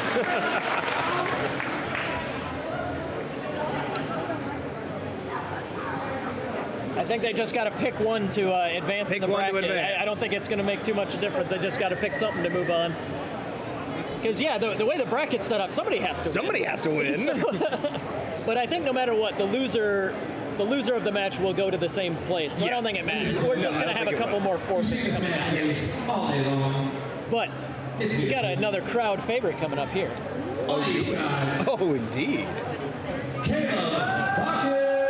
We have the mighty bull himself. The mighty bull, indeed.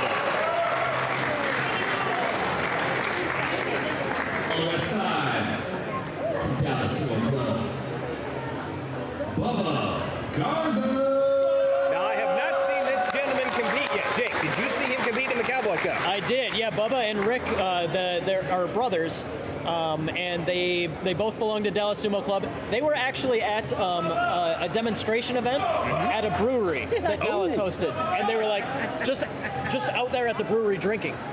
And the Dallas club was like, "You want to wrestle?" And they're like, "I do." Fantastic. And now they're part of the club. That's it. That's the whole story. See? They're just out drinking, and they saw sumo, and now they do sumo. Everybody comes from a different background. Caleb Bowie in power, the bull of Mighty Eagle, taking charge. Using them horns, he just plowed right ahead. By the way, Yasmin de la Torre says you can win him over with some chilaquiles. Trust me. So Okay, then. you can win any of these boys over, I think, with some good food. Sold. Okay, it looks like with Oh, Caleb this is moving one on. I had circled. No, I need to get up and go to the bathroom, but I can't get away for long enough because I'm drawn right back to this division. I can't get away. I guess you're gonna have to hold it. The struggles of announcing. Now, Ben Marquez, I have been waiting to see this one because he has been injured for a while, and I have loved his sumo. I'm so happy to see him back in the ring. He's got a Tochinoshin style knee brace going on there. Yes, he Protect that does. knee. Protecting that knee. That knee's what's been keeping him out. Yeah. I think the last time he officially competed might have been Houston last year. So like November-ish. Yeah. But yeah, he had surgery and everything on that. On the right side, on the west, that is Drew Bramlett out of Dallas. He's another relative newcomer. I think the Cowboy he's a Cup was newer his face, first one. Yeah. Psyching himself up. Also, massive nerd. Make sure to get to meet him. He's a really fun guy too. He is among friends. Actually, they both are. That's what I was They're saying. both They're huge among nerds. friends. Huge nerds. Good Tachi. Drew coming in, trying to get something up. Can't reach the Mawashi on Ben. Ben using his shoulders and pushes. Takes the win.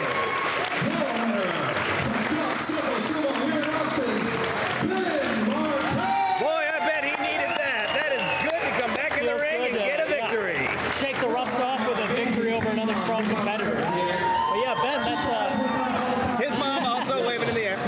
yeah, gotta give a shout out to the Marquez mom. She's over here. absolutely. She's just off camera. But Next match is a wash because Mr. Neri from Arlington is not here. But on the okay, west looks like side, we're moving to the lower bracket, losers but we do round. have another forfeit. So let's see. I'm not sure exactly where we'll go next. We'll just wait to listen to hear what Justin announces. But yeah, we got another forfeit here. Yeah, Neri is not here. Paul is going to advance. Advance. Didn't even have to take his glasses Didn't even off have to do for that match. For once. Nope. All right, next. so let's see. Are we sticking in the lower bracket? Looks like we got one more forfeit coming up. on the west side. And because Khalil is not here, he snags a win. Nobody likes to win this way, but it is part of what it is. We all Yeah, like so to win. I haven't heard on Khalil. I know he's had a couple injuries recently, so Yes, he I'm has. curious if that's what if it was injury or travel or what. But that does mean that Alex is going to move on. Alex will move on, but we do have an actual match coming up next. From Dallas Sumo Club. And we have Mr. Drew Bramlett. I think we may have two more forfeits at some Two point. more forfeits will be coming up. But I don't think I think we're mostly through them. We've got one from Sean Jackson that'll be up in the upper ranks. I think we have two Sean Jackson forfeits, and then we'll be through those. I think that's it. But this match, we got Bubba Garza on the left, Drew Bramlett on the right. This is an elimination match. Both these guys have taken one loss so far. Let's see who can stay in it.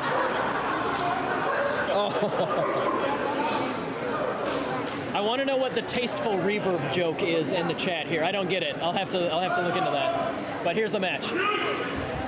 Drew coming out high, Bubba staying low. Drew coming out with a nope, staying low. He's got it.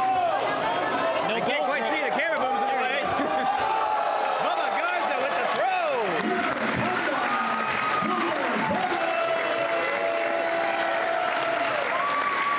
That was a good one. I could have sworn it was about to end like four different times. I thought Drew had that one. Neither of them took the belt right away. They were both going for the upper body throws. Maybe I wonder if either of them have like a Greco background or something. That'd Must good to be. know.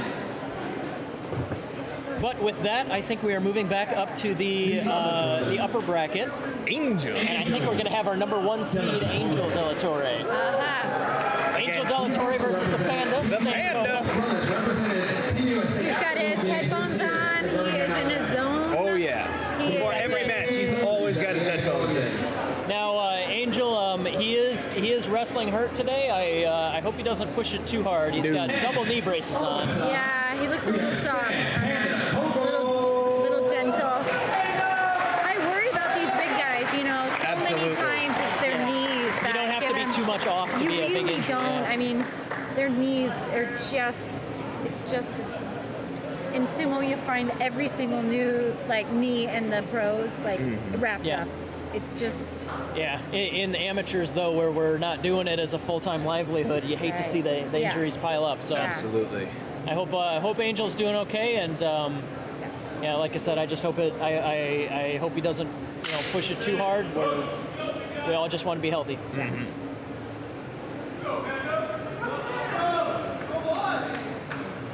Iron Goat versus Yamamoto. Yeah, Iron Goat Sumo out of Spokane, Washington. Spokane, Washington. Iron Goat's from Spokane, Washington. Yeah. Got our announcer turning back. Just confirming. Just confirming. Ooh, Stan with the reserve taking it in. Angel charging in. Angel's got the overarm grip on the left side. They both got the right hand inside. Right hand inside grip. Got a double.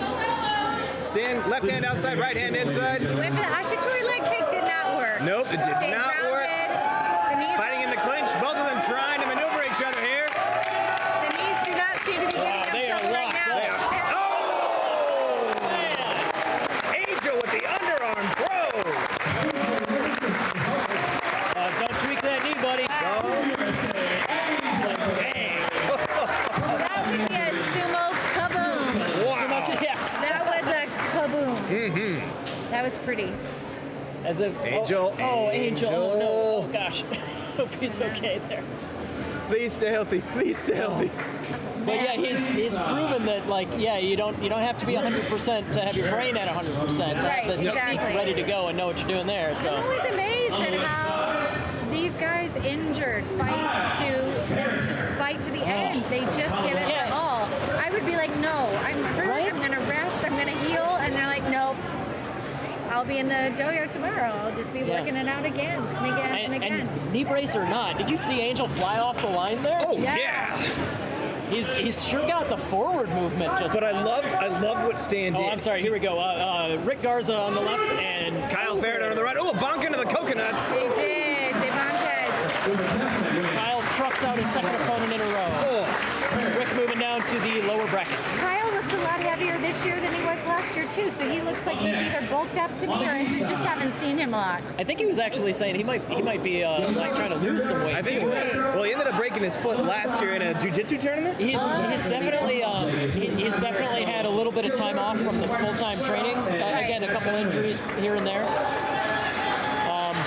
But it looks like we got Gilberto taking a forfeit win. I like seeing him around. That's a name you consistently hear over and over. Kyle Farragut. I don't know how he does. He's got that young early 20s spine. He can just do those road trips and still wrestle and sleep on a couch or something and still wrestle. No, I'm past that. Nope. And on the west side, my co-high, Ben. All right, here we go. Oh, no, another heart match. And this might be this year's lats and tats. Look at these tats, though. I mean, come on. We had no competition as far as tats go, and I think that this is hands down. Ben's right shoulder there. Yeah. Fantastic. If there's a tat category, I'd give him a solid win. Also, always got to give it up for a guy with the top knot. Oh yes. Yeah. Oh yeah. Oh yeah. Caleb can't really do that anymore. He's got the bottom knot on his beard. He's got the bottom knot on his beard. He's good.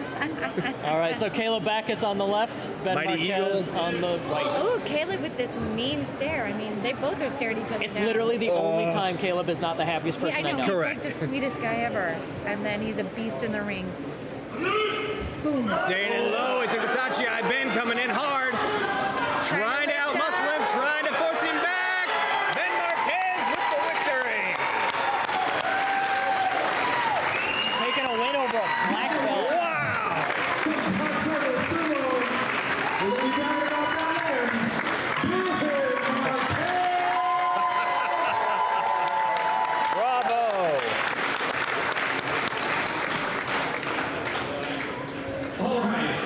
great to see Ben doing well. Good to see he's well recovered from that knee surgery. Yes. But yeah, maybe we keep the brace on just in case. Please. Spokane, Washington. Spokane, Washington. And on the west side. All right, so we got Stan the Panda out of Iron Goat Sumo. In Spokane, Washington. In Spokane, Washington. Indeed. Against Bubba Garza. Just in case Justin needed it one more time, Spokane, Washington. Then Bubba Garza on the west side. So Dallas we got Sumo Iron Club. Goat versus Dallas Club. I love the Zekin. I love Dallas Sumo Club Zekin. Yeah, Dallas is just kicking butt on that marketing game for sure. Check them out on social media. They got T-shirts and stuff too. They are hilarious, and they have all sorts of posts. Oh yeah. Coming in, reserve touch. Yeah, going for Supar. Oh, coming in. He's got an inside, right hand inside grip. He's got the belt. Shallow grip, lifting up, and he's got him. I think. Bubba Garza not giving him much. Good deep. Oh, lost the belt grip. Oh, he's got the deep inside grip.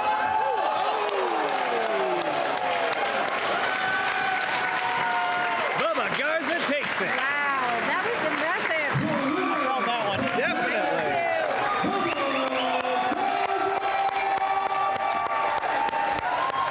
Yeah, I hate to say it, but for somebody who performed so well, Stan has provided two of the biggest thuds today. Yes, he has. Yeah. He really has. Yeah. And he's bounced up. I see him kind of hobbling over there, but I was worried about his ankle when he fell, but he seemed to fall okay. So next up, we got the other brother. We got Rick on the east side and Alex on the west side. All Dallas matchup. All Dallas. I never know where I am in Dallas. Yeah, we when you're creating brackets for a sumo tournament, you always try to like separate guys from their teammates. You don't want to like have them go against the same guy that they go against in practice every day. Mm-hmm. But friggin' Dallas has so many guys. They always end up facing each other at some point. No, it's true. Dark Circle's had a couple Dark Circle versus Dark Circle matchups too. But Oh, going for that face attack. Rick Keeping him off his balance. He doesn't seem to be bothered by it. Now he's sideways. Alex can't. Nice catch. Rick takes it. Once you get turned around and to the side, it's really, really When those hard arms to are up in the recover. defensive position, you can't do much. There's just only so much you can do. You're just vulnerable. Happens to the best of them. looks like we got our last forfeit win here. It appears. Oh, Paul. From Vegas is not here. Paul, looks like Paul is having another forfeit win. Oh no. Good on him. He's like, this isn't fair. I just keep winning and I haven't fought yet. Take it. Take it. Attaboy, Paul. Take what you can get. Exactly. He is going to face the winner of our next match. Go! Our next match, which is going to rip my heart right back out. I don't want this. We got Caleb versus Matt Jim. I don't want this. Matt Jim of Sumo Punks. Podcast versus podcast. Sumo Punks! Sumo Punks! Caleb's on the east side. Sumo Punks are on the I'm also, Caleb normally wears glasses too. He's like a Nishikigi, where you see him fighting without the Also glasses. true. That's why he's got his coach over there to help him find the ring. Right, it's right here. You're right here. Okay, now It's a step up, Caleb. Careful here. you know what to do, right? You go forward. Justin representing. All right, Caleb on the left and Matt on the right. These guys faced off in Dallas as well, and I think Caleb took it, but podcast versus podcast. Right. Some real rivalry here. These guys hate each other. I'd like to hear the dish the next time they record. Oh. Going in. Took that initial back charge, but took Caleb's charge. Matt Jim trying to dance on the Tawara, maintaining. Oh! And the twist down. Twist down victory for Caleb Bacchus. Caleb had a nice shallow grip, and I think that's really Yep. what gave him the leverage to kind of I think so too. put him in the dirt.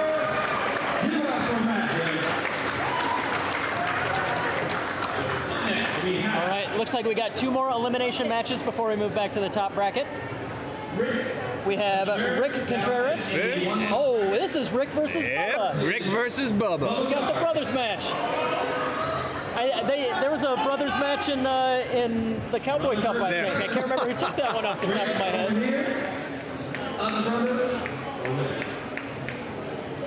But hey, if you keep winning, you're gonna end up fighting somebody from your team. Yep. Get the rematch here. I am excited for it. Like we said, if you can minimize it, you don't want guys from the same club facing off too often. But you can't help it sometimes. But at the same time, it's a pretty cool story. Oh, yes. Okay, here we go. Brothers matchup. Big D. Ooh, going for that Supari to the face. Yeah, Rick goes for that high Supari. Oh, man. Oh, little knee adjustment. I have to say kudos to Mother Nature for not dropping a ton of rain on us, because we were expecting rain all day We today. were expecting rain. That would have been, Put the sun's out. Put the sun behind the clouds. I know. The sun behind the clouds. There's been at least a little bit of a breeze here, so that's nice. Yeah. So, way the bracket shook out, we have one more club versus club matchup. We got Mighty Eagle. So Caleb Backus will be on the east, and Paul Mitchell will be on the west. Paul will finally get to wrestle again. Yay! Yeah. Paul's wrestling! Yay! All right, attaboy. So this is Mighty Eagle versus Mighty Eagle, like I mentioned. Caleb obviously been doing it a lot longer, but you see the orange band on Paul's belt there? Mm-hmm. Paul is an orange belt, and you'll see Caleb, he's got it on the other side, but he's a black belt. Ooh. So that'll illustrate the experience difference, but yeah Paul, again, obviously he's no pushover, but Caleb's definitely got the edge in experience and grappling. We'll see how that takes him. You know, you see a lot of taped toes, and over here we've got taped toes, because that's just all sumo wrestlers, the pros, all have their toes taped up. There's so much stress that goes into it. Caleb going in fast, maintaining his balance and taking it. And the senpai stays the senpai Yes. for one more day. Yeah, Caleb stayed low. He kept Paul from getting out to the side. Just a classic push-out win. Now, how are we ever going to get a clay dohyo for our competitors? Here in America, we need like to a figure dump out. truck worth of clay. We need a lot of clay. We do, but I mean, it's such a different experience, you know? Yeah. At least at Worlds, you know, I know at World Games, the competitors had like just a hot second to experience what a clay dohyo was like, and it's such a different experience than these mats are. And so for our wrestlers to up their game in the international circuit, we've got to be able to get them. Removing of the jewelry. Right. No earrings are allowed in the ring. Right. But we are back in the winners bracket. We have 2 matches of guys that are as of yet undefeated. We have Angel Della Torre on the left there. Looks like he's still feeling well enough to compete. Yeah. But then again, I mean, he'd probably have to be dead not to compete. Yeah, right, exactly. That's if I know Angel. Yeah. There's no. And then on the west side, we have Kyle Ferreter once again. 2 of the top heavyweights in the country for sure. This is going to be a big one. Ooh, Angel coming in fast. Staying low, trying to go for that lift out against Kyle, but Kyle getting the leverage. Rush out victory for Kyle Ferreter.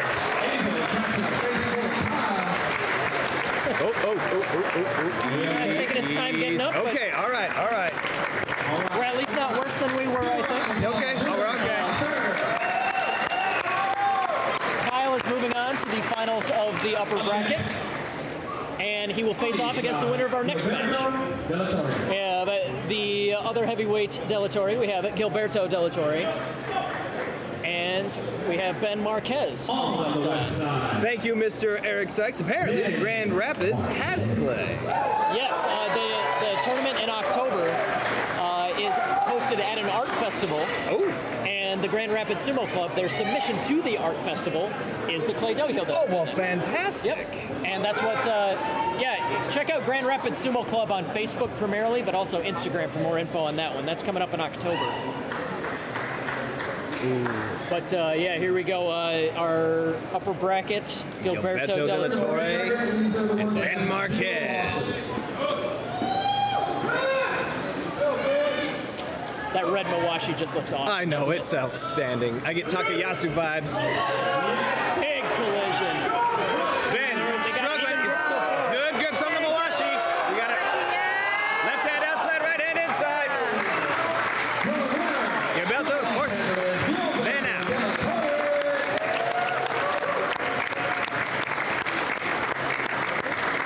Okay, that means Gil and Kyle will be the finals of the upper bracket. And we are going back to 2 elimination matchups. I have to say, he's so gingerly on that knee, and I think that may have been a big part of that. You know, Talking Angel or Ben? Yeah, Angel. No, Ben. Sorry, Ben. Yeah. I hope he hasn't reheard it. I hope he's just being careful. But we'll see. He's still got at least one more match.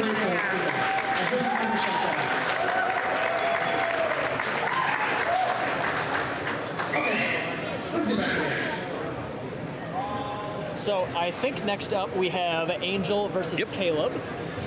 Caleb getting a little bit of medical attention over here. Looks pretty minor. I think he's just got a little cut. Little scratch. Yeah, and I want to say Caleb, he's turned on like in this last 6 months. I want to say last year. I'm not exactly sure what bracket he got to last year, but I don't think he got very far. In the last few competitions, he's been just getting better. He's been improving. Yeah, he really has. He's been a fan for a long time, but yeah, he only has like. When we're talking amateur sumo, and we use the term veteran, it generally means you've been doing it more than a year. Correct. Right? It's such a new but sport. even somebody like Caleb has only been doing this for like a couple, I think like in the ring less than maybe 5 years or so. That sound about right? Long enough to get that black belt, but like he's still, it's not something he's been doing from birth or anything. Right. But yeah, I absolutely agree. He's really gotten the handle on what his physical strengths are. Right. And he's second to nobody in the division, technique-wise and like mental-wise. Right. But yeah, It's just all starting to come together. It's finally coming together. And he'll be the first one to point out as well. He's on the wrong side of 40, so he got in a little bit late, but he's still got a hell of a lot of power. If Trent Sabo can do it, Caleb Bach can. That's what I love about this sport. There's people from all different backgrounds, all different ages, and they all love the sport. And then you get a match like this where Caleb's almost twice as old as Angel, and they're both competing at the Angel top coming level. out high. Caleb, hold on.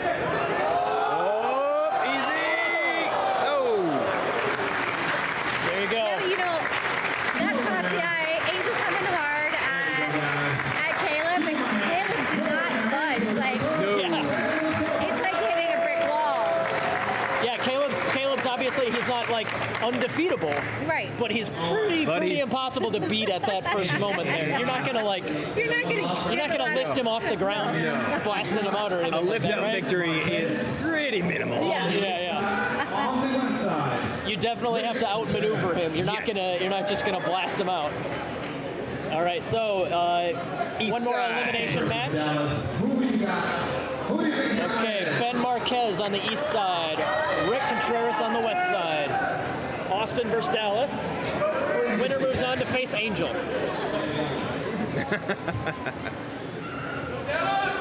Is that a Mandalorian tattoo? That is a Mandalorian tattoo on his knee. That is awesome. I knew he was a nerd too. I knew it. Say there's a pretty high ratio of nerds to non-nerds. It's basically the Venn diagram is just one circle. Yes. Right? Ben coming out fast and hard. Oh, Ben Marquez taking it.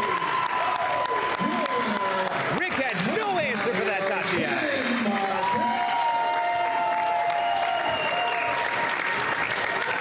What do you think the ratio of Dungeons and Dragons players versus? Like I said, the Venn diagram is one circle. One giant circle. Okay, so we have 4 guys left. In the top bracket, we have Kyle and Gilberto. Okay, perfect. And in the lower bracket, we have Angel and Ben. I think it's just as it should be. These are the people I would expect to be at the top of the bracket. If I had picked from the beginning, this would be a pretty solid 4. Banzuke would have put them pretty high right now. But the winner of this match will medal. Right. Mm-hmm. The loser of this match will be 4th place, but the winner will move on to the bronze medal match where they will face the loser of Kyle versus Gil. Oof. Oh yeah, there's no. Oh, there's no easy. There's in no here. there's no pushovers. Not that there were to begin with, but like every match from here on out is a highlight for sure. We got a D&D player watching as well. Yes. I cannot say that I'm shocked.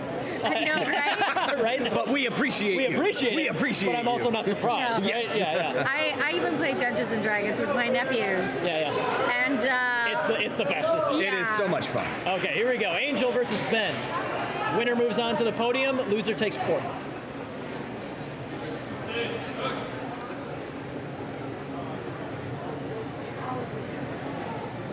We should have a special prize where some specific match gets to join our D&D campaign. Completely. The GSB Cup winner joins us in a campaign. Oh, man, that was an impact. Good heavens. Angel staying low. Ben staying high on that. I can't quite see, unfortunately. Justin. Angel leaning in. Ben not giving him any edge. Staying high. Coach Kizzer getting into it. And Angel takes the win.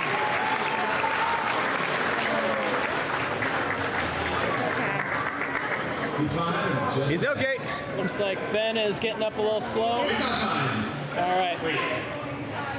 We're going to take care of Ben here for a second. Why don't we come back to us real quick? yes, absolutely.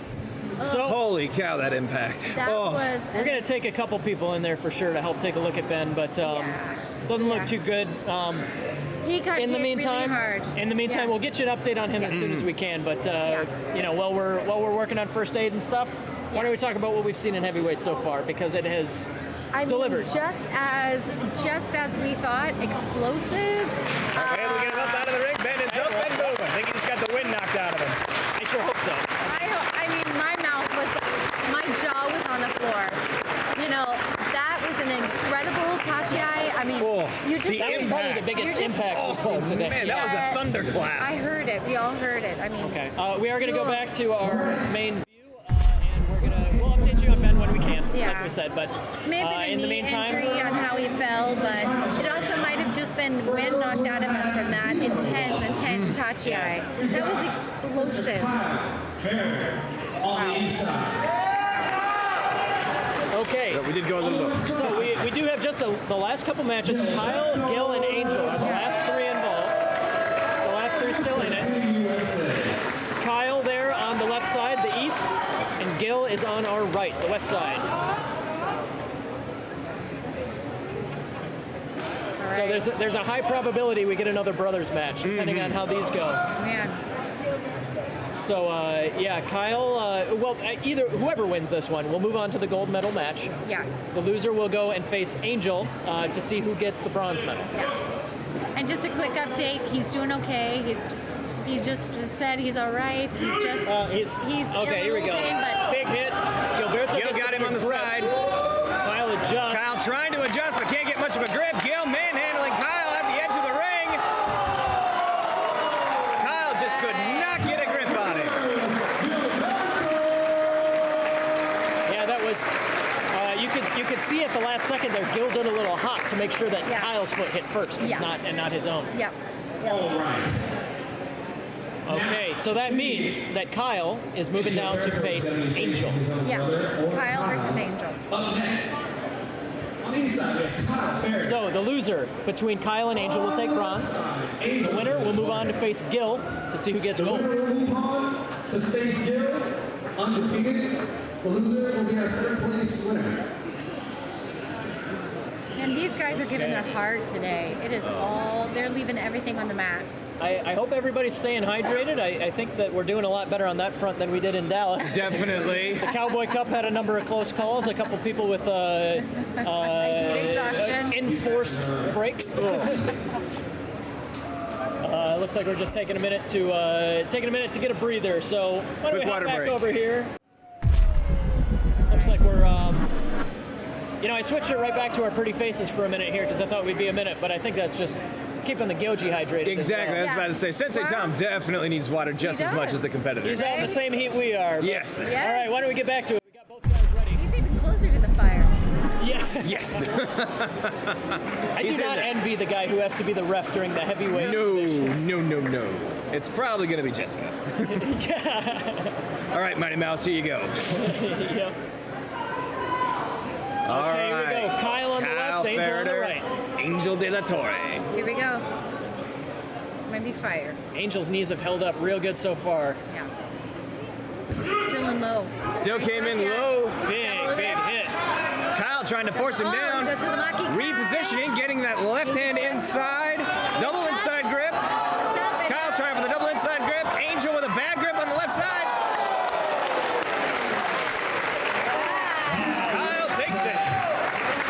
That's some good stuff there. Absolutely. Kyle moving on to the rematch with Gil for all the marbles. Angel is her bronze medalist. And a well-deserved break here for Angel. Indeed. Get off them knees for a minute. Oh boy. He's going for gold, and he's got to win it twice. So, double elimination as I've been broken record all day. Yep. Because Gil is still... Somebody's got to do it. Someone's going to do it.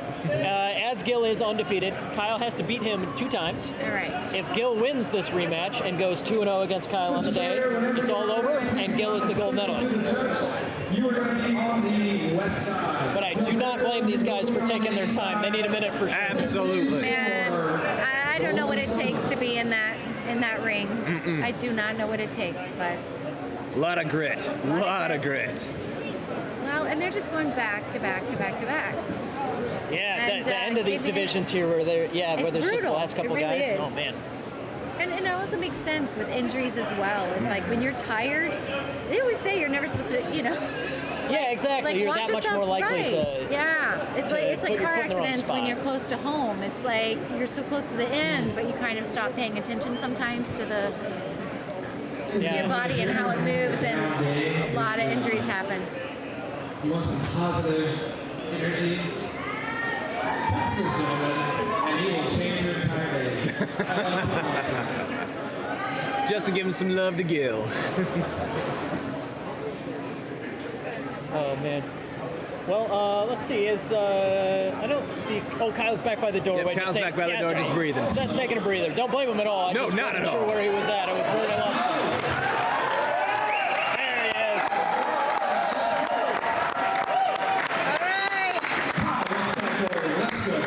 Okay, this might be this could be the last weight class match of the day before we move on to Openweight. Yeah, by the way, make sure to stick around. We do have men's and women's open weights coming up after this. But this one, if Gil takes it, he takes the gold medal. If Kyle wins, we're going to take another breather and then have a rematch, a sudden death rematch for all the marbles. Wow. I say all the marbles too often, don't I? No, I say- I think you say just enough. What's an equivalent that I can sub in? Marbles all? I don't get it. Takes the No. cake. Takes the cake. Takes there the you cake. go. Okay, Takes fine. all the cake. All the cakes. All the cakes. All the marbles and cakes. The whole kit and caboodle? Is that too cute? That is Not much for- too cute. I that- can't pull that one off. Nah. I'm sorry. I'm sorry, that was you. Ooh, coming in low. Kyle trying to get something on Gil this time. Gil staying high. Gil undefeated. There you go. Gil takes the rematch and goes 2-0 against Kyle.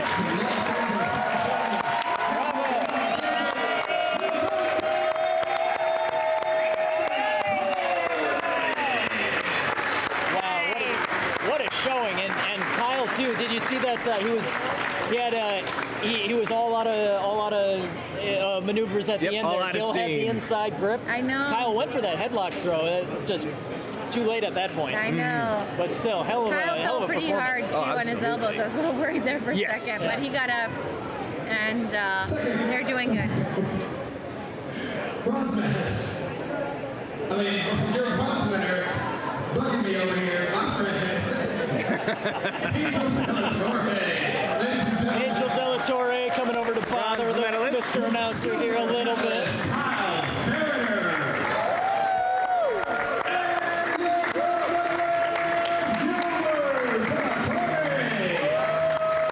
There you have it. That's men's heavyweight. Angel in third, Kyle in second, and Gilberto undefeated for the win. For the gold. I think they all medaled last year at the. I think they might have. Those are names I definitely remember from last year. I We think had their it's stats and everything in front of our faces, but we don't. We just know. We just know them now from the many times we've seen you them. know what? but- I think it might have been not the Iron Belly. maybe there was a Texas. I swear that there was a podium with two De La Torres and Kyle on it last year in Texas. Yeah, it may have been the last Consulates Cup. All right, but yeah, we're not doing more cultural demonstrations or anything. We are moving right into the open weight classes. That's right. I believe we are starting with women's. Women's open weight is first. Give the big boys a little chance to breathe. Yes. But yeah, we're just getting our brackets loaded up here and taking a minute. Go against your brother. Come on.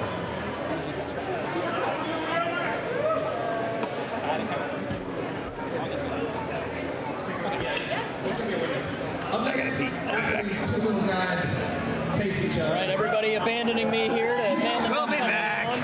Little Mr. Mountain Dew, Eric. Yeah, I don't know. I think the professional move here is when you're on commentary, you just got to wear an adult diaper. I don't know what these amateurs are doing. You leaving to go to the bathroom? Oh my gosh. No, I'm here. Can't get my stuff put together. We coming in? Waiting for Kristen. His phone's about to die. I got you. Yeah. All right, so yeah, we are just we are reorganizing a little bit. Oh, it looks like giving the kids a little chance to practice. I think. Oh, good. They got a little taste of victory, and now they. And now they're hungry. They caught the fever. These tiny brutes, Mountain Dew. Tiny brutes, yeah.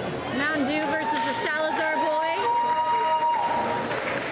I'd say the Salazar boy comes from a long-standing tradition in sumo. His mother, sumo wrestler, Elizabeth Salazar. Yeah, Elizabeth, she comes from like kung fu and stuff like that. She's been all over the place. Yeah. Now, I want to know about Mountain Dew's background.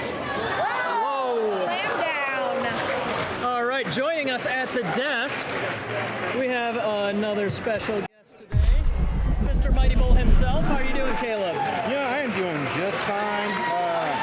Drinking water? Drinking lots of water. Good, Hasn't been that bad. No. I mean, this was nowhere compared to Cowboys Cup or nothing compared to Cowboy Cup. Nationals last year. Remember your first time? Yeah, last time at this venue. We were just talking about you, and I was thinking, how did you do last year? Because I know. Talking about you. And the last 6 months, you've come into it. I usually go pretty far. I usually end up in the top 5. I think I did 6 today, I think? Normally in the top 5. This has not been my best year. I mean, people tell me I look good. I beg to differ. You're wrestling different than you were last year. This is the first year I haven't medaled in any tournament. What? I've not got one medal. This is the first year that's ever happened. Well, you get a medal from me. Oh, I appreciate you. We were talking about maybe the big prize, the next special prize is you win this tournament, you get to join our D&D campaign. That is fantastic. Yeah, I right? would love that. We were talking about the Venn diagram between sumo fans and D&D fans and like, you know, big Star Trek nerds, whatever. It's one how circle. to make a sumo character in D&D. I am that nerdy. Yep. How do I do this? Attaboy. Size. Yeah, let me snag this from you and you can stay right there as long as you like. But we are moving on to women's open weight, it looks like, so I am going to get us back on the dojo. Caleb, you're welcome to stay as long as you like here. Are you competing today in the opens as well? I am. Nice. Oh, okay. How did you feel today when you were out there? I felt pretty good. Good. Even my loss against Angel, I was in a good position, but I didn't capitalize, and How that did happened. you feel going up at Natachi? What did you feel when you hit him? I felt like I was in the right position, but I didn't take the next step. Yeah, you were have to take that immovable. next You step. were immovable. Like no one can back you up. Well, I felt like Ben did today. My heart goes out to him. Yeah, we were just kind of speculating. Have you heard any news? He has ice on right now. It looks like it hurts. Was it a knee? It's definitely a knee. It's just either. Could it be just like a bruise or something, or is it like something more severe? Severe, which he just got off an ACL. So I hope his other knee, right? Yeah. Oh man, that would be bummer. Gosh.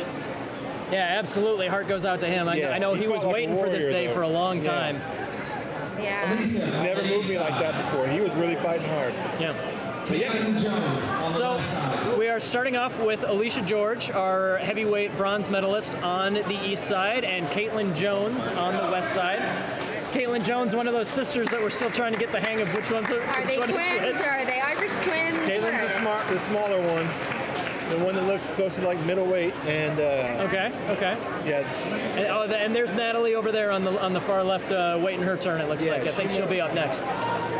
Natalie's a strong girl, so I can't wait to see her again. Yeah. As far as newbies go, like they're certainly doing just fine. They're good showings for themselves. Absolutely.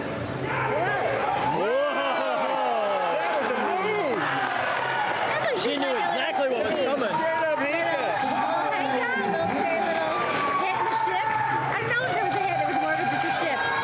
That's to a girl who medaled in the heavyweights right there. Yeah, exactly. Caitlin was like, I got an idea. All right, and now it looks like we got Esty on the east side and the Salazar on the east side, Nicole Burgess on the west side. Oh, on deck. Got it. Okay, so this current matchup, we have Esty on the east side, and we have Natalie, the other Jones sister, on the west side. I wonder if Esty was watching that last one and has some idea what the Jones sisters have in the bag here. I do enjoy the open weights because anything goes. Anything it's goes. always surprising who wins. It's the closest you'll see to pro. Yes. You know? It is the closest you see to pro. And the bigger competitors will usually win, but you'll still get some of those like dramatic David versus Goliath. Oh. Yeah, like that. Like that. I'm impressed with those sisters. Yeah, and in that last match, Caitlin, that was pure trickery, but Natalie right there, that was full on fair and square. She hit, quick. she grabbed, she knew what she was doing. That was awesome. Just pulled Esty to the side. Two Mighty Eagles. Two Mighty Eagles. We have Elizabeth Salazar on the east side, Nicole Burgess on the west side. Normally Nicole would win this in practice, but Nicole hasn't looked her best today. Oh, yeah? She was too high on all her tachias. I know her well enough to know that she will be disappointed with herself. Yeah. I think they're just too good of friends. You know what I mean? They seem like just... Oh, Nicole does get a solid... Yeah, oh, okay, there you go. She don't want to hurt each other. They just want to hurt. They just want to have a good time.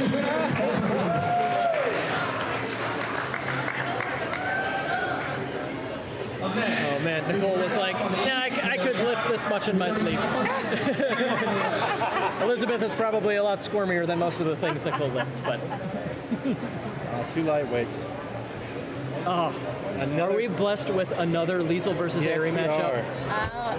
We might see it. That may have sounded sarcastic. It was not at all. These two, they fight hard. Aerie's taken a full 5-hour break, though, right? Yeah. I mean, that's another thing is these ladies haven't wrestled in 5 hours. That's They've the been trying thing. to be Hope they're still warm. If Yeah. you're a heavyweight, you have to wait all day, and then you do that and open.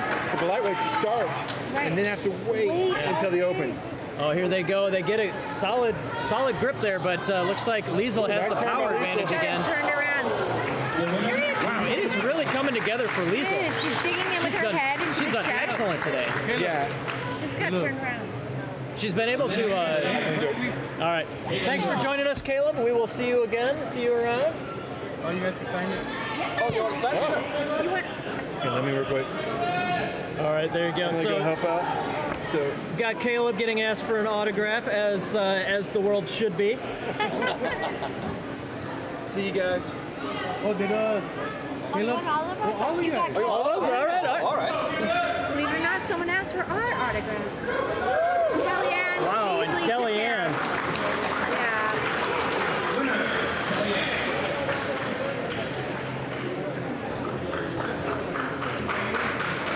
All right, Kellyanne takes care of Caitlin Jones.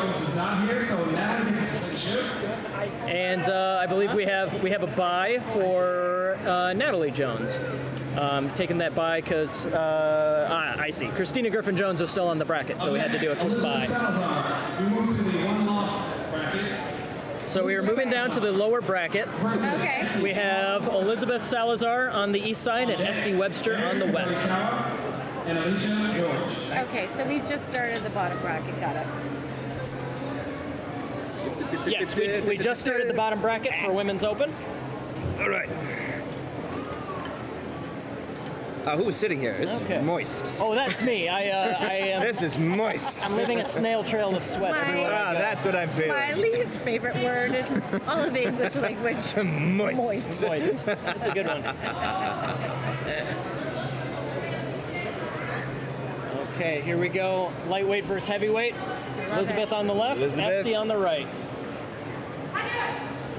Elizabeth coming in fast. Going high, Esty maintaining, keeping that base low. Esty takes the win. I wonder if she went a little soft on that tachi-ai to make sure she didn't get tricked by another wrestler smaller I think than her. so. Maybe. Yeah, interesting. Well, that does move her on, and Elizabeth is eliminated.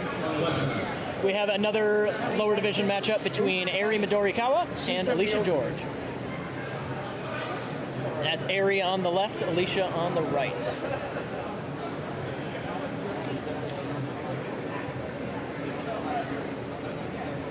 Okay. All right. Okay. All right. He'll be there. So it looks like we're getting recruited. Coach Kizzer. Coach Kizzer is going to be you up on the bench. He couldn't stop himself. He's getting in the ring today. Ooh, Alicia does come in pretty strong. Eri still maintaining. Eri not giving it, making it easy. No. Pancaked. Yeah, Alicia was able to move Eri around, but that doesn't mean that Eri wasn't going to be tricky there. So she had to be careful.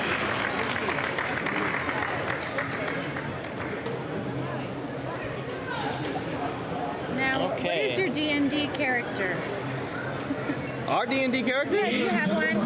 We have a couple actually. Yes. We generally never finish campaigns. Correct. So technically, I have like 30 that are open. Yes.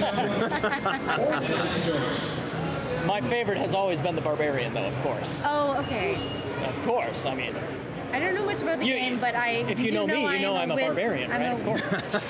I'm usually a mage. I'm either a mage or a ranger. Okay, so real quick though, we do have Caitlin Jones on the left, Esty Webster on the right. Elimination matchup again, and the winner will go on to. Oh, just a moment. There you go, Esty coming in real strong. Coming in real strong, keeping her opponent up there so she has no leverage.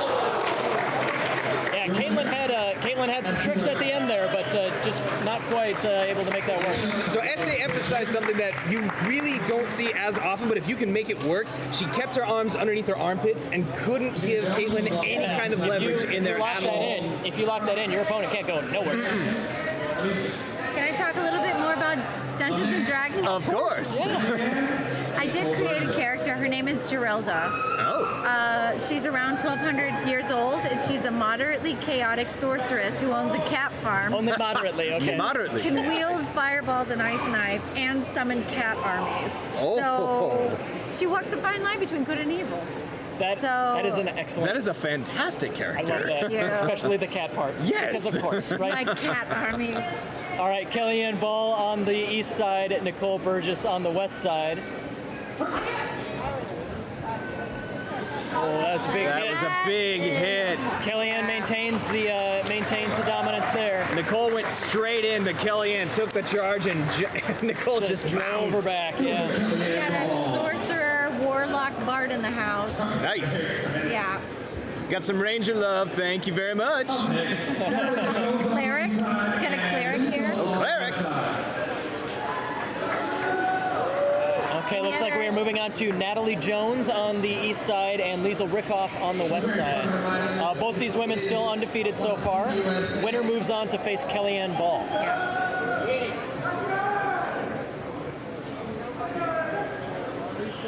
Here we go. Dallas on the left, Austin on the right. Texas Showdown.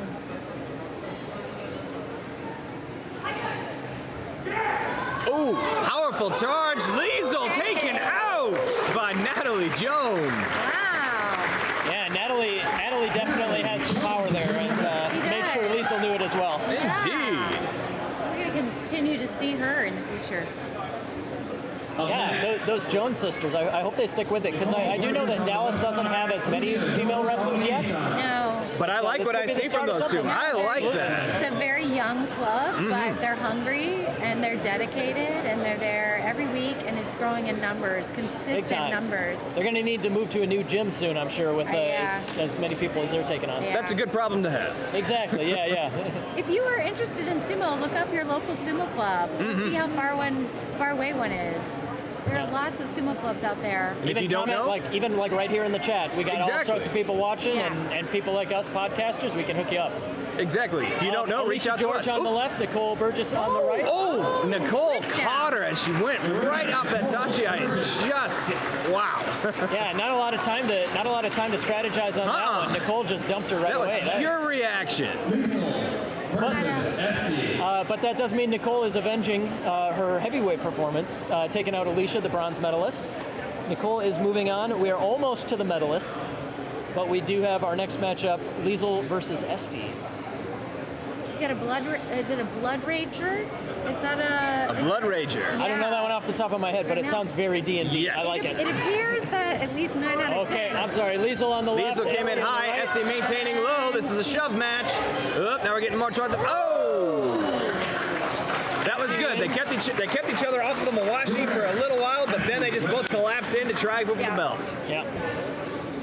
Yeah, Esti's definitely cautious enough. No, she's not overextending against these smaller Estis. We've got Nicole Burgess versus Esti Webster. So I think we might take a minute just to make sure that Esti's ready to go, but Esti will be going back to back here. Nicole on the east and Esti on the west. The winner will move into the medal rounds. Are two that have 0 losses. This fight will tell you who's going to move on to fight those two. In case you couldn't hear Justin there, the winner of this match will be in the medal rounds with Kellyanne Ball and Natalie Jones.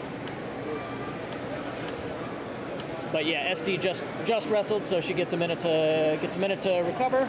But it looks like she is good to go. She's like, I don't even need a minute. Nope, we're ready. Let's do it. I'm ready to go back in. 30 seconds later, and she turns around. yeah. Couldn't do it. Okay, here we go. Nicole on the left, Esti on the right. San Antonio versus Austin. These ladies scare me. They look fierce. I would not want to face them. Nor would I. Absolutely not. So when people ask me, do you want to try sumo? No. I'm good here. No, I'm good. Nicole going in low, trying to get on Esti's Mawashi. Esti keeping her away from it. Nicole. Hikiotoshi. Wow. What a handful The Nicole Burgess Vengeance Tour continues. Yeah, Esti was going for that Kodo Shogaku maneuver we were talking about with like the big belly bump and recover and hit again. Yeah. But Nicole just kept her away from it. Nicole knew what she was doing for sure there. All right. Little cleanup of the map. We have not seen a lot of bloody noses today. Thankfully, that's a good thing. Vegas was a bloodbath. Yes, it was. Surprisingly, today everyone's noses have, knock on wood, not been bombed. Natalie Jones. That is so much fun. Okay, here we go. So this is... Both of these women are on the podium. They've made the podium. But it will be Kellyanne Ball on the east side, Natalie Jones on the west side. The winner moves to the gold medal match. The loser goes to face Nicole.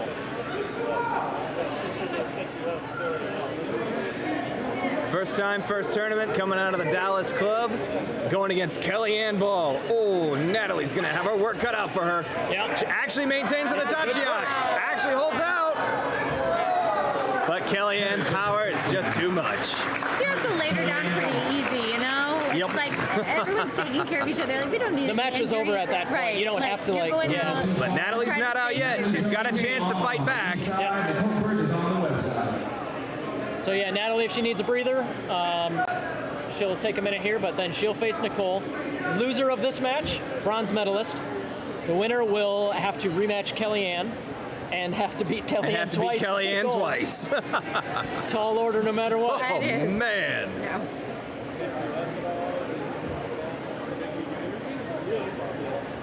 But yeah, I think Nicole is definitely going to be happy with doing better here in the open weight than she did in the heavyweight. And honestly, I think Natalie has to be really happy with her performance here in the open weight as well. Yeah. Getting measured against more than just your teammate and sister. Exactly. Even if she hadn't been on the podium, which she is, very impressive. Still good experience here. Agree. Ooh, Trevor failed throw, but didn't quite work. Nicole definitely had power there, and I think she managed to make Natalie touchdown first. Yes. Oh, hang on. Oh, we have a mono-e. Okay, so our referee, Jessica Hopper, pointed to Natalie Jones, but our referees are going to take a look. Do you think, have we seen a Hitaki Komi today, a slap down? I believe we have. Have we seen Are you flexing your vocab, Leslie? Yes, and I'm reading it off of my cheat sheet. I think we actually did see one. I think Jared Tadlock got a light heavyweight win with the head pull down. Have you seen a Hikiotoshi? We have. We saw one of those earlier. With the ladies? Yes, with the ladies. Have we seen a Kotsunaga, an arm lock throw? That one I don't think so. That one isn't one that we see often in amateur sumo. I'm not really sure why, but we don't.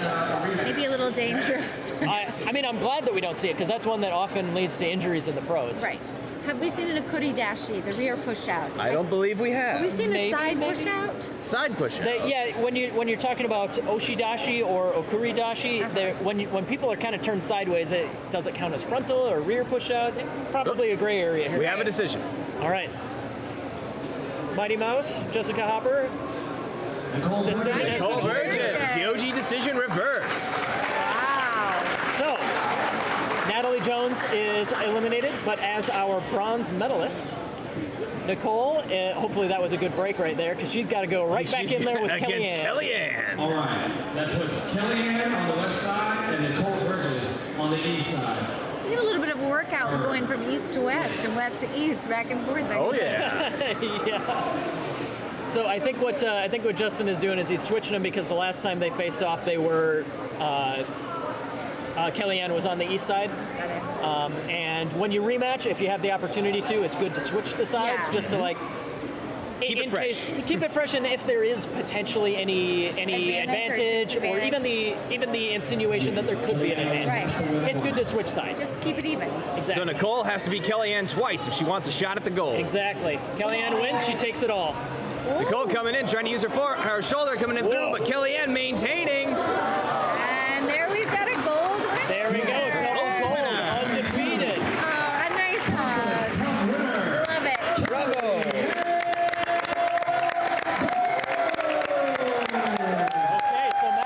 See the headphones. All right. Looks like I'm going to help out running the men's open weight. So Sounds Coach good. Kizer can get in there. All right.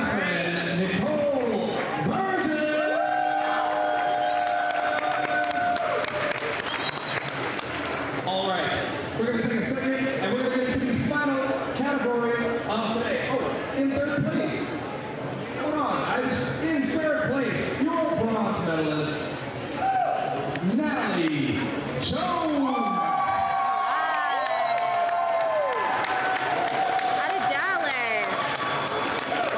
We're going to get into the men's Openweight. This is a single elimination match. One and done. You lose, you are out. As there is about 34. Wow. 34 in the men's openweight division. I think that is the most we've ever had. Should I order a drink? I feel like I should order a drink. I should get a drink. I should get a drink. Justin should order us a drink. Exactly. Justin, I want drinks. We're going to take a minute to adjust the brackets. We're going to have a few injuries. Few injuries, adjusting the brackets. Yep. We've had some guys that have left, some guys that are no longer wishing to participate. Don't blame them. It has been a slugfest from word go. I know. I'm going to bring it back to us in just a minute here while we are getting everything set up for the men's open weight, but We're adjusting. We'll have you refresh once we're done. We're just taking out the people who didn't show. sounds good. Perfect. We're getting everything fixed up now, but holy cow, has this been a fantastic event today. It has been from top to bottom. It's been really amazing. Like the crowd, the wrestling, the weather, like, and believe it or not, the injuries. We've only had a couple. One big one in the early part of the day. Josiah, I believe? Yeah, Josiah with the wrist injury, and it did look pretty gnarly. It did look pretty gnarly. But you know, with the way these tournaments go, like there's sensitive knees, and they're wrestling on all kinds of injuries. And I think overall today, they played it really well and safe, considering we have a raised doyo as well. They've done really well, not falling off of it and really hurting themselves. So that's been awesome, at least in my mind too, because I always am watching like a little bit cringing. Are you worried about these people? but they've given their heart, soul, and the crowds are loving it today. Yes. I mean, I'm not surprised, but like twice as much action as last Consulates Cup, including also incredible performances, Taiko drumming, the Kendo, and I mean, just from top to bottom, like A fantastic event. incredibly, yeah, Justin has done an amazing job. And if you all want to donate, feel free to throw some of your dollars. You'll see it in the YouTube description, darkcirclesumo.live, and you can just throw a couple of bucks and it'd be greatly appreciated. Any donation is very much valued, That's so right. thank you all. Right. And don't forget to listen to us. I'm Leslie of Sumo Kaboom. This is Mac of Grand Sumo Breakdown. Slowly losing my voice. I've gotten more and more ragged as the day has gone on, but it's because I've been screaming and shouting and yelling. It has been that much fun. I know. I mean, it's some of the old favorite names that I'm loving, you know, seeing again and again and again, but the new faces that really surprised me, you know? The older wrestlers that we've seen time and time again are really showing up with their A game. And then some new people just kind of surprising me, and I'm going to be watching them moving forward. Mm-hmm. And I think just looking at the fresh crop of people that have come into it, I am really hopeful for the future of the sport, especially with the little tykes that came out. I'm like, oh, these guys in the future, this is amazing. I know the stare downs with the Tots division was unbelievable. I would not want to go head to head with any of those 8-year-olds. Absolutely not. They would crush me. They would absolutely crush me. Well, we're coming in here to the men's heavyweight division, and not heavyweight, open division. Open division. Open division. Any and all. We've got 34 competitors. So it's going to be tight. It's going to be exciting. A lot of these people have been sitting on their rear ends for the last hour or more, so they're kind of warming up right now again, refocusing on bringing their best into the ring, because these people want to go home with a medal. Oh, know? absolutely. I want a medal, but I'd love a medal too, but right now I'm just trying to get our brackets to come on up here. We are. Let us know. Where are you watching in from? Order a drink. Yeah, we will. I think a drink maybe in my future. Yes, please. This last round, we all need a drink. Does anybody have a lozenge? I could really use one right now. I don't know. I've got some like peanut pretzels, peanut covered for peanut pretzels. I'll hang in there. We'll be all right. Yeah. Has everyone who's been watching all day long? I mean, mad props to you for supporting us. Yes. And tuning in. You've been enduring it with us right along. So thank you. I know. We're hoping that everybody that's coming together today has a chance to wrestle with the best. It's all making, whether they win or they lose, they're all getting a feel of what the competition is nationwide. Mm-hmm. You know, a lot of these wrestlers are wrestling with their club, and they've got fierce competition with their club, but they know who they're wrestling with. And so these events are so important. We're seeing more and more of these events come online, and it's an excellent chance for these wrestlers to wrestle with other people in their same weight class, but they may live on the other side of the U.S. Mm-hmm. And that's how you get better. That's how you're going to compete, and that's how you're going to go to the next Worlds. Is you've got to be the best of the nation, but you got to figure out where to improve by coming to all of these tournaments, fighting everyone that they possibly can get their hands on. See what the competition's like. Oh yeah, that's the only way you can measure yourself and know where you are in comparison to everybody else in the nation. I know, 100%. So, what do you think if I wrestled Grand Sumo Breakdown, guys? Do you think I? Ooh. And it might take me a few times of losing before. No, I think you'd win. I don't think you would lose. I honestly don't. I think I might be a little tricky, but I think size-wise, I think y'all have me on size. We might have size, but you have leverage. You can totally get us. No, we wouldn't stand a chance with that. I'll send in my sister. She's in far better shape than I am. See, the way to really get us into the ring is you have to challenge us. You have to get one of us to do it first, and then through sheer peer pressure, the rest of us will eventually get into the ring. It's like, well, we can't show him up. He can't show us up. It's like, no, that is the way it has been since college with these guys. It's just a big dare. And pretty much like, well, I did it. What about you? Overweight men's division. It's going to be a slugfest, but enjoy. We have Chad Yu and Paul Mitchell.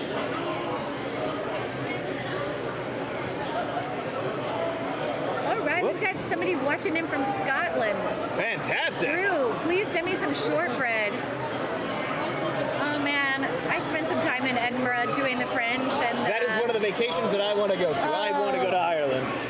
well, that one's in Edinburgh. That's in Scotland. Oh, excuse me, Scotland. Excuse me. No. But lots of people from all over the UK go, and it is an amazing experience. And We're going to be kicking off here. We got Here we Matt go. Jim on the east side and Gordon Cooper on the west. All right, let's hear it, everybody. This is the last division of the day. Last division of the day. Give it up. Make some noise.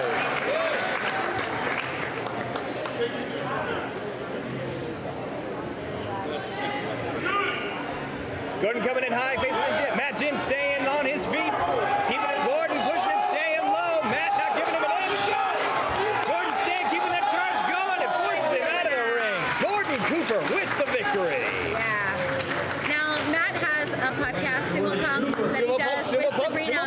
So he may not have won today, but you can listen in on his experience. Probably they'll be recording sometime this next week. Oh, yes. And I that would be a really awesome one to hear, from the wrestler's point of view. What is it like to meet somebody else in a Tatcha you've never met before, never wrestled with? Like, that's got to be nerve-wracking. Oh, absolutely. An incredible learning experience, but it's got to. Up next on the east side, we've got Chad New, and on the west side, we got Paul Mitchell. All right. Paul Mitchell, as in the hair shampoo, Paul Mitchell. Oh. There's a whole line of shampoo and hair products. I did not know that. I'm guessing it's not the same Paul Mitchell. Oh, Paul coming up with a slap to the face. Chad going in low, trying to bury his face in there, trying to not give Paul anything to maneuver with, but Paul has locked up those elbows. Chad is in a little bit of trouble here. He's got to make a little room to get that through, otherwise Paul has been able to successfully... Oh! Chad with the reversal and the victory! That was an incredible match. That was a turnaround. That was quite a turnaround. I did not see that going. That was an incredible arm lock on Chad. But I didn't think he was going to... Normally when you get those arm locks, that's game over. No, right. You cannot maneuver. And he did. He seemed to kind of get one shoulder backed out, and that gave him enough to pull the throw. All right, on the east side, we've got Kyle Faraday versus Jared Tadlock. This would be a big one. This is an exciting one here. Heavy versus light heavy. Jared coming in low, trying to create some distance there. Kyle still maintaining, going for that deep cut. Jared going from the outside with a Yuri Taoshi crush out victory. Kyle takes it. Wow. He got a head bomb. Oh man. A little worried. He got crushed. Okay, next up on the east side, Roberto Del Torre. On the west side, Andrew Tanabe. Tom Zabel, Yoji in the middle. We're going to do a quick shuffle here, get one of the Sumo Punks duo to join us. Yeah, I was trying to find Justin's phone because it got down to like 5% battery. Oh, okay, B's got it. Good. Gilberto Della Torre on the east and Awesome. Andrew Tanabe on the west. Andrew coming in low, charging into Gil. Gil staying high, trying to get to that Mawashi. Andrew not giving him much to work with. Still fighting for Gil's Mawashi. Andrew tries to get his way in. Gil with a left hand outside takes him down. Nice. I felt like that may have been the wiliest character for him to go up against. He presented a pretty big challenge. Mr. Undefeated De La Torre. We have Angel De La Torre and Sam Marquette. And he got laid down on his ankle pretty heavy. Got a little bit of a limp.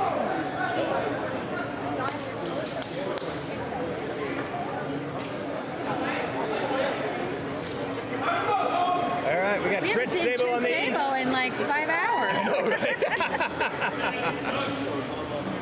I'm amazed that he's still wet. He's still warm. Whoa. Trent Sable coming in hot. No! That looked a tiny bit like a mata to me.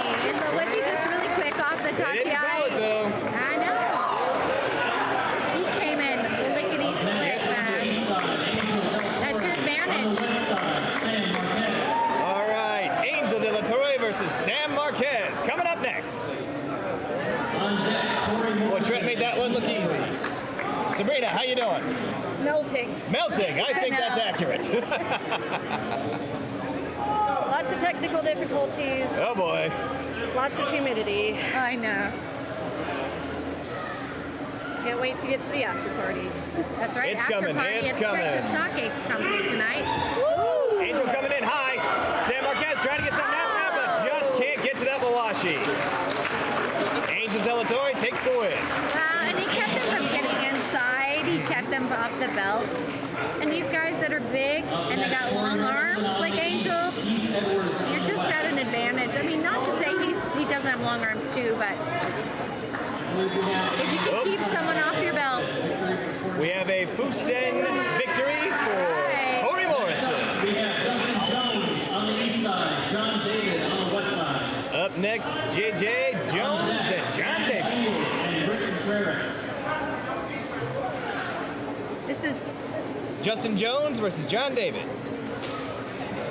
single elimination? Yep, it's single elimination. Because there's so many competitors. There's 34 of them. It is just running straight through. The gauntlet it is. But again, I love the open weight specifically for this purpose. This is as close to pure sumo as you can get. Same with the women's division. It is one and done. Well, I know I had to do a couple there, but still, this is the grinder. I love the open weight for this. I do too. Well, A Slipio Toshi! John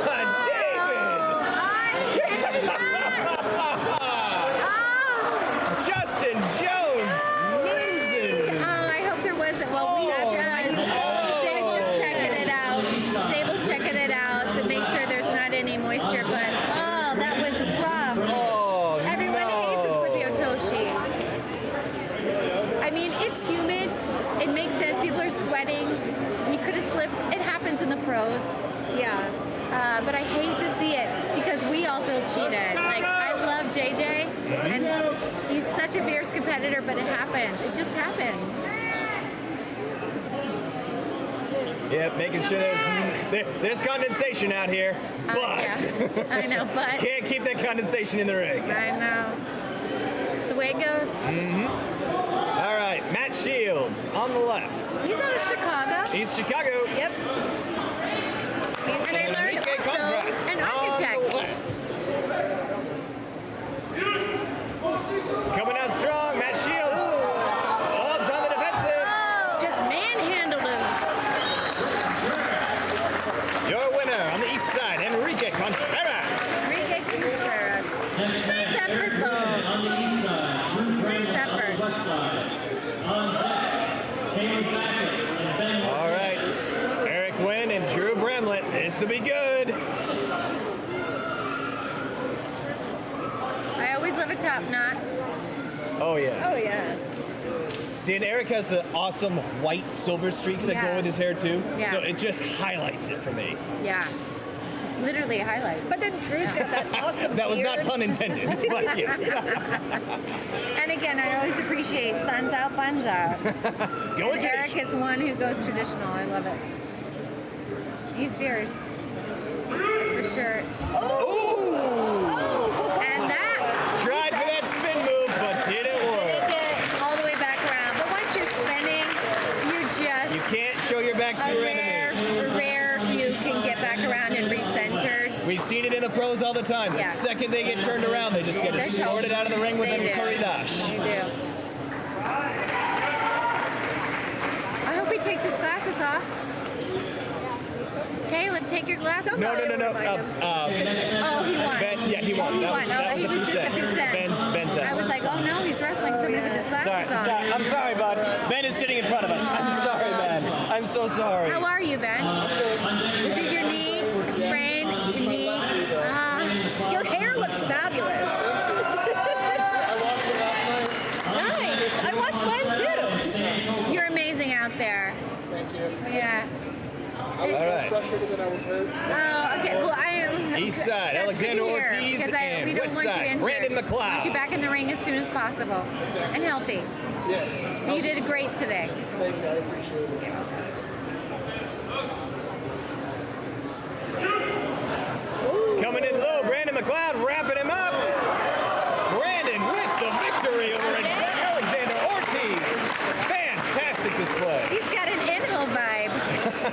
down and low. Doesn't he have an animal body? And still relatively new. He's only been doing this for about the past year and a half. I believe in him. Alexander's relatively new to the Dallas Sumo Club as well. Oh, is he? Yeah, I think he joined just a few months ago. Oh, right on.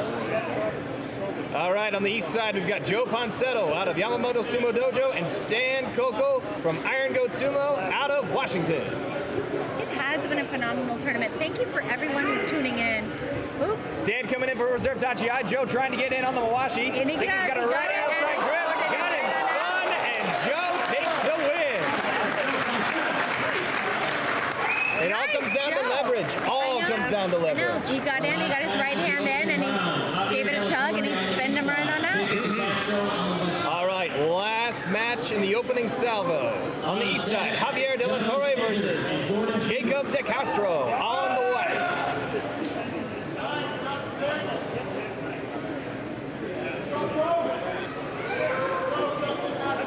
I believe Jacob is from Shojeki, and Javier is another Yamamoto. Yeah, Yamamoto's. They've definitely been doing well today.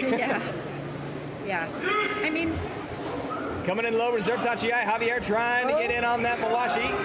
Jacob going in low, trying to fight off Javier, but Javier has the leverage. Lift out victory for Javier. I think when you have a former pro wrestler as your Oyakata, you might have a slight advantage.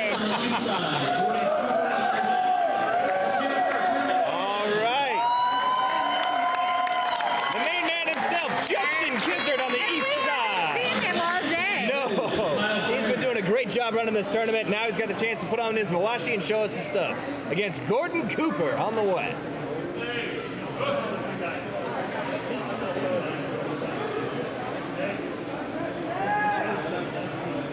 Doing his little Tachi shuffle. Yeah. Oh, coming in hard. Justin coming in, not giving Gordon an inch. Easily handled Gordon. Tachi in under the neck. Drove him out. All right. Chad New coming up on the east side against Kyle Ferreter on the west. This is a David and Goliath match. Yes. But Chad showing no fear, charging straight in. Unfortunately, not enough to go against Kyle. No, yeah. He keeps coming back, you know. Oh, I like it. Chad has potential, but it is sometimes about skill. But yeah, when you're met with somebody who's much larger than you are, you're used to fighting people in your own weight division, so it's a whole different type of fighting. Well, let's see what we've got for this one, because we have another size mismatch. Gilberto De La Torre on the east and Trent Sable on the west. Experience versus youth. Oh boy, I don't envy Trent. I don't either.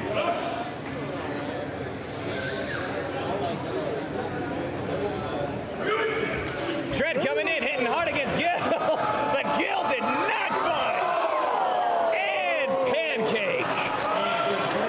Okay, Trent's got a good smile on his face. I get worried. I think he knew from that impact that he was in trouble. Yeah. But, I mean, you gotta know your sumo wrestling when you've got a very large man pancaking you. You're like, I'm alive in this moment. This moment is very real. I just got pancaked. Next match, Angel De La Torre versus Dallas Sumo's Corey Morrison. That's right. Yamamoto Sumo Dojo versus Dallas. As soon as we clean the ring. Corey with the fancy rooster hair. Yeah, He pulls it off, he makes it work. Yeah, I give him the most flair, you know? Yes, indeed. Gotta let it flare with Corey. Now that he's bleached it, I'd like to see him dye it some weird color like purple. Yeah. I mean, that's the Dallas Sumo Club colors, purple, pink, and black. It's true. Yeah. That would be nice. All right, both approaching the Shikiri Sen.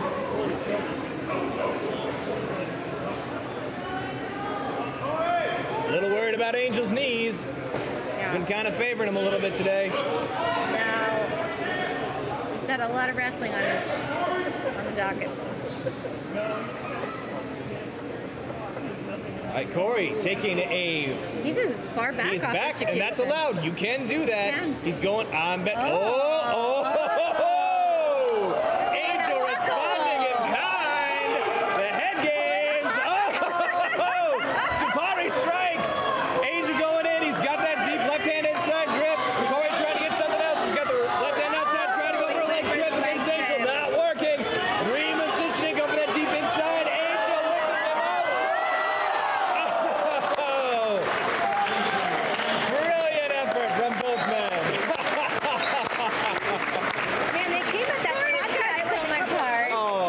on the chart. Loved it. It wasn't the usual collision you get with Machiai. It was like I got Hakuho Tokuzaru vibes with that one. Yeah. Oh yeah. Yeah. For sure. All right, John David on the east against Enrique Contreras on the west. Who also does go by Rick Garza. Does he? Yeah. Am I reading his name wrong? No, that's also his name. Oh, it's just Rick? Okay. And he's got two last names. Oh, okay, Rick, got it. Well, Rick definitely showing that dominance. He had a game plan. He followed through. He did indeed. He's like, I'm going in with a stiff arm. It worked. East side, Eric Wen of Raijin Sumo out of North Carolina, and Caleb Bacchus out of Mighty Eagle. This is going to be quite the showdown. Yes, it is. All right, there, face to face. Oh, there's a lot exchanged in that. Caleb just staring down Eric. No, he's a teddy bear, Eric but staying back from this. Oh, nope, going in. this is not ready, and we've got Reserve Tachiai coming up for both of them. Oh, Caleb. got bonds in the eye. Got hit in the eye.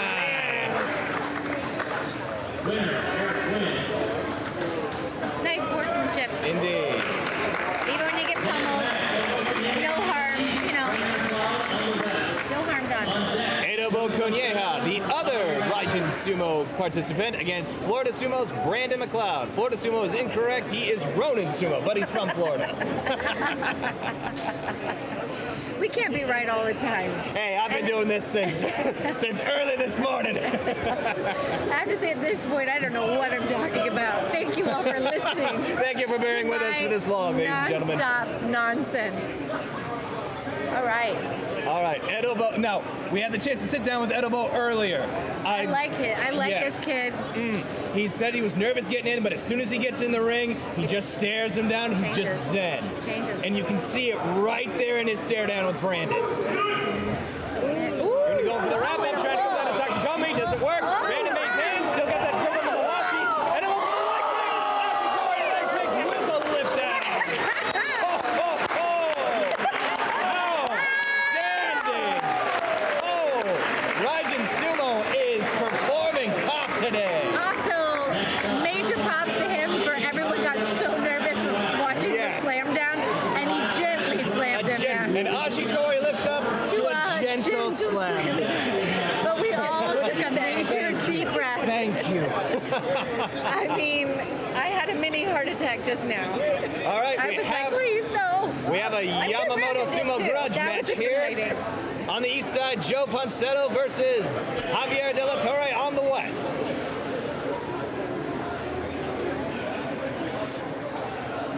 The oldest. Yes, the oldest De La Torre brother.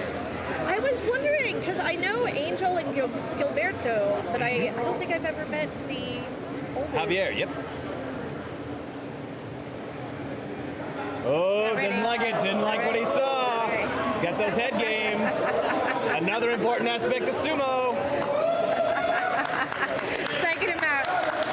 Joe Ponsetto had a good giggle at that. He was like, all right, all right. Apparently, Edobo's been working on that leg pick, so it definitely paid off at this point. I definitely did. Javier going in. Oh, another leg pick. Joe Ponsetto with another leg pick. Another leg pick. Two in a row. Two leg picks in a row. I get nervous with these leg picks, y'all. I get too nervous. I love sumo, but it makes me so nervous.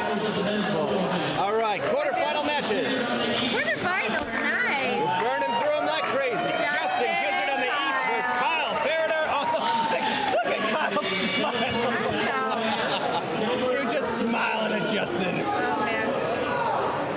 And at the Daigeko last weekend with Dark Circle and Shogeki and Dallas, Justin Gizzard was the one doing all the leg picks. Oh, we tried. Justin tried for it.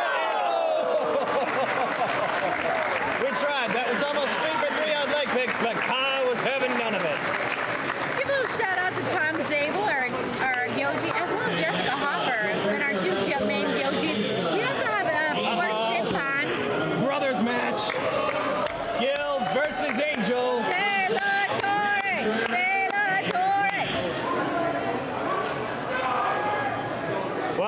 like this goes back. I'm This is gonna foreseeing go a deletory victory. I'm using my powers of clairvoyance. A deletory will come out victorious with this match. I don't know They which. gotta dig deep. They're like, remember when we were 8 and you gave me that wedgie? You ate my Oreos. I'm gonna take it This out. is payback. This is payback time. Oh man. Oh. All right, Yasmin. We got another relative who's. This is a big match. Oh boy. Family match. This could be real tense around All the right, who's holidays. doing the dishes? This is All who's right. doing the dishes.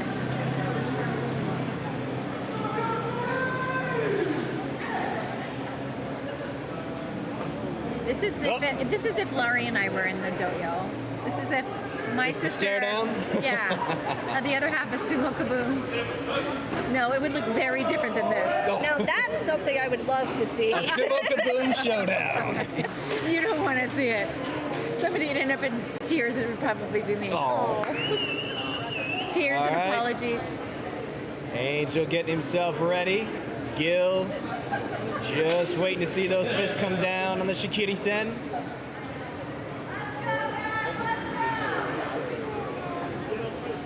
He's thinking through. They He's are. like, what if I win? What if I lose? This is a brotherhood.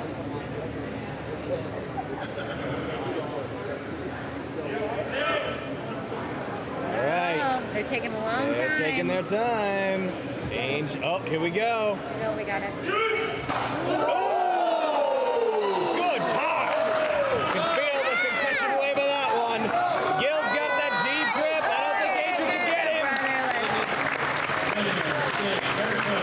Gil takes it. I'm loving Yasmin comments because it's clearly a relative, a sister, mother, I'm not sure, but she's got all the dish. All the dish of the De La Torre family. Wow. All right, we got Rick on the east side versus Eric on the west. Dallas versus North Carolina. You can really tell that Eric likes to go shirtless out in the sun. I love it.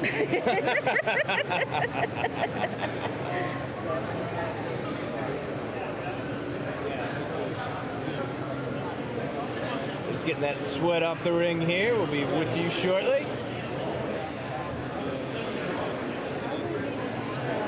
Eric pacing like a caged tiger. Oh, yes. Just picking his moment. Oh, there's that smile, then pearly whites. So He beautiful. does have nice teeth. He does. He's got, and he's protecting them, so that's That's good. what we were saying earlier. Mouth Orthodontia. guard. That Orthodontia is one of the- expensive, y'all. Absolutely. All right, here we go. Uh-oh. These two, this might be a bloodbath. All right.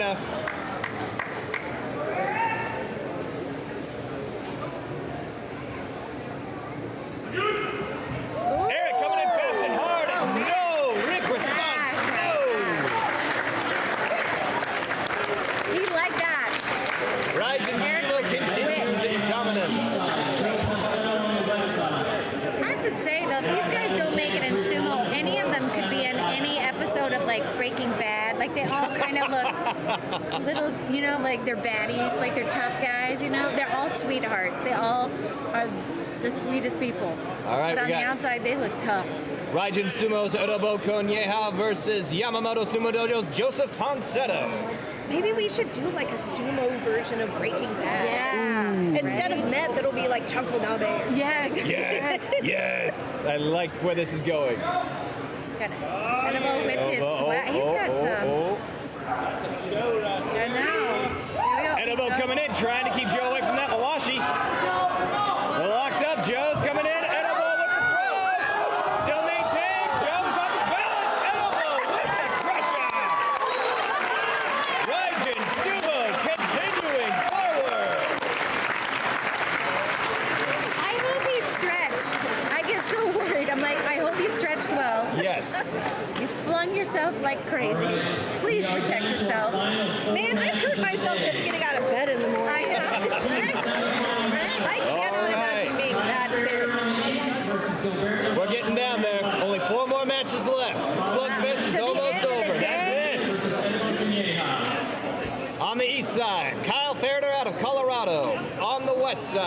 Yamamoto Sumo Dojo, Gilberto De La Torre.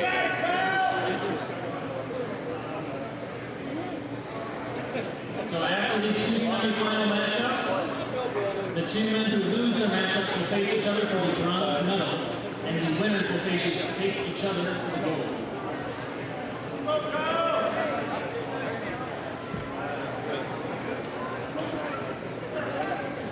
Kyle with that very stoic stare. Oh yes. Then they all peek out this little sneaky smile afterwards, and you're like, they're all teddy bears. Kyle charging in. Gil responding to that, trying to wrap Kyle up. No. Kyle trying to move forward, but Gil not letting him go. Gil now pushing the pressure on, trying to push Kyle forward. Kyle moving it. Use up. No. Gil from the forward. Kyle can't respond. Oh, with the reversal at the edge. That was a surprise. That was incredible. Excellent reversal. Oh, we have a mono-e. We have a mono-e. That was a mono-e. A mono-e has been called. Yeah, I saw that differently. Yep, I did as well. I saw that was a surprise. Yeah. Called it.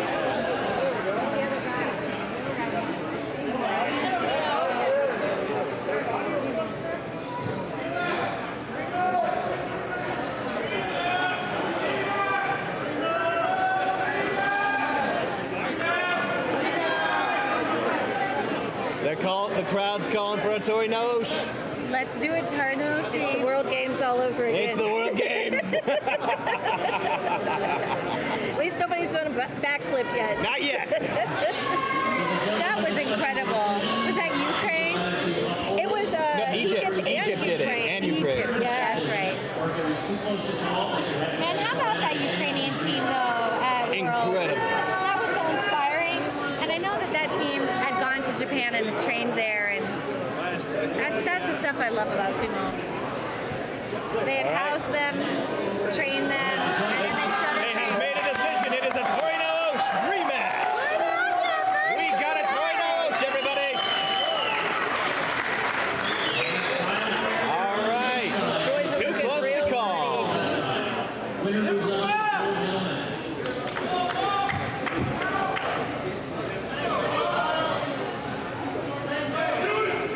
Kyle still coming in with a charge. Gil meeting it, not giving much ground. Kyle's got that outside, left hand outside grip. Gil, right hand inside. He's double inside. He's just going to drive to the edge. Gil with the crush out victory. Fantastic effort. Fantastic effort from both men. No, but when he got the double inside, he just has the advantage with the size. It is was able to drive back. The double hand inside grip is such a powerhouse position. And it looked like he was able to just easily snap in there and grab it too. The only way I've seen that fail, the double inside grip, the only way I've seen that fail is literally with Teruno Fuji when he comes over the top of you. Yeah. So there's no way to overpower him. Yeah, you can. Give it up for these guys. Absolutely right. All right. Raijin Sumo Showdown. Eric Wen versus Edobo Konyeha. Look at that strut. That little strut that Eric's got. This is flair. This is the flair match of the day. Absolutely. We've got a lot of And flair. they're both Raijin Sumo. They're both Raijin. Yeah. Oh man. There's history here.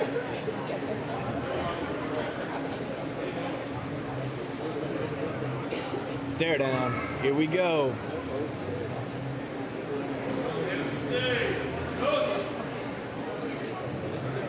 Yeah, Eric was telling me earlier how hard he trained Edobar when he first became a member of the club. Come a long way.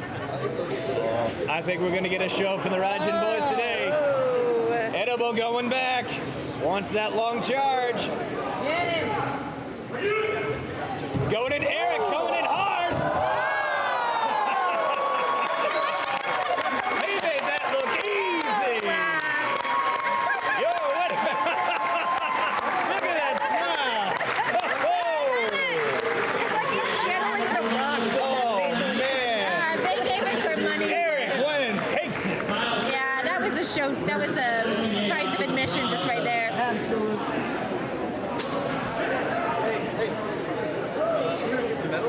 and start lining them up here. And we'll just get to the medals because that, people's attention is now. Yep. All right. Our illustrious leader is going to get the medals. We are going for the bronze medal match now. Kyle Ferreter on the east side versus Edobo Konyeha on the west.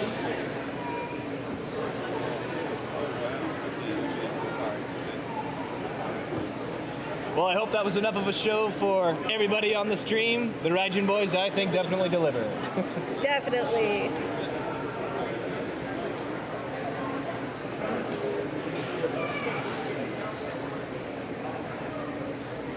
All right, the winner of this bronze medal.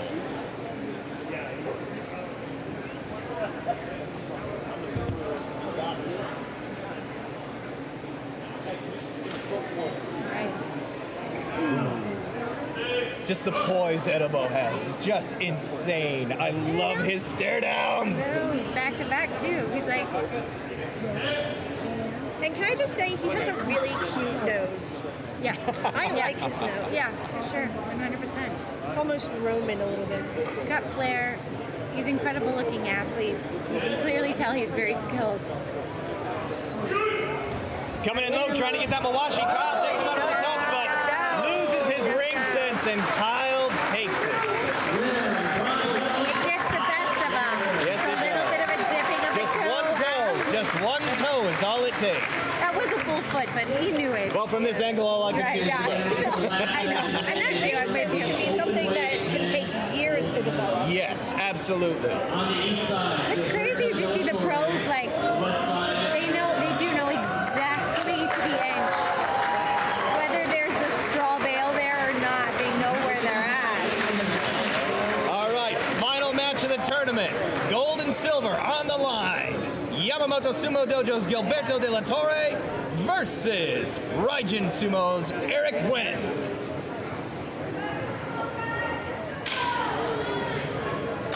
Yes. The full Chirichosi.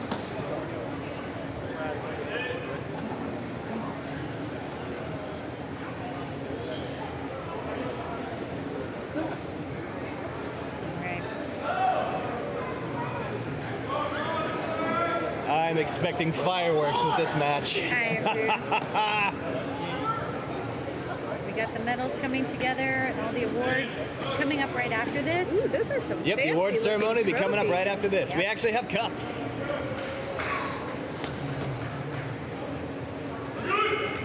Eric coming in for the charge. Gil taking it, being pushed back. Eric maintaining his balance. Gil on the receiving side. Gil, left hand inside grip, trying to get something up. But at the left side, Gil has the over the shot reach. Gil trying to push himself out. Gilberto de la Torre takes it. Fantastic effort from Eric of Raijin Sumo. Excellent effort. What a finish.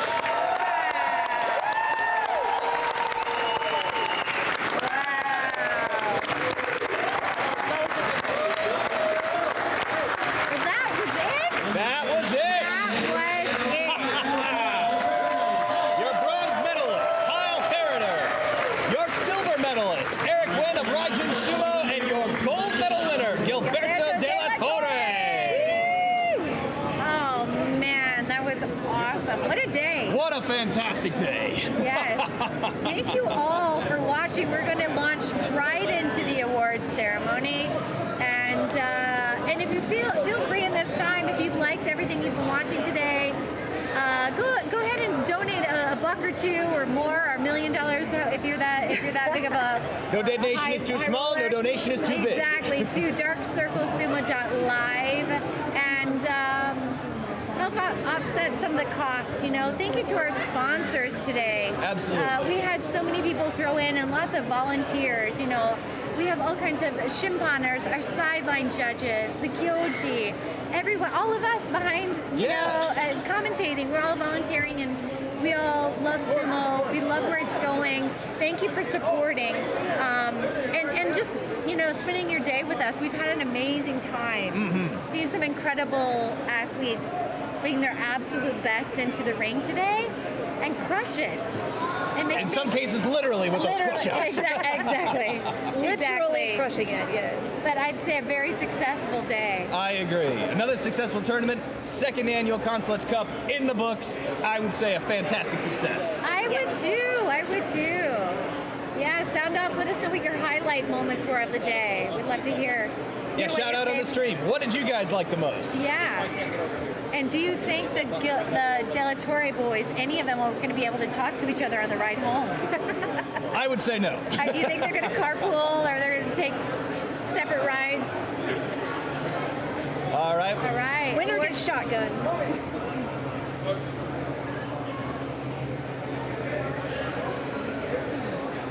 All right, we're getting to the awards ceremony, and our co-host Jake will be rejoining us in just a moment.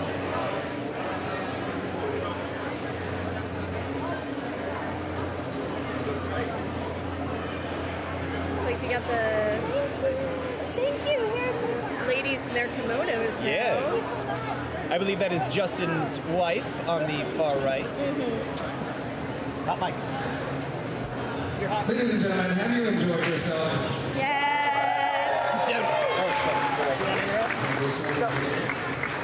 Here, you get in here, get back on the mic. I'll just move here. We have, well, I'll let him introduce myself. He is the president of JASTA. And we have my friend from here, Tony. And Erica Haga. They are going to be presenting the awards, and I will let Mr. Evans take it away. Thanks so much, Charlie, for the donation. We appreciate all of you watching today. We really couldn't do it without you. Spread the word of sumo. Follow everyone you can possibly follow.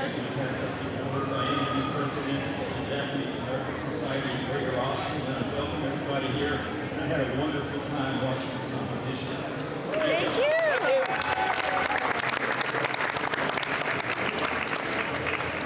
One of our sponsors for all of today. And just a heads up, we may not be able to hear the PA all that well, but we will be posting results as soon as possible here. All over social media, we'll get it everywhere up. But starting with women's lightweights, in third place we have Eri Midorikawa out of Dark Circle Sumo. Yasmin says lots of smack talking when they get home for sure. That's what's going to go down between the Della Torre boys. Elizabeth Salazar. Elizabeth Salazar. Familiar name? Women's lightweight silver medalist out of Mighty Eagle Sumo. And world team member.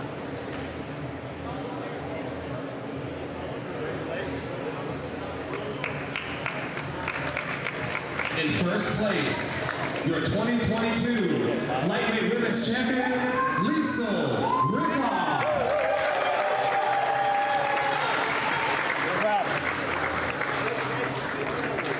Liesl out of Dark Circle Sumo getting first place. Liesl, who I believe is technically the women's lightweight national champion because she was the only lightweight who showed up this year. Oh, well, So that's handy. we can give her a little grief about that, but this time around she earned that one She earned it this time. with some blood and sweat for sure. Thank you, ladies. Congratulations. Your women's lightweight champion. The women's middleweight. There are only two. So there is no bronze. All right, in women's middleweight, or technically light heavyweight, I'm not sure how they're ruling it, but we had the two Jones sisters out of Dallas. For Natalie and silver, Caitlin. we have Caitlin Jones.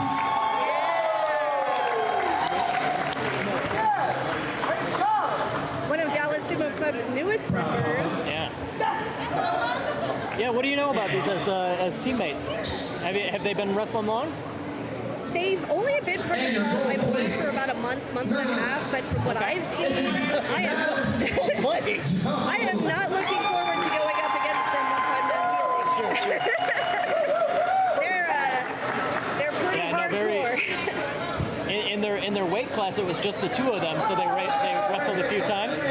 But they had Natalie in the open weight. Held her own for sure. She'll be right back up there in the next, in the next medals here. But this for a couple months. That's very impressive. But we are glad to see more women joining Dallas Sumo Club. Yeah. And joining sumo across the U.S. too. A lot of clubs are starting to get more female sumo wrestlers. Alicia George, heavyweight bronze medalist. Yeah, getting some more women in Dallas is pretty cool because, Mighty Eagle in San Antonio and Dark Circle here in Austin, they both bring multiple women every tournament. So getting Dallas in the mix here will be pretty cool too, won't it? They used to give us crap about Dallas. That's part of the reason why I joined, actually. Sure. Esty actually had to go do a pro wrestling tournament right now down in San Antonio. So. If you didn't hear that, Esty, our silver medalist, is busy doing pro wrestling, so she had to go. We'll see her next week in practice. We will give the silver award to Esty is super cool. She does all sorts of stuff like that. I think she did like arm wrestling and stuff as well. She's just all over the place. Definitely someone else I'd be kind of scared to go up against in the W. Sure.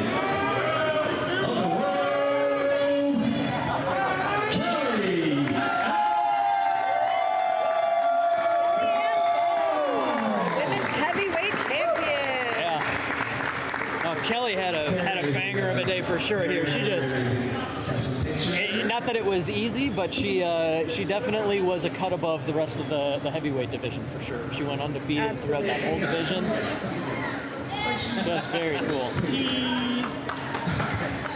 Give a last round of applause for everybody. Move on to women's openweight.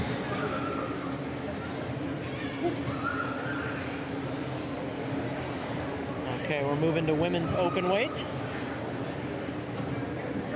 So I think we have a little bit of a repeat going on there. In the open weight, Kellyanne will be right back up. her first tournament ever. Miss Natalie Jones from Dallas Sumo. Natalie Jones from Dallas Sumo. First tournament, hasn't even been doing sumo that long, and she takes home. Just so impressive. I wish I had that kind of luck. It's not luck, it's skill. But I mean, those girls definitely must have fought a lot as children, right? Antonio, Mighty Eagle, Miss Nicole Burgess out of Mighty Eagle Sumo, taking second place.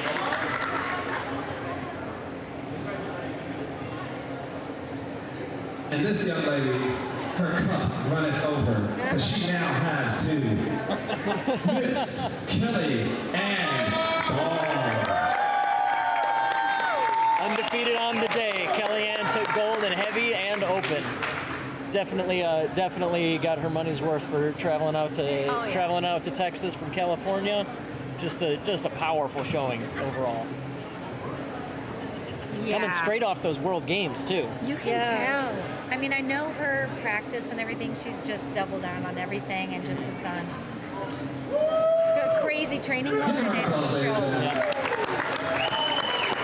She's one to beat, and her World Games teammates, Lady Galindo and Eros Armstrong, did not compete today, but I hope to see those three in the same tournament soon, just to see how they measure up to each other again. Yeah. And have handled every last one of you. But it's not about me today. But I did think about it. I think Justin might be feeling it a little bit here. He's finally loosened up a little. Good for him. In third place, my man, the reason my shoulder was dislocated, Trent Sabo.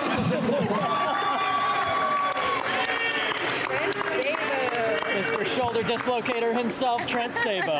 Mr. Beans. Mr. Beans. The veteran, the legend, nay, the myth. The myth. It is a name you've heard over and over. Yeah. If you go to these tournaments, Trent Sable is there every time. and we knew he was coming on like 36-hour notice, roughly, I think. Really? Yeah, he drives a truck for a living and just happened to make it work that he could travel down to Dallas, caught a ride from there. JJ out of Honu Sumo in San Diego taking silver. At least he got, with that Slippy Otoshi, I was a little bummed, but at least he In the medaled, Openweight, yeah. He came and got a medal. All right. And I'm actually very honored to give this 2022 cup to this young man who's been putting in work. We all put in work, but today was very impressive. I will personally give this one to Mr. Edobo Kavieha.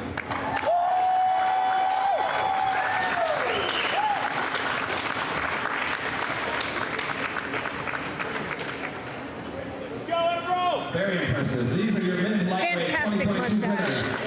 Oh, A+ mustache and A+ sumo from Edibo. Absolutely. And there it is. Attaboy. Coming in less than a year in sumo, I think is the only other time that he's wrestled in an official tournament was that Vegas tournament where he took third.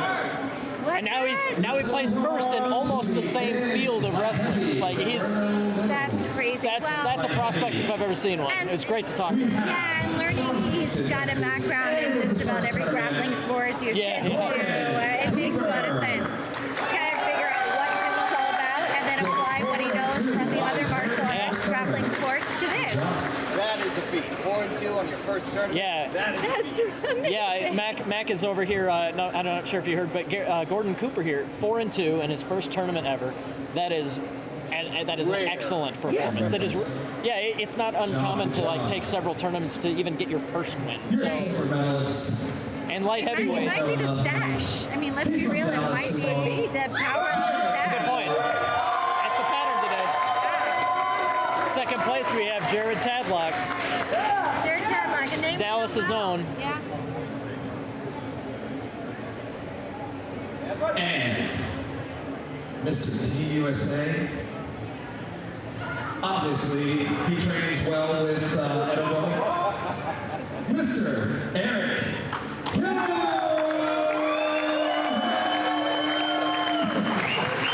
And there he is, our gold medalist. Just ripped through his own division and almost went all the way to the finals in like later on against bigger guys. Just like, yeah, there's some serious prospects in North Carolina, and I'm excited to see them expand on there. Gordon Cooper, Jared Tadlock, and Eric Wood. I wonder what their secret is. What is North Carolina known for? I don't know. It can't be the demeanor because Edibo is one of the most serious and Eric's one of the least serious people that we saw today. So Good point, yeah. there's got to be something else in common that we're missing. Something in the water, maybe. Yeah. From Los Angeles, my man, Angel De La Torre. Bronze medalist at heavyweight, Angel De La Torre. Fresh off those World Games as well. There's actually a sumo anime, and I love this shirt.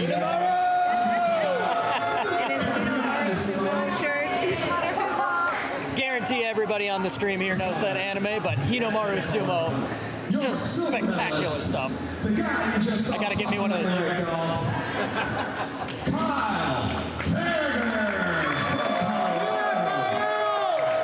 Kyle Ferreter. He and Angel are both like what, maybe like 23 or so. They're both super young, super huge amount of potential on those guys. I'm really looking forward to seeing where they go.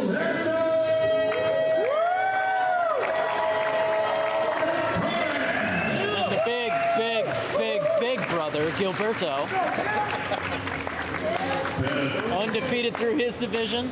Not that he's any less of a prospect than his brother, but yeah, this was such a strong field.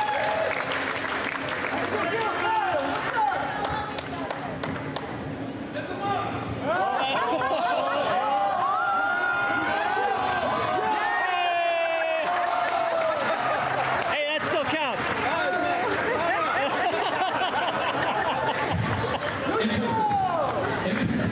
That's the greatest feat of strength I've seen all day. Oh man, so that's men's heavyweight, 2 Delatoris and a Ferreter. Names very well heard, often heard on the podiums. And we're moving on to men's openweight, which is the most baffling of divisions apparently. And Kyle doesn't have his. Justin, you want help? Kyle, Eric Gill. Third place. Yeah, I ran that bracket for Justin, and I apparently did it in a confusing way. Jake, what did you do? It's somehow my fault. Get another medal on that neck. Your bronze medal. So Kyle doesn't have a super club, he just does it on his own. Yeah. I wonder if he's ever going to be interested in maybe starting a sumo club out there in Colorado. I guarantee you he's at least thought about it and is trying. But yeah, he's also he's Sumo Nomad on Instagram because he loves to travel. He's got his own T-shirt. He travels everywhere. And back on the podium, Eric Wynn, taking second against the big boys. Ooh, I love that in his fabulous Raijin Sumo Again, T-shirt. like we mentioned when we had him over here, excellent shirts. I love those. 2022 winner of the Open, my man,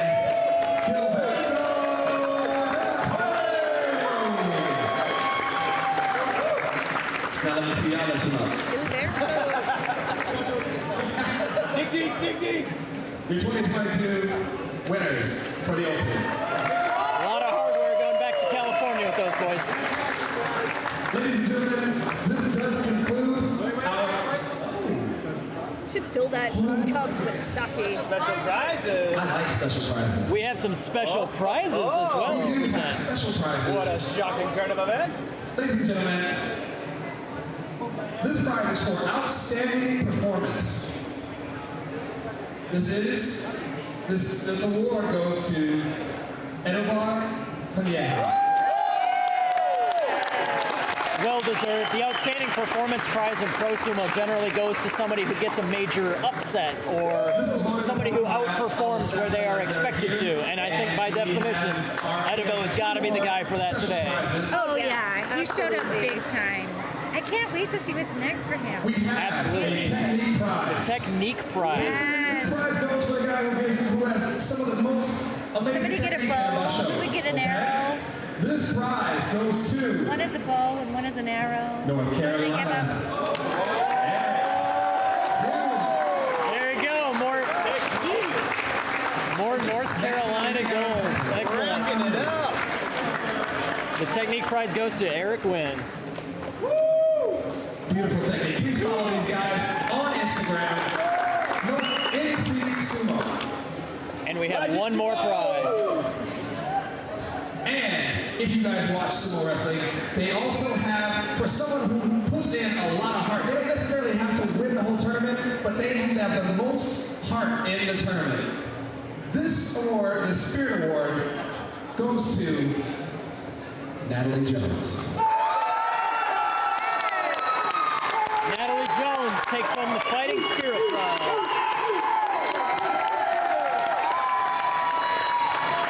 Our women's middleweight bronze medal winner. This is our first tournament, you guys. This is our first tournament. Getting a medal in the openweight division, that like not just the placement, but just the spirit she put into each match to drive her way through to that. Yeah. For her first tournament. Yeah, exactly. Like just came in all cylinders firing, just blazed right in there and just gave it her all every single match. But I'm just very thankful. I'm thankful to you, Evan. I'm thankful to you, Erica. Thankful to my beautiful wife. Look at them. They look gorgeous. I treat mine off just because they look so good. Special thank you to our presenters there, of course. The kimonos for this event. I want to thank our other sponsors, Oika, for helping to get us with this really cool We're talking Matt. Wait, not the Matt. Eraser. And also Best of Boston Living, and AJC for all the amazing volunteer work, and Asahi for being here all day and providing bento boxes for the VIP and for some food and drink for you guys. I actually never got my bento box. Clearly,